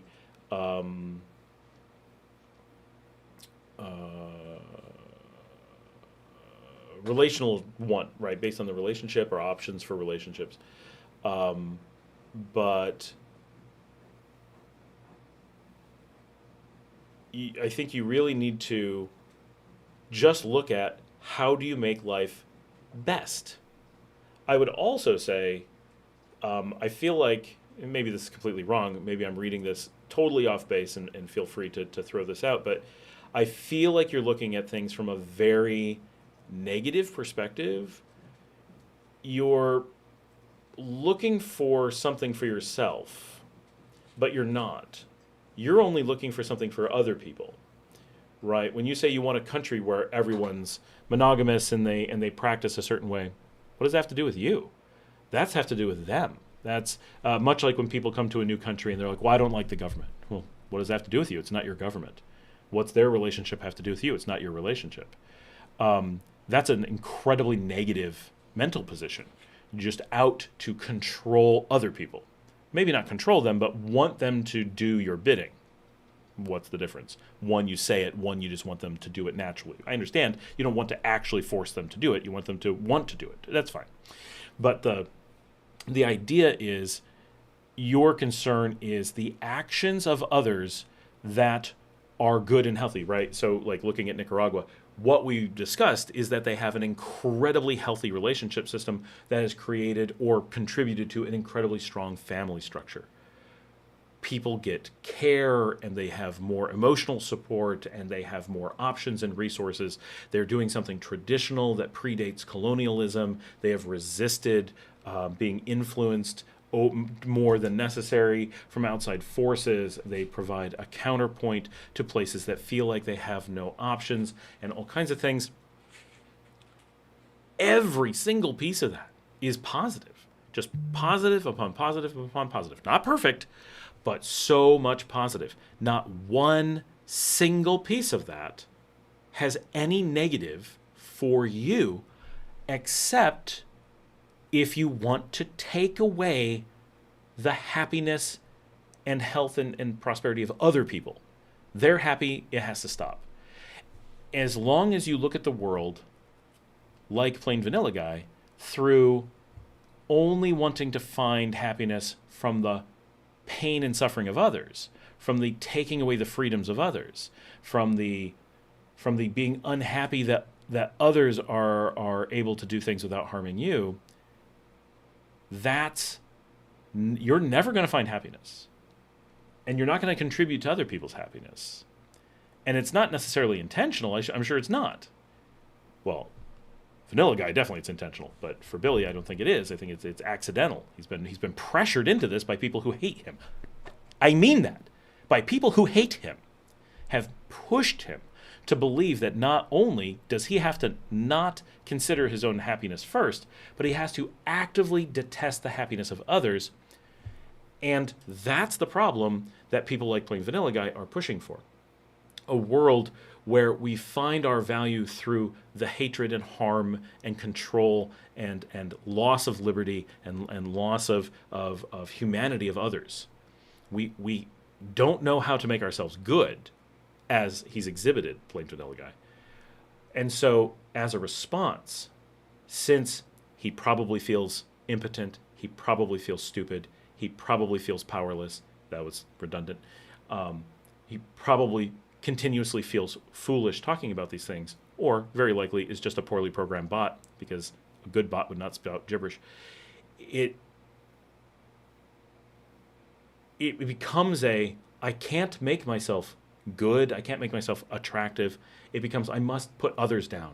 I need to lower everyone else so that maybe I don't get lowered as much, maybe it makes me rise up relatively. Instead of being absolutely better, everyone else needs to be relatively worse. It's the resort of the biggest losers, right? And that's not what I'm saying you're doing, Billy. What I'm saying is that's what's been pressured on you. You, people who are trying to do that to you, have put this burden on you. They want you to suffer in this way, and so they're making you feel, well, the only way I can do this is by making others suffer in this way. If you let that go and look only for what's right for you, which could be the thing you're looking for, that's okay. Right? It's okay to want that thing. It's not okay to feel other people need to want that thing. That's where you're stepping over a very critical line. And I understand you're not actually doing that. What you're actually saying is, well, I just want to go to a place where people want to do that. I get it, but they don't. right? That's not a natural thing that humans want. And so it's not a lot of places that are going to be promoting that. And the U.S. is finally joining the rest of the world, slowly coming from its insanity on a lot of fronts. But if you want to find a happy place for you, as you've discovered, you can either accept the realities that are out there and live within them. I guess you have to do that no matter what. But you can make a great amount of ground by looking inside and say, why do I care? How could I possibly let it matter to me what other people do? Right? Imagine polyamorous people being angry at monogamous people. Right? I can't believe you're monogamous. You're cheating on your emotions. Right? Weird. Right? But yet monogamous people get angry at the happiness and the success of polyamorous people. Why? They're not stopping you from joining them. And if you don't want to join them, then they don't have a positive for you. What about their happiness makes you sad? Right? And that's something you have to solve internally.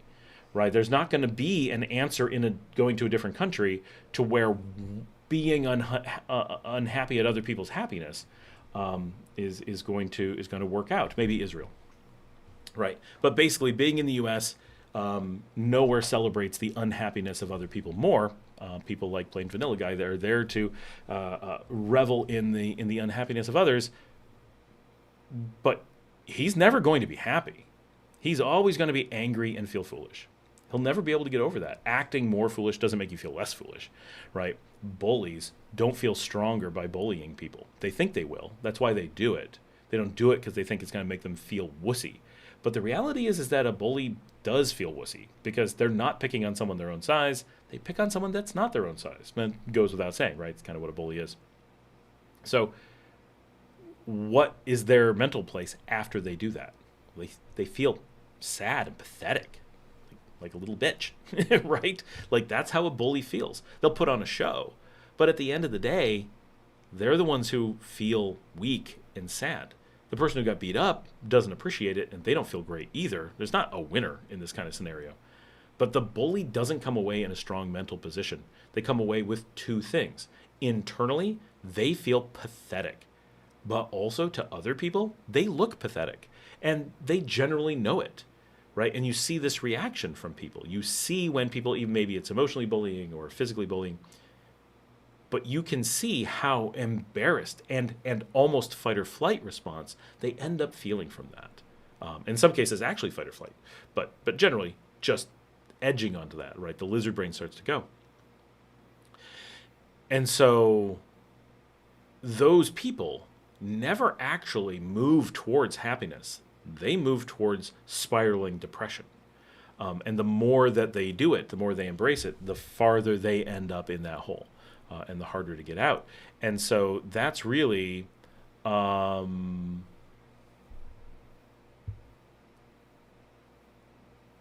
think something you want to look at. Someone is encouraging you. Someone is treating you. Someone has been that bully to you. And in doing so, they're trying to make you feel like you need to do it to others. Maybe in a very minor way, and maybe only in your mind, not to take action, to just think that way. And that's just going to make you sad, which I think we're seeing. I feel like we're getting a sad response when we're describing a really great scenario, right? What better news could we have given you, right? Nicaragua is the most free. By coming here, your limits gone. You can do you, right? Whatever that is. That's great news to anyone. And you're already in the country that has what you think you want the most. That should be great news too. Short of there's an island nation custom built for exactly what you're looking for, everything you got today was about the best answer you could hope for. And yet you're coming away with, it's really sad. It feels like. And so I would honestly suggest that's probably a really good conversation for a therapist. This is the kind of thing. What makes me feel? I have this burden, right? I feel that I have to participate in this relationship structure. I don't have a person, right? And I would argue that defining your relationship needs outside of having a relationship is a bad idea, right? Like, you don't, it doesn't matter. There's no reason to have an opinion about being monogamous or poly or ethical non-monogamous or being into polygamy. Any of those things, right? All of those are okay in the right consenting adult relationship. You start with the relationship, not the relationship structure. And then you find the structure that's right for the relationship you want. That's what healthy looks like. Starting the other way is most definitely a cart that doesn't even have a horse at all. And if you make a crappy cart, no horse is going to want to pull it. Janet says, you're speaking straight out of 1984. I'm not sure what this high standard of living is, but I'll ask one of the millions of unhoused here. Maybe I'll start by asking an Iraq or Afghan veteran first, or any of the bankrupt sick people. I joined the Nicaragua group. Oh, yeah, the Janet says, I'm so sorry for you. Doesn't standard in this case mean everyone or almost everyone enjoying it? That would be what that means. You're an example of what the book warns of. Kelly Gonzalez. Do you feel? Is this to me? Do you feel safe and your private property is not being threatened? I feel extremely safe and my private property is most definitely not being threatened. If that was to me, yeah. Positive Vibe. I'm still in the U.S. Wondering if I can order DHEA off Amazon from Nicaragua. It's legal in the U.S. Not all countries can order it. I don't believe so, but I don't know what that is.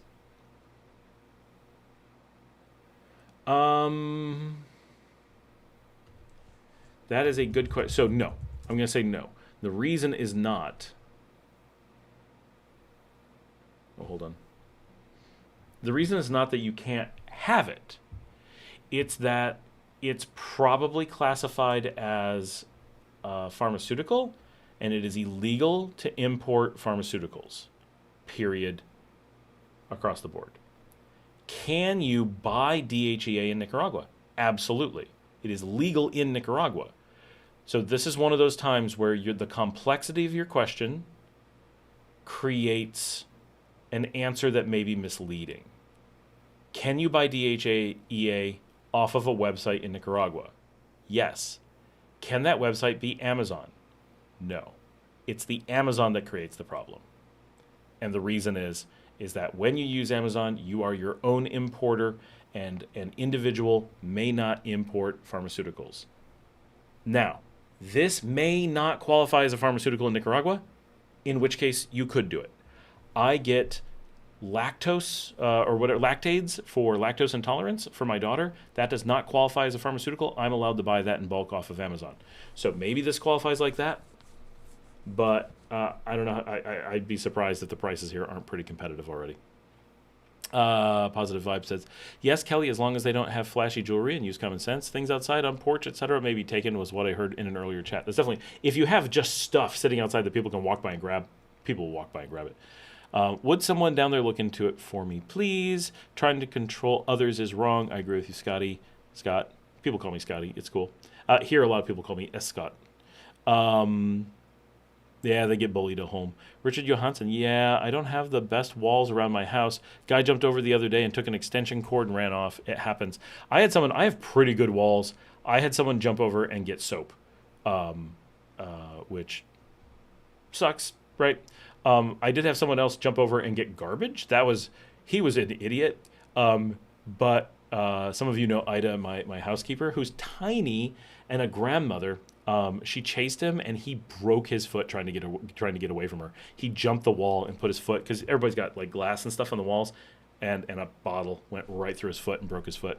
So they got him pretty quickly. They just waited for him to go to the hospital, and they had a list of things for him because everybody in the neighborhood is like, oh, he took my chair, oh, he took my whatever.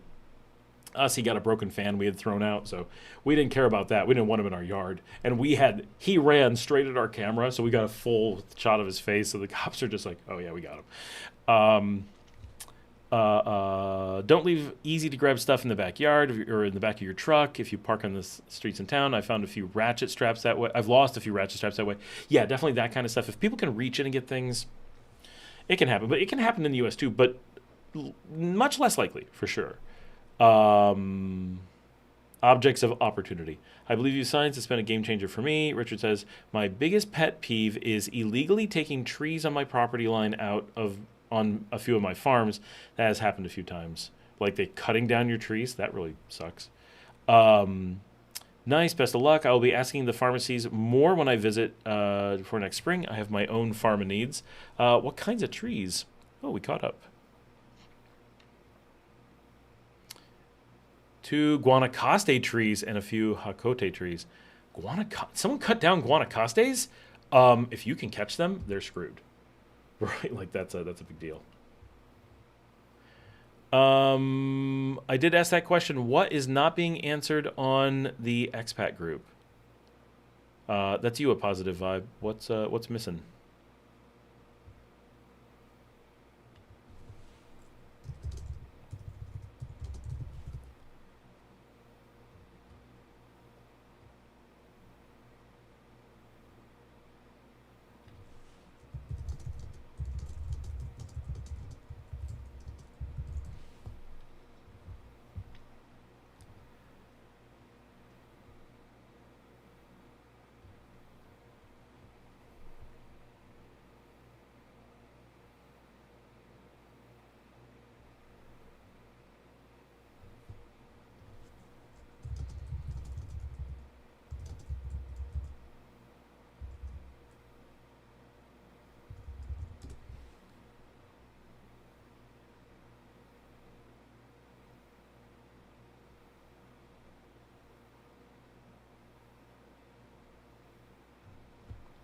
I saw questions on there weren't answered. Are they caught up since yesterday?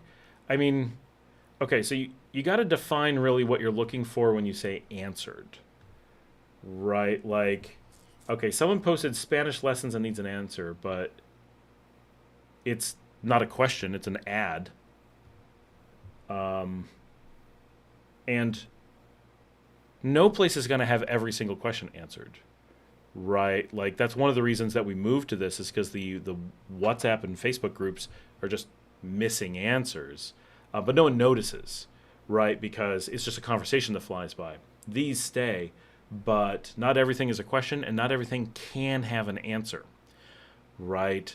So you kind of have to, but I'm not seeing anything unanswered, at least that can be answered. I mean, there's things that say need answers. Someone has to manually go in and mark that as answered. But that doesn't mean that there aren't answers. It means that the accepted answer isn't there yet. But like, if you go on the WhatsApp groups, it's just people chatting, right? That's not bad. It's just a lot of noise. It doesn't get things really answered very often. Sometimes, for sure. But it's a forum. So, one, you have to expect that answers take days. That's always going to be the case because you only get people over a period of days. Some things there just aren't, and people ask questions that can't be answered. Oh, I need an apartment somewhere. Well, no one knows about an apartment. We've been warning people. We don't know about apartments. It's very unlikely. If no one knows of one, there's not going to be an answer. But in a week or 2 weeks, someone might know of one, and then there would be an answer. So it's a matter of time, right? But people are in there actively responding constantly. So I mean, just looking at everything on the first page, the only thing that has not been responded to, me posting last week's live, which isn't a question, this person advertising Spanish lessons. Oh, that's it. Oh, no. Made it to Granada. Bob says, I've had an amazing 24 hours in Granada, staying just a block from Parque Central at Casa del Agua. Had a great lunch on the lake with my buddy's Nicaraguan family last night at the park. They had about 50, right? That was it. It was just him making a post about his experience. There was no reason to have to answer it. Literally not a single unanswered question on the first page. Just so, I don't know what it looks like, but that's, or at least not an unresponded question. But some of these that say like need answer, they still have, it looks like 8 responses or so, something.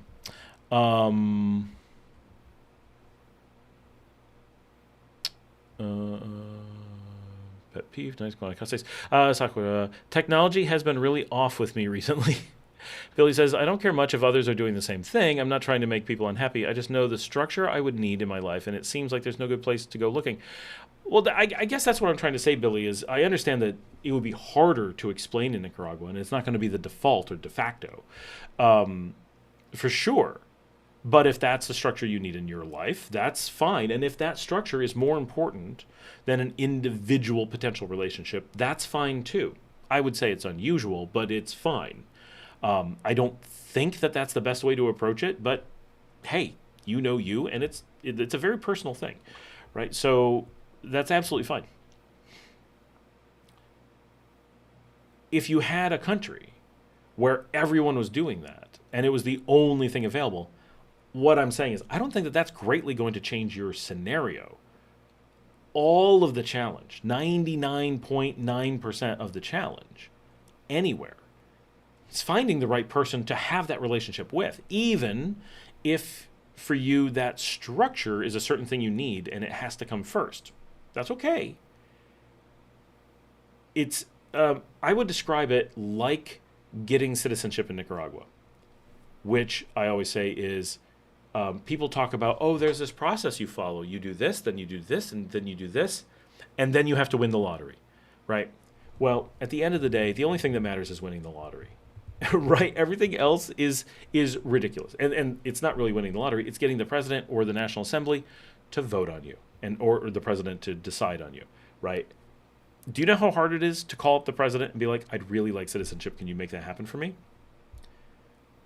In case you don't know, the answer is it's very hard. Same thing for the National Assembly. How hard do you think it is to get the National Assembly to put you on the docket and vote and be in your favor? Honestly, easier than the president thing, but still very hard. But bastante difícil. So, and if you got the president to wave you in or the assembly to vote on you, then it's essentially guaranteed that the other steps didn't matter. They were smoke and mirrors. It was that final step that mattered. And what I'm saying for you is it's the same thing. Everything is about finding the right person. If you find the right person, what are the chances that they're going to be okay with everything? They're perfect, but then they're done on the monogamy thing. I'm not saying you won't have to spend a bit of time explaining it. They might be confused. You might be confused. You might be confused together for a while, and you'll look back on it fondly later. But that's not the hurdle, right? That's what I'm trying to say. All of the hurdle is finding the person to have a monogamous relationship with. Once you find them, if they're the right person, they're going to be okay with that monogamy, right? Maybe it's not their first choice. Maybe it is. Maybe you're a breath of fresh air. They've been hating this poly thing all along, right? You just got to find it's kind of like running a race and being worried about breaking the tape at the winner's line. Sure, you got to have enough energy to break through it, but if you ran a good race, trust me, you have the energy to break the tape, right? That's kind of what it's like. It's not that it's not there. It's not that it's not a thing, but I do believe it's a cart before the horse. Don't worry about it until you have a horse to pull, right? And I would definitely say that. Don't worry about the structure until you have the relationship. If at that point you agree, nope, I still have to have that structure, that's fine. Have that conversation with them. You've done the hard part, right?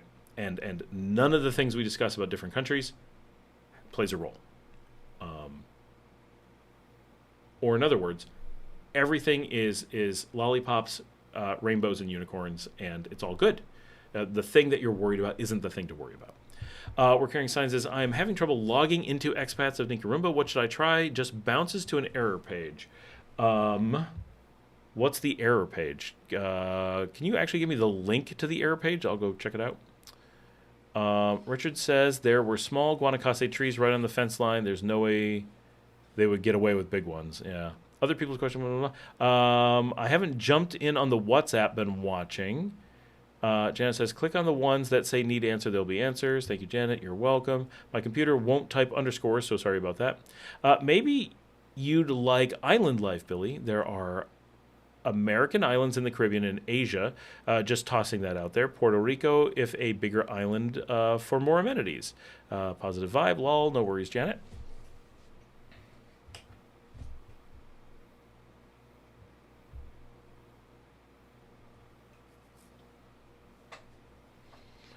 I'm going to look and see how today's video is doing. Oh, I can't because of this.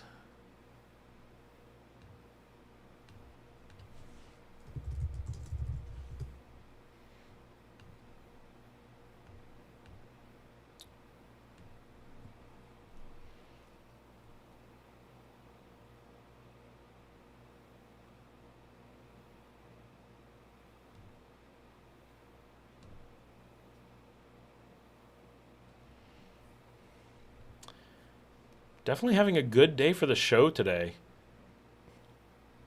After several very slow episodes. We haven't had a big episode in since August 6th and a decent one on August 5th. Those two were big.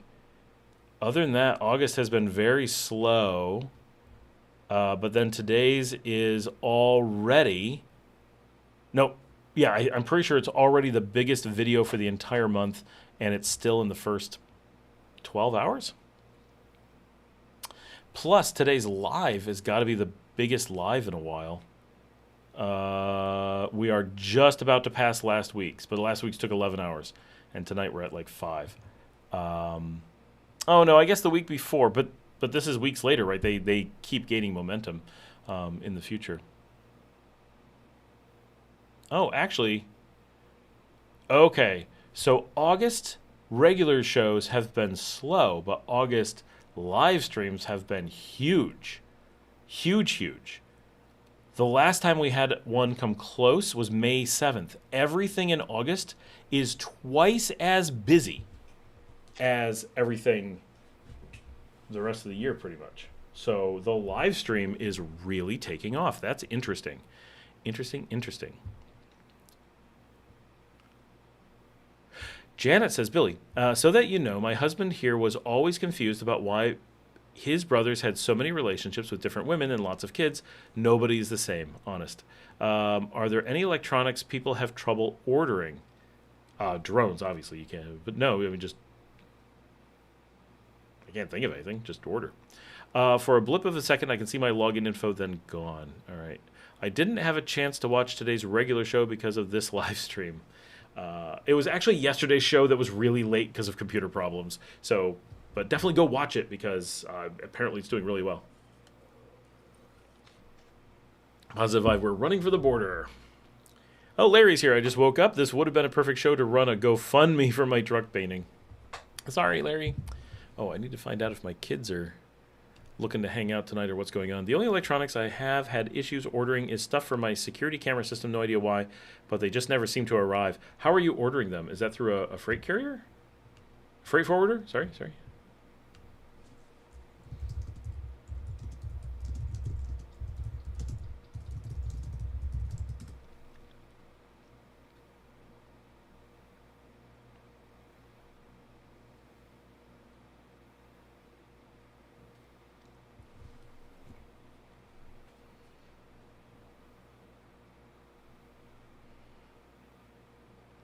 Positive Vibe says, good to know, Richard. I do believe security cameras officially may have something. I don't know. But I've never heard of someone having a problem, but...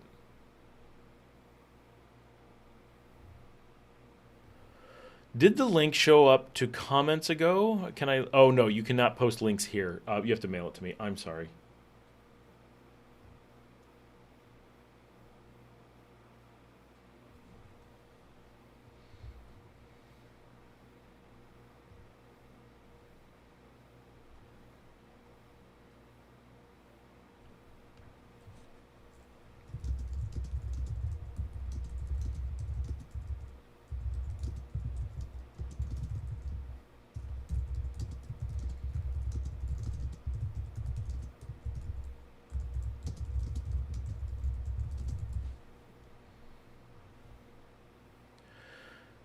Oh, did it 3 times and gave up. Yes, Amazon to Envios, and then once it leaves Miami, just poof, never arrives. Wow, weird. I actually said it never arrived on Amazon, even though it arrived in Miami, and they refunded me each time.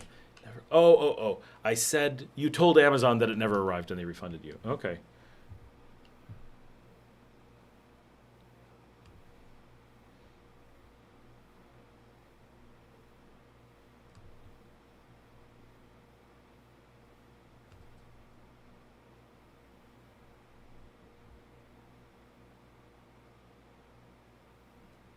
Uh,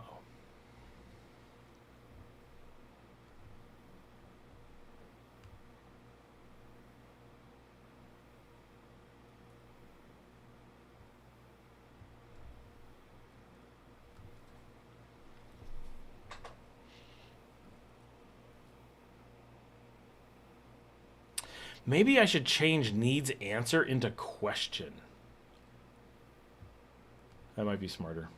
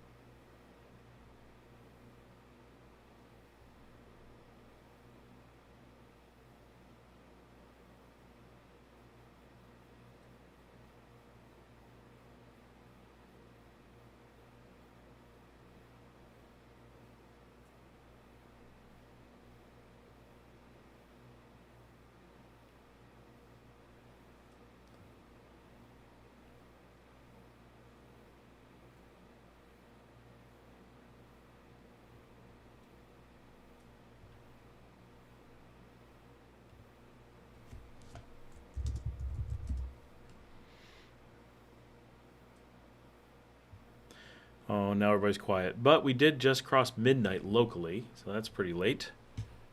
What did my kids say? Nothing.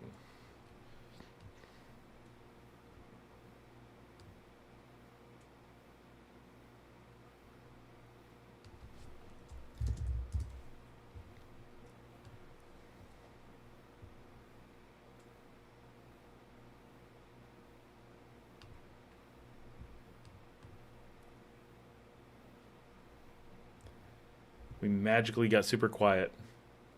And lost a few people, but there's still several people on.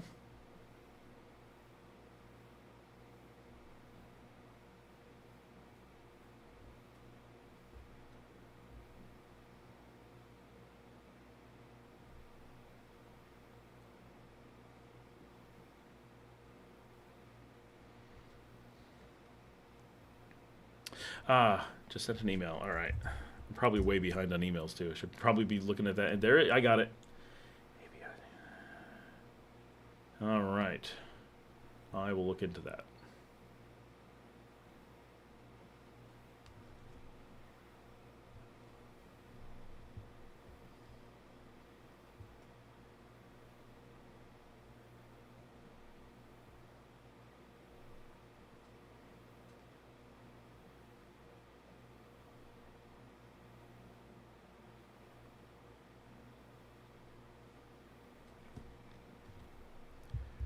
By the way, for the people who followed the insanity earlier, here is the Schengen information from the U.S. State Department for the electronic visa you need to enter the Schengen.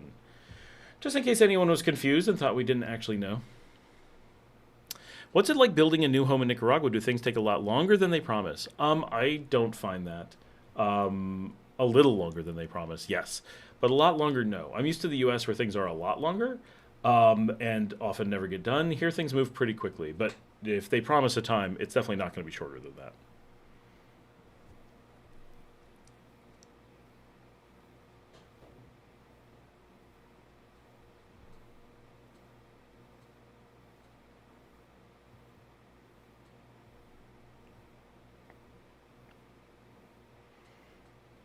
Right. I don't think I've had anyone promise a construction time. Just to be clear, I have. However, we also, so this is something we tried. We had a contractor say they needed, let's just say $10,000. That's not what it was. To do a project. And we said, that's an $8,000 project. Yeah. All right, here's the deal. We're going to give you $10,000 if you make it by this date. If you make it by this date, you get 9,000, and if it goes after that, it's 8,000. And he said, deal. And let me tell you, they hustled to get things done, and it worked. It was a very good, like, they understood deadline. I'm not going to EU, Scott. No, it was just what's his name was saying that there was no visa. Americans can just go to Europe. Nope, it's not hard, but still gotta file for that visa.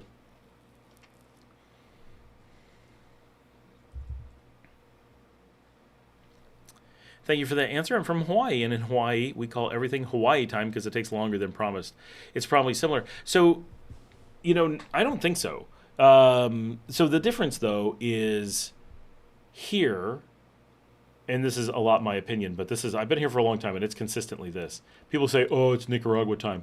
But that's consistently because of a misimpression.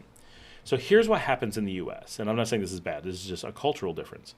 In the U.S., people buffer everything so they can hit it. So if you say, can you, I don't know, fix my TV? And I know it's going to take an hour.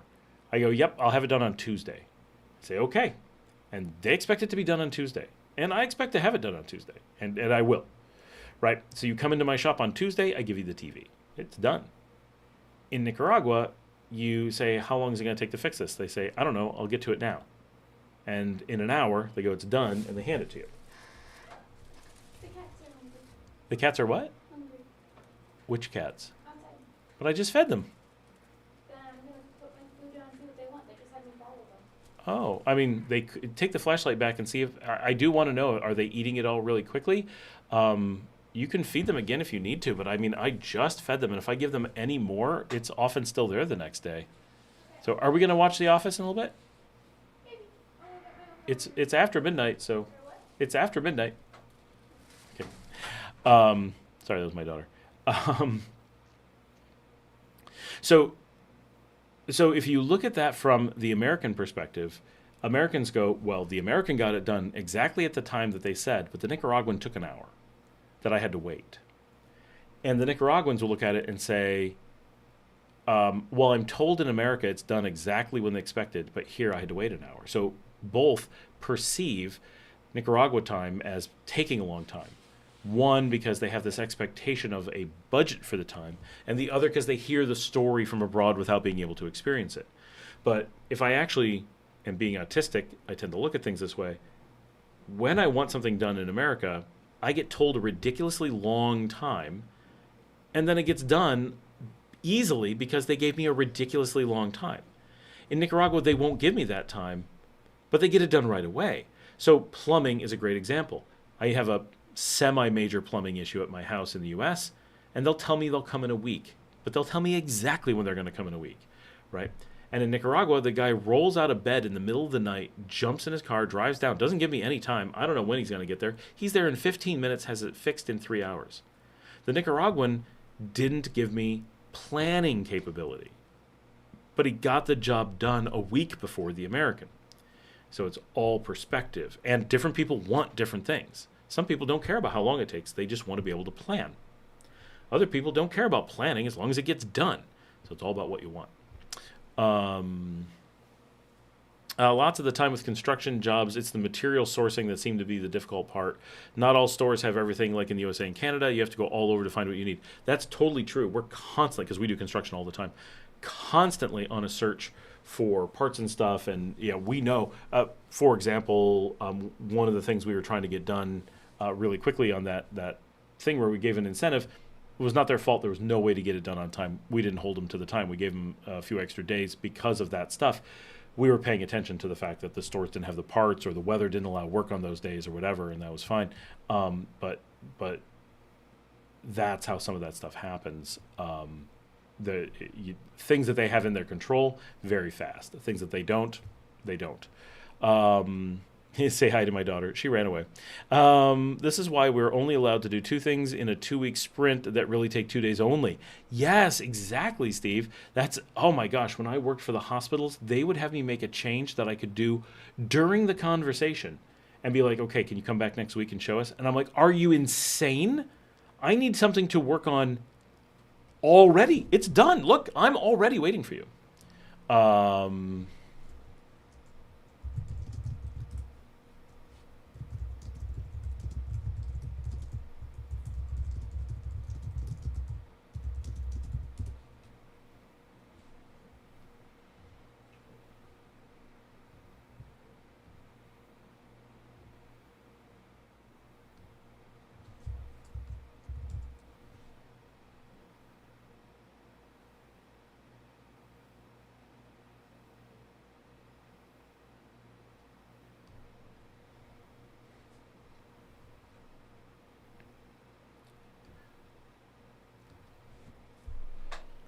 I like the Nika way. Me too. I much prefer it.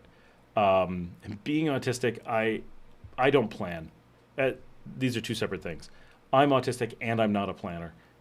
So all that stuff Americans do makes no sense for me. Does not work. I benefit zero from it, other than knowing when I need to be home for a plumber. Um, Joey says, "Look here, meow, Super Troopers.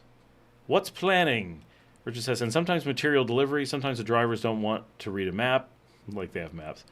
Um, Sorry, reading notes from Janet. They just want you to talk to them and give them directions. They will say they don't know how to look at a map.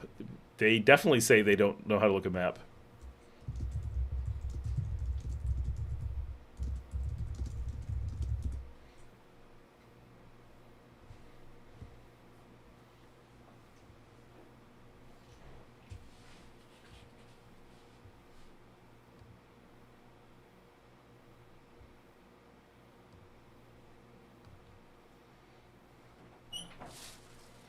Hello, what's the cat food situation? And the people on the show say hi.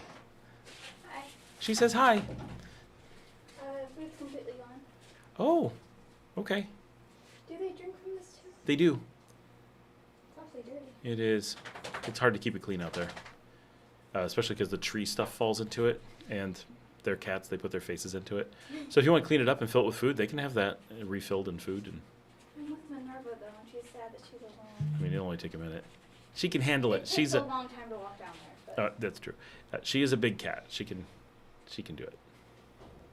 Have Chana help. And then let's watch our show. oh, she's going back. Okay. Oh, Minerva's? Ah, okay. Minerva's the cat.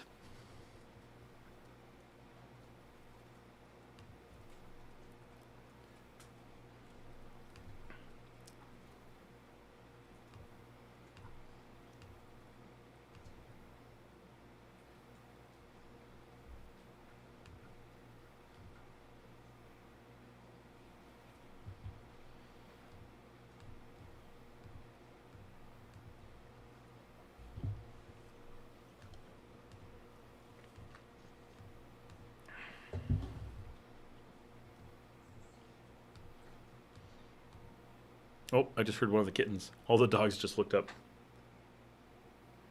Ignore the kitten. It's not there for you.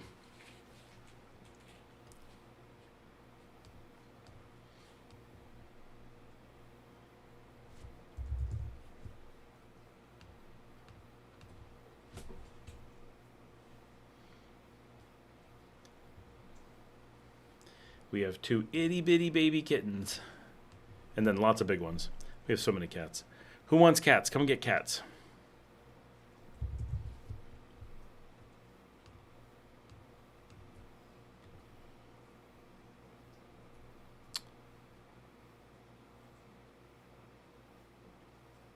There's a really, really good map at the main fire station in Leon. Oh, yeah, I've heard that. Hawaii sounds nice. They still use the coconut wireless on TV shows, meaning you have to know who does what or where to get things. I mean, that's kind of here.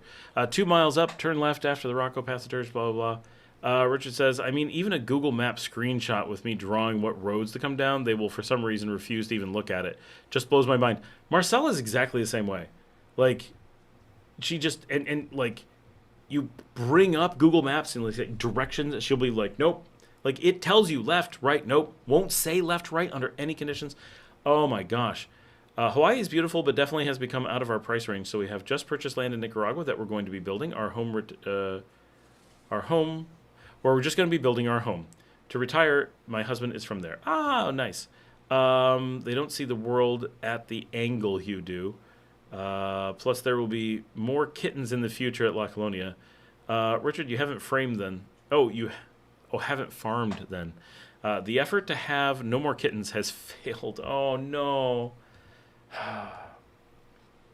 Yeah, we keep having more kittens. We don't know what to do.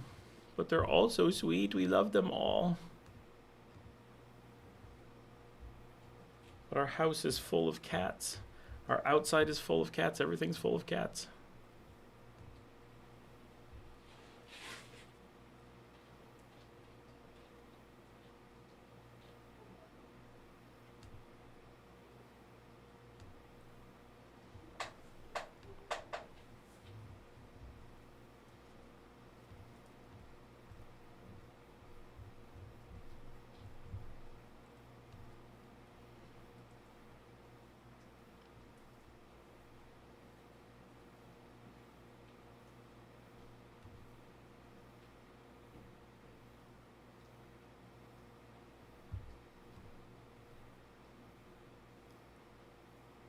Ah, the two that survived did get rehomed, though, at the supermarket. That's good.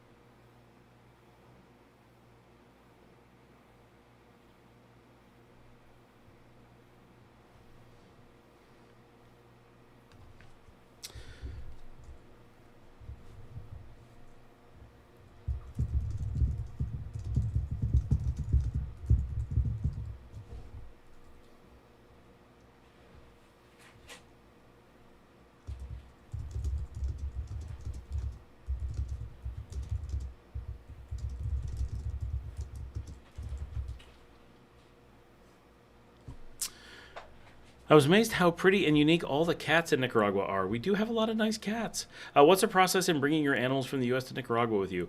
So we did ours through private flight out of Miami. We just put our sweet dogs into a jet and flew down. The only thing we needed is their regular shots and their USDA paperwork, which is required for everyone coming from the U.S. has to have that one. That's it. Quite easy if you have a private jet to come down on. If you're doing it through an airlines, then everything comes down to airline requirements and complications. Be careful not to allow any animals in cargo. There's very dangerous situations that can happen, including leaving them here on the tarmac while they try to extort you. Remember, there's no law to protect you. You're in no man's land at that time, so that's when bad things happen. Make sure your animals always stay in your possession.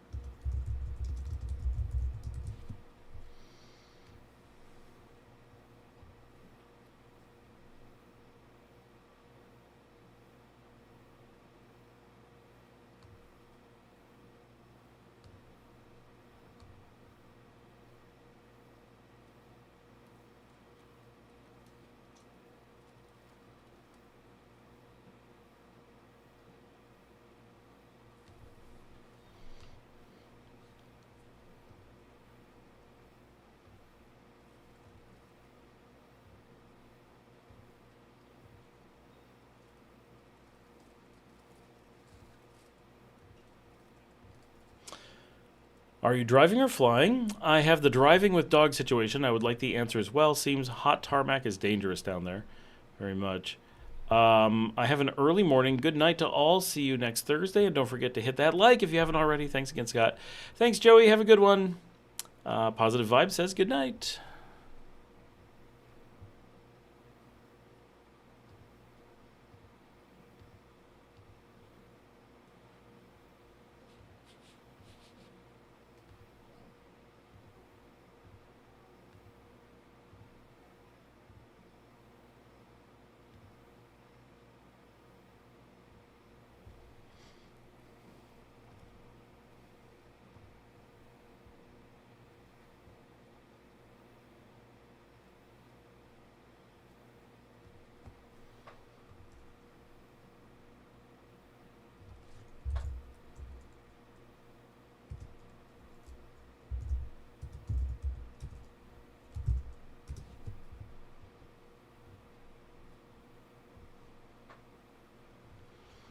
Forgot to tell my wife something. I hear the kittens. Oh, they're right outside my window.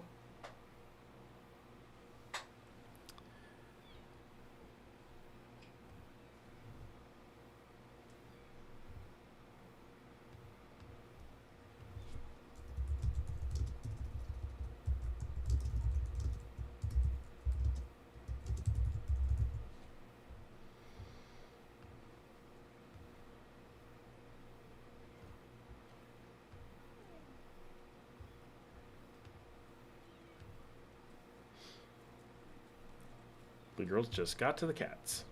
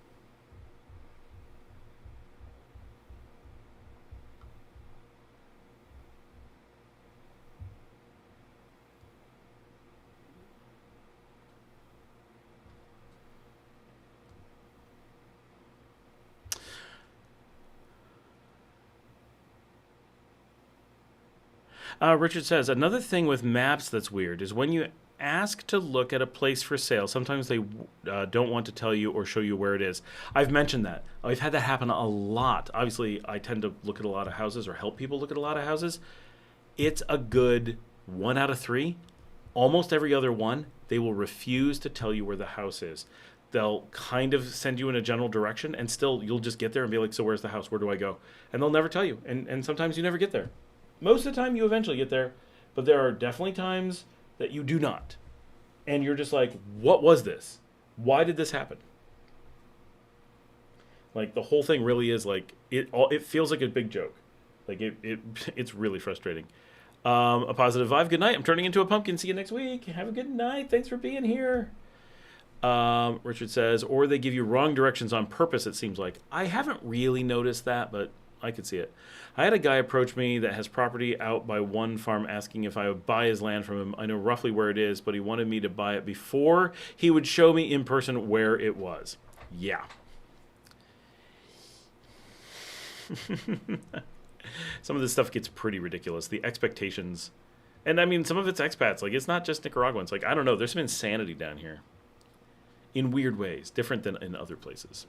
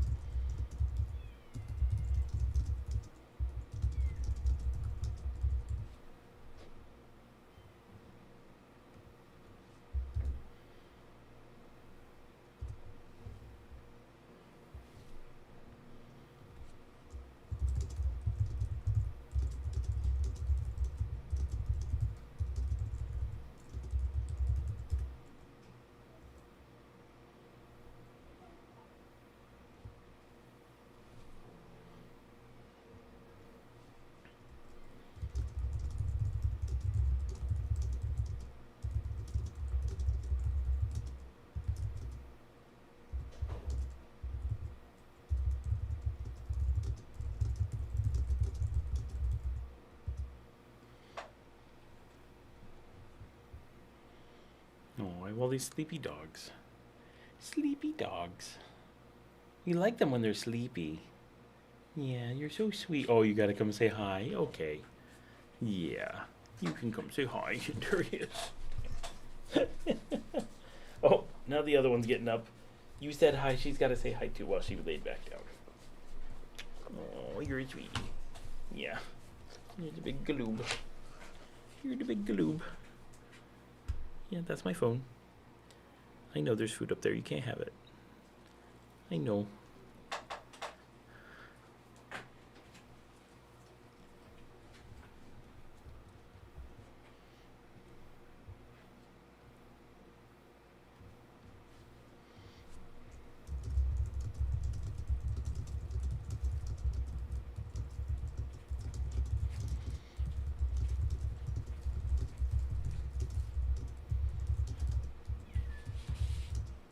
Can you guys hear the cats on the show?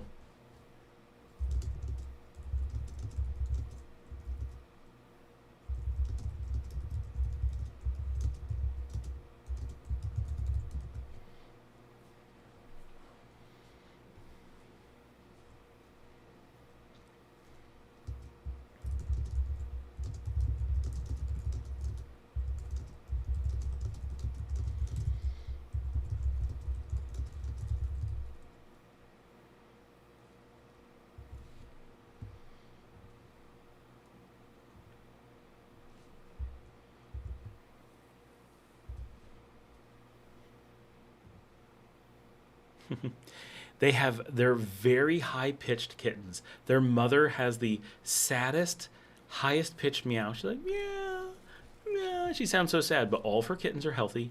They're all with her. She gets fed, she gets water. She always meows at us while we're feeding her. Like, she's not in rough shape, and but she just has this sad meow. Gina says, do you think the buying process is easier for locals than expats? I would definitely say so.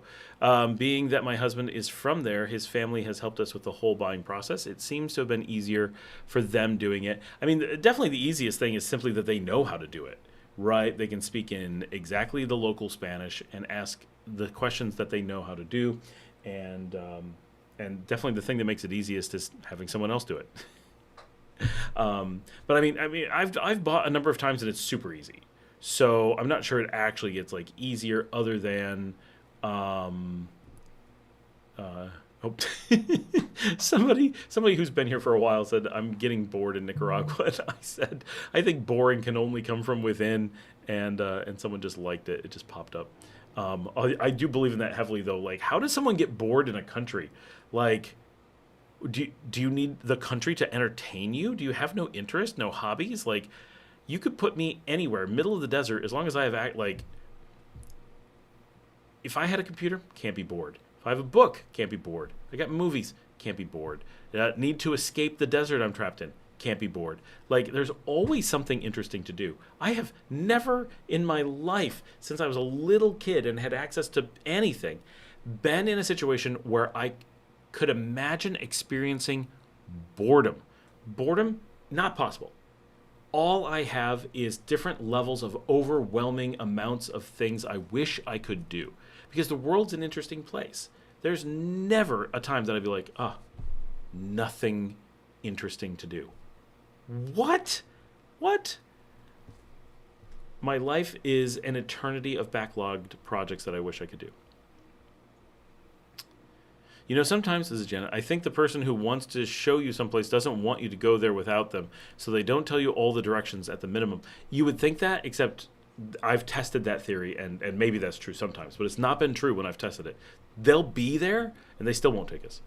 Richard says, the money transferring is the most difficult part. If you are wiring from outside the country, sometimes you need some extra paperwork and evidence where the money is coming from. That's always true no matter where it's coming from, though. So if you got to send it to your family or whatever, it's still going to be a thing. But that is kind of difficult. But when I don't know, I've had to do it. It's been very easy. I agree with Richard on the money part. Definitely, I don't want to know how we would be doing without his family help and having them. You do have to know where it's going to in Nicaragua. That's also a little bit of a challenge.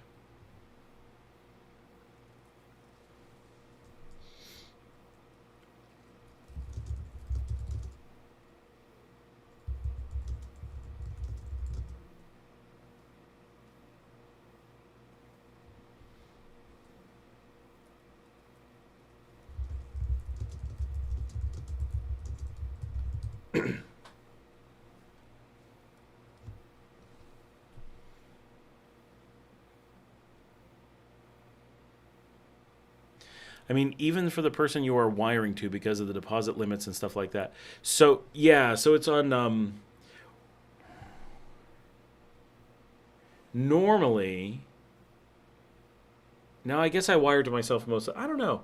I've done it. It's not too bad, but it's KYC, know your client, is what it's called, and it's part of the money laundering framework. And you have to show that you have the right to have originated the money, and you have to have the right to terminate the money. If you're working with the person on both sides, it's pretty easy. If you're trying to do it kind of blind, then it gets a little bit complicated. But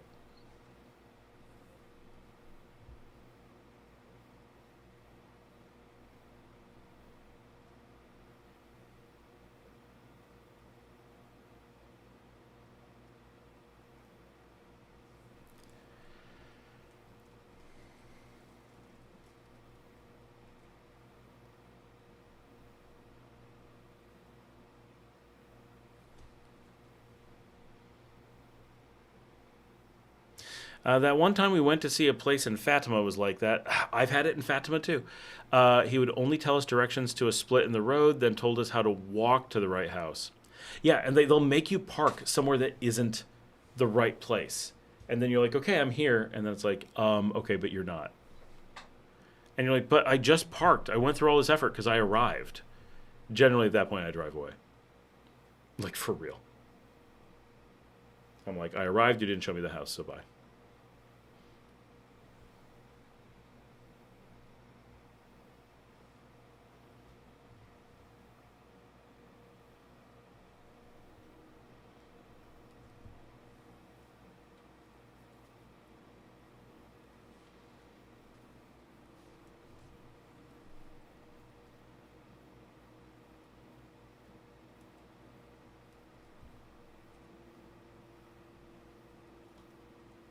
Do you have any website to see properties in Leon? There's no such thing. There are no properties online in Nicaragua. Full stop. One of the most important things you can possibly know about Nicaragua. There's no such thing as a legitimate website for any property. An individual property might have its own website for super, super fancy places. They will only exist when the people think that they can run a huge scam on you, so be careful with those. They do exist. But the only mechanisms used by Nicaraguans digitally is Facebook Marketplace and really rarely Encuentro 24. Nearly everything that is on them is incorrect and fake. So even them, they're real websites with fake information, but they're generally at least have some air of legitimacy. Anything else, 100%, no exceptions, no matter how much you think I don't mean the site you're on, I definitely mean the site you're on. No matter how much you don't think I mean that real estate site, I definitely mean the one that you're thinking of. And it doesn't matter which one you think of, it's that one. Every time. They're fake, stay away from them. Nothing will harm your search for a house more than looking at a website. Richard, or talking to a real estate agent. Or sometimes you realize the person you were negotiating with is not the person you were buying from. It will be a family member or some other relation, making things complicated. Yeah, or someone who's just knows about the property, tries to negotiate a deal, and then tries to go convince them to sell it. Yep, definitely had that happen. Currently buying an adjoining 5 manzanas, but the title is in someone else's name than the person selling. They made a cash deal 30 years ago and never registered it. Oh my gosh. Who buys something so large? I realize you can get some places some cheap manzanas, but who buys property and is like, should I really own it? It doesn't matter. What? What?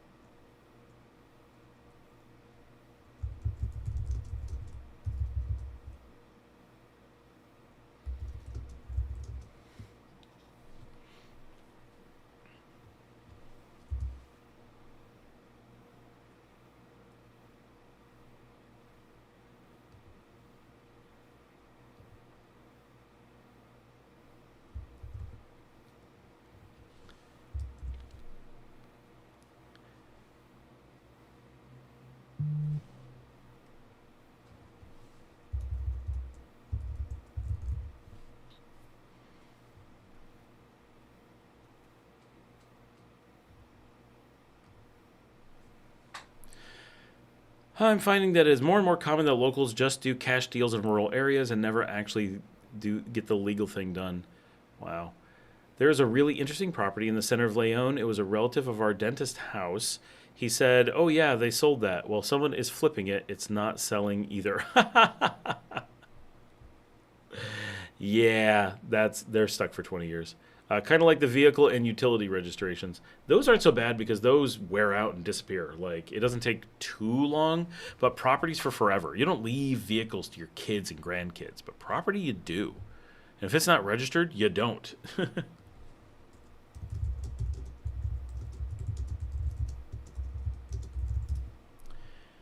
There's a second realty sign on the front, too. Oh, yeah.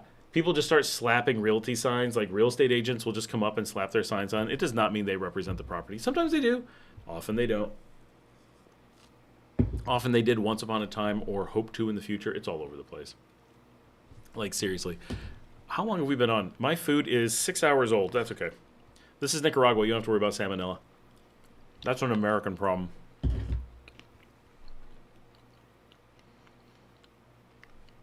I don't know how that is a thing. How is food refrigeration only necessary in America? They put preservatives in everything. So, like, it doesn't spoil. Here, things are less likely to have preservatives, and yet we just leave them out on the counter and they're fine. I don't understand.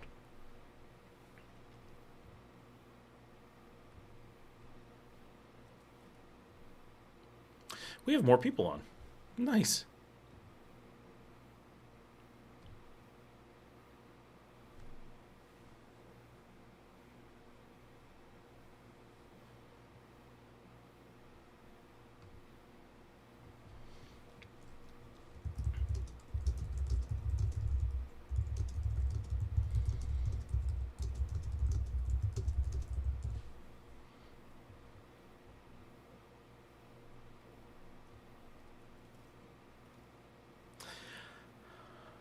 By the way, where is your Tonya or Classica?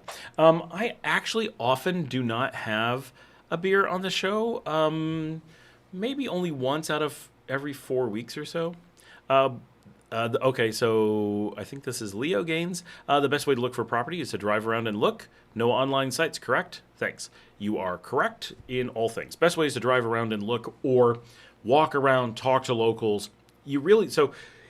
I really encourage people, you want to live in a place where you're going to buy property for quite some time. So you want to get to know the locals as much as possible. That will make things easy.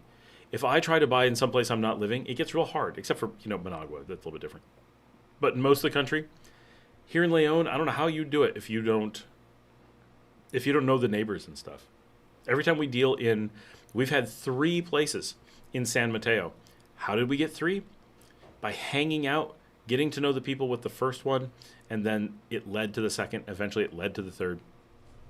Like, that's hard, but we had to get into a neighborhood, and then you get to know people, and then people are like, "Oh yeah, they're good. Well, let's have them check out this place." Right? That's how we got this house. Right? Somebody recommended us. Word of mouth. It's not just finding out about places; it's getting in the door. A lot of places won't sell or rent to you if someone doesn't provide a reference. So that's something that a lot of people don't think about, that you may need an introduction.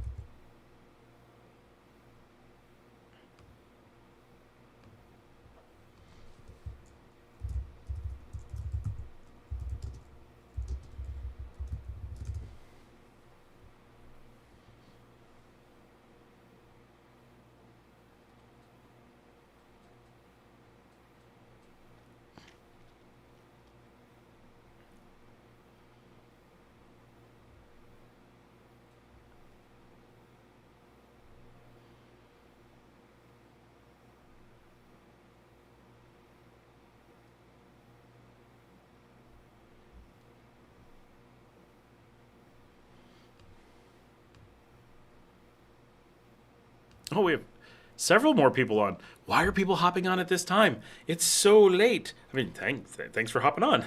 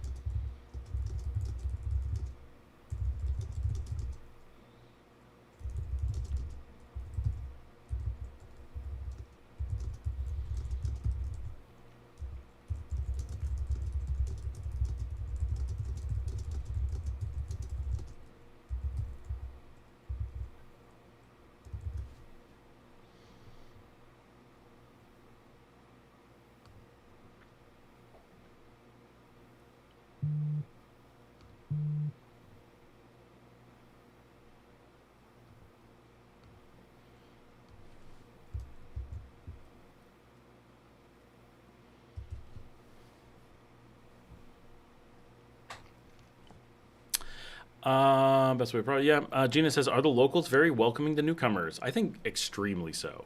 Yeah, my experience, especially I live in Leon, which I think is more welcoming than many other places. I think it's very welcoming. People are, especially when you actually like make an effort to live here. If you're a tourist, yeah, people are welcoming, but in a yeah, we see tourists kind of way. If you are being very just off the boat expatty, they're a little bit colder just because people come and go. Like no one's going to get invested. But if you're starting to live in a barrio, you're really putting in roots. You're making an effort. You show up in the same places a few times. People really quickly get to be like, oh, they're not passing through. They're here, and then they're excited to have you. What's your opinion on Salinas Grandes to buy property for the long run? I think the property has always and always will be worthless. It's so pointlessly remote. I mean, it's a beautiful area. It is a truly beautiful beach, but awful. Like, you need a road, you need stuff. Some people love it, right? People who don't like connecting to the rest of the world, when they want to disconnect, Salinas Grandes is a cheap place to go and just drop off the map while having a beautiful beach. And it's not impossible to get back to the city, but the road's so bad that it's really, really logistically far when physically it's really close. Because Salinas Grandes is the beach directly next to my beach, right? In Las Penitas, they should be minutes apart, but they're not. They're hours apart. And we have restaurants, and we can go zip into the city, and we have nightlife and everything, and they are just a few isolated houses in the darkness with, in many cases, no internet. I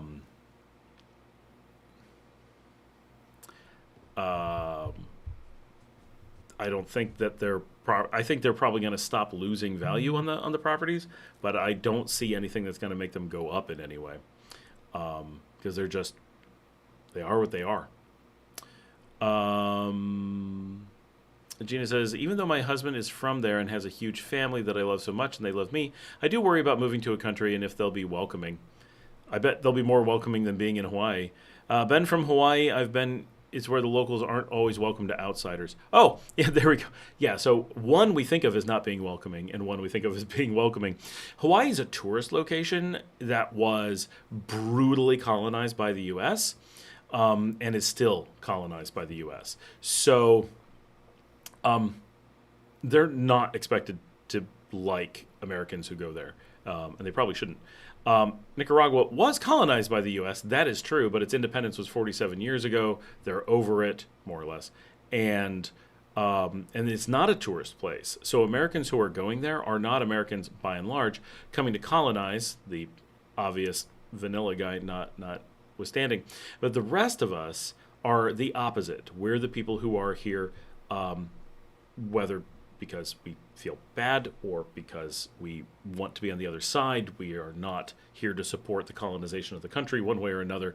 And so the amount that we are welcome is a completely different thing. Flip everything you've experienced in Hawaii, the underlying factors that create that coldness towards outsiders, and here that becomes a warmness because we're not coming to flaunt that we can vacation in a place that we are currently colonizing and you can't stop it. Instead, it is we are visitors to a place that we are coming to support and identify with. And so that's a very different feel. And of course, there's exceptions, but people react based on that kind of underlying factor. His family's from Managua and Esteli, but we're going to be moving to San Juan del Sur. Now, San Juan del Sur will always create a coldness. You just have to expect when you go to an enclave, you're going to. So one of the things that I love if I'm in Managua, right? If people go, do you live here? Say, well, I moved here. They know, and they'll be like, do you live in Granada, San Juan del Sur? And you're like, no, I live in Leon, right? And instantly you hear okay, right? There's a relief. You're not one of the enclaves, or big tourist spots. And then, okay, so you live in El Centro, and we're like, no, I live in Sutiava, right? And instantly, a third tier. There's the first tier, you're not in the tourist or enclave places. Then there's you're in, Leon, you're not in like a core city, and then you're in Sutiava, you're in the indigenous barrio. It totally changes everything, right? I've managed to not be arrested based on that, right? I did something, I could have been arrested, I was supposed to go to jail, just 72 hours, nothing crazy, but I was supposed to go to a hold for punishment, and that's where I was headed until they saw my address. And they're like, Sutiava. All right, watch yourself, right? Completely different thing because I wasn't an outsider. I was trying to be part of the barrio. So be like, if I'm in Leon and I'm like at the bar and any local's like, oh, you live here? Yep, been here a while. How long you been in Leon? Well, I was in Leon 4 years ago, but since I'm Sutiava. And like, oh, like you actually hear a shock. I understand. You're trying to be part of the community. You're very different thing. If I say San Juan del Sur, even the expats are like, oh, right? Not 100%, but mostly there's a standoffish even to the expats that it's an enclave, and so it really gets a different reaction from everybody.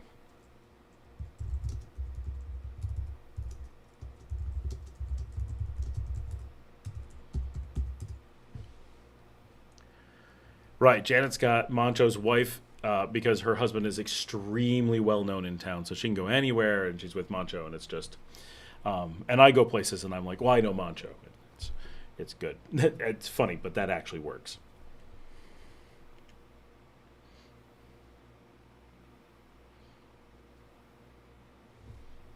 San Juan del Sur is beautiful. It's got a lot of great stuff. It's very remote, though, but you will.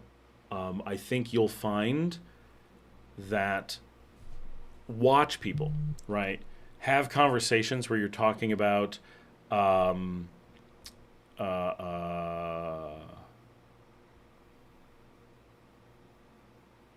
where you're talking about being in Nicaragua and you're talking, well, he's from here, families in Managua. They'll have one thing, and then when you say San Juan del Sur, watch. I guarantee the majority of people will change because we don't consider it Nicaragua. It's a part. It does have a little bit of a Hawaii look in that it feels like a colonized tourist zone. That's the thing we don't like. But it's all tourist, right? The difference is in Hawaii, there are people from Hawaii there. And in San Juan del Sur, there's pretty much not Nicaraguans there. There are, but the percentage is relatively low. And most are there just for service jobs for the expats. But it definitely will change your experience. But because your husband's from there, you can buffer that, right? When you're in San Juan del Sur, it doesn't matter. It doesn't matter what you do. In San Juan del Sur, you'll always be an outsider because San Juan del Surians are outsiders. But when you're in the rest of the country doing things, right, you'll never get, like, San Juan del Sur doesn't have the warm welcome because it doesn't have the community to welcome you into. So it is what it is, right? But when you get outside of San Juan del Sur, and that's not a negative, right? People are always like, Scott says all these negative things about San Juan del Sur.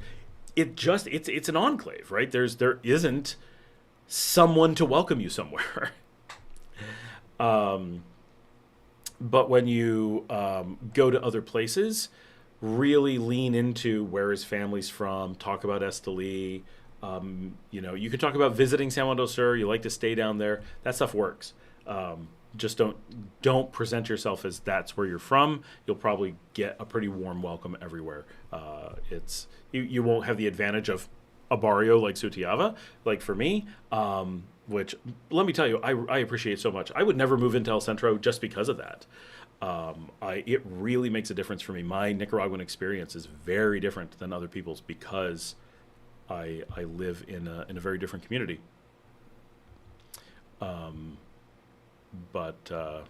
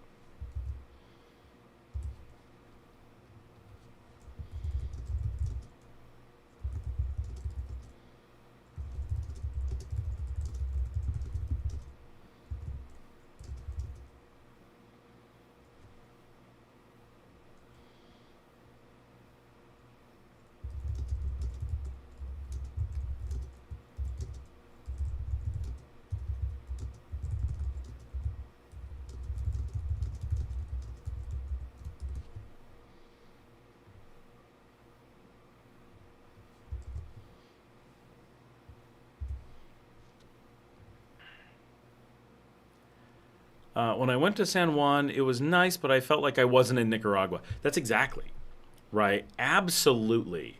It's a nice place. It's just not a Nicaraguan place. And we almost universally think of it as a kind of Costa Rican enclave. It's a little piece of Costa Rica carved out for people who want the jurisdiction of Nicaragua, but actually want to be in Costa Rica, or people, something like that, right? But it's weird. Definitely weird.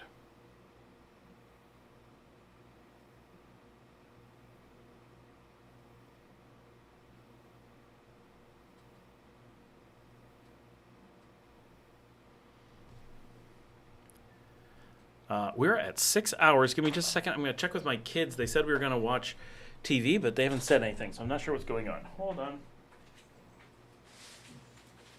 Nope, you guys got to stay here. I'm sorry. I'm sorry. You got to stay here. Watch out. Watch out. Let me by. Let me by. Don't try to sneak out.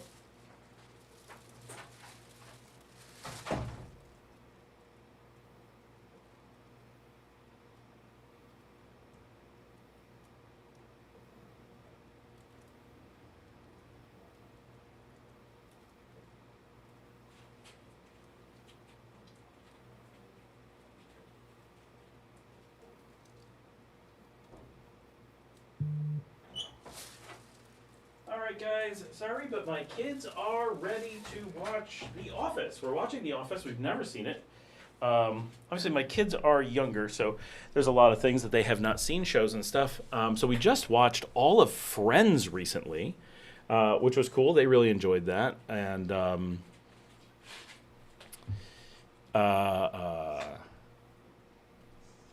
then they were like, we want to see The Office. And I'm like, I saw the first season. It was atrocious. I hated it to such a degree. But I'm like, okay, we'll watch it. And the first season, I truly hate. I mean, really, really hate that show. But by the second season, it was okay. I'm not going to say it's great, but Mindy Kaling took over as kind of the main script writer, and that really changed things. But I hated the British The Office, and the first season of the US, it was just I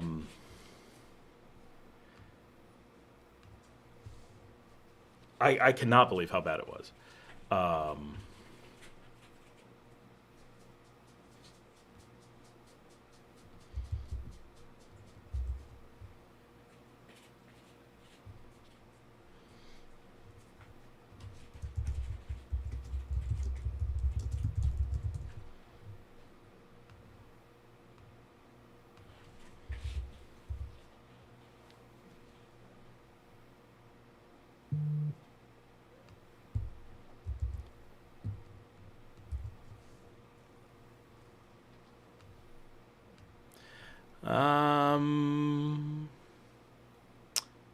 If Ramon couldn't live in Saragossa, he would live in Sutiava, but we are living where he grew up, so it feels like home. I like being walking distance from everything, and the noise is okay for me. That part I like. I like the open space out here, and I like the culture out here. I've been to Rivas, but I may never go to San Juan del Sur. It's amazing how long you've been here and never been to San Juan del Sur.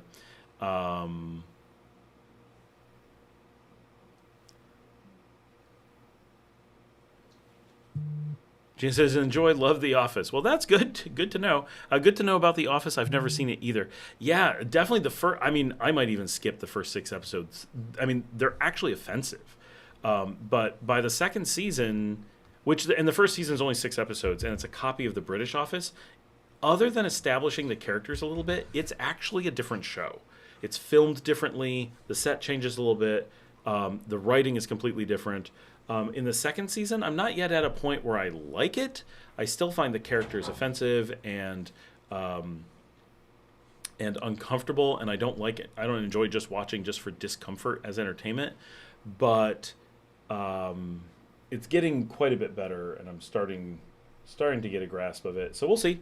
I mean, it went for 10 seasons. People love it. It has a cast that I really like. So, but the thing it's based on, I really hate. So anyway, guys, thanks so much. Have a great night. We had so many people turn out tonight, just in case you're wondering. During the live stream, we're at 852 views, which puts us really good. And normally normally over the next several weeks will double, or nearly double. So, but that's how many we got on the live stream, and we're at 6 hours, 5 hours, 58.5 minutes. So thanks so much. Hit that thumbs up, and I will see. Oh, people always have a hard time watching TV shows and movies that take place in the same environment they work in. Thanks. Have a good night, everybody. I will see all of you tomorrow. Oh, I'm on the wrong thing to end the stream.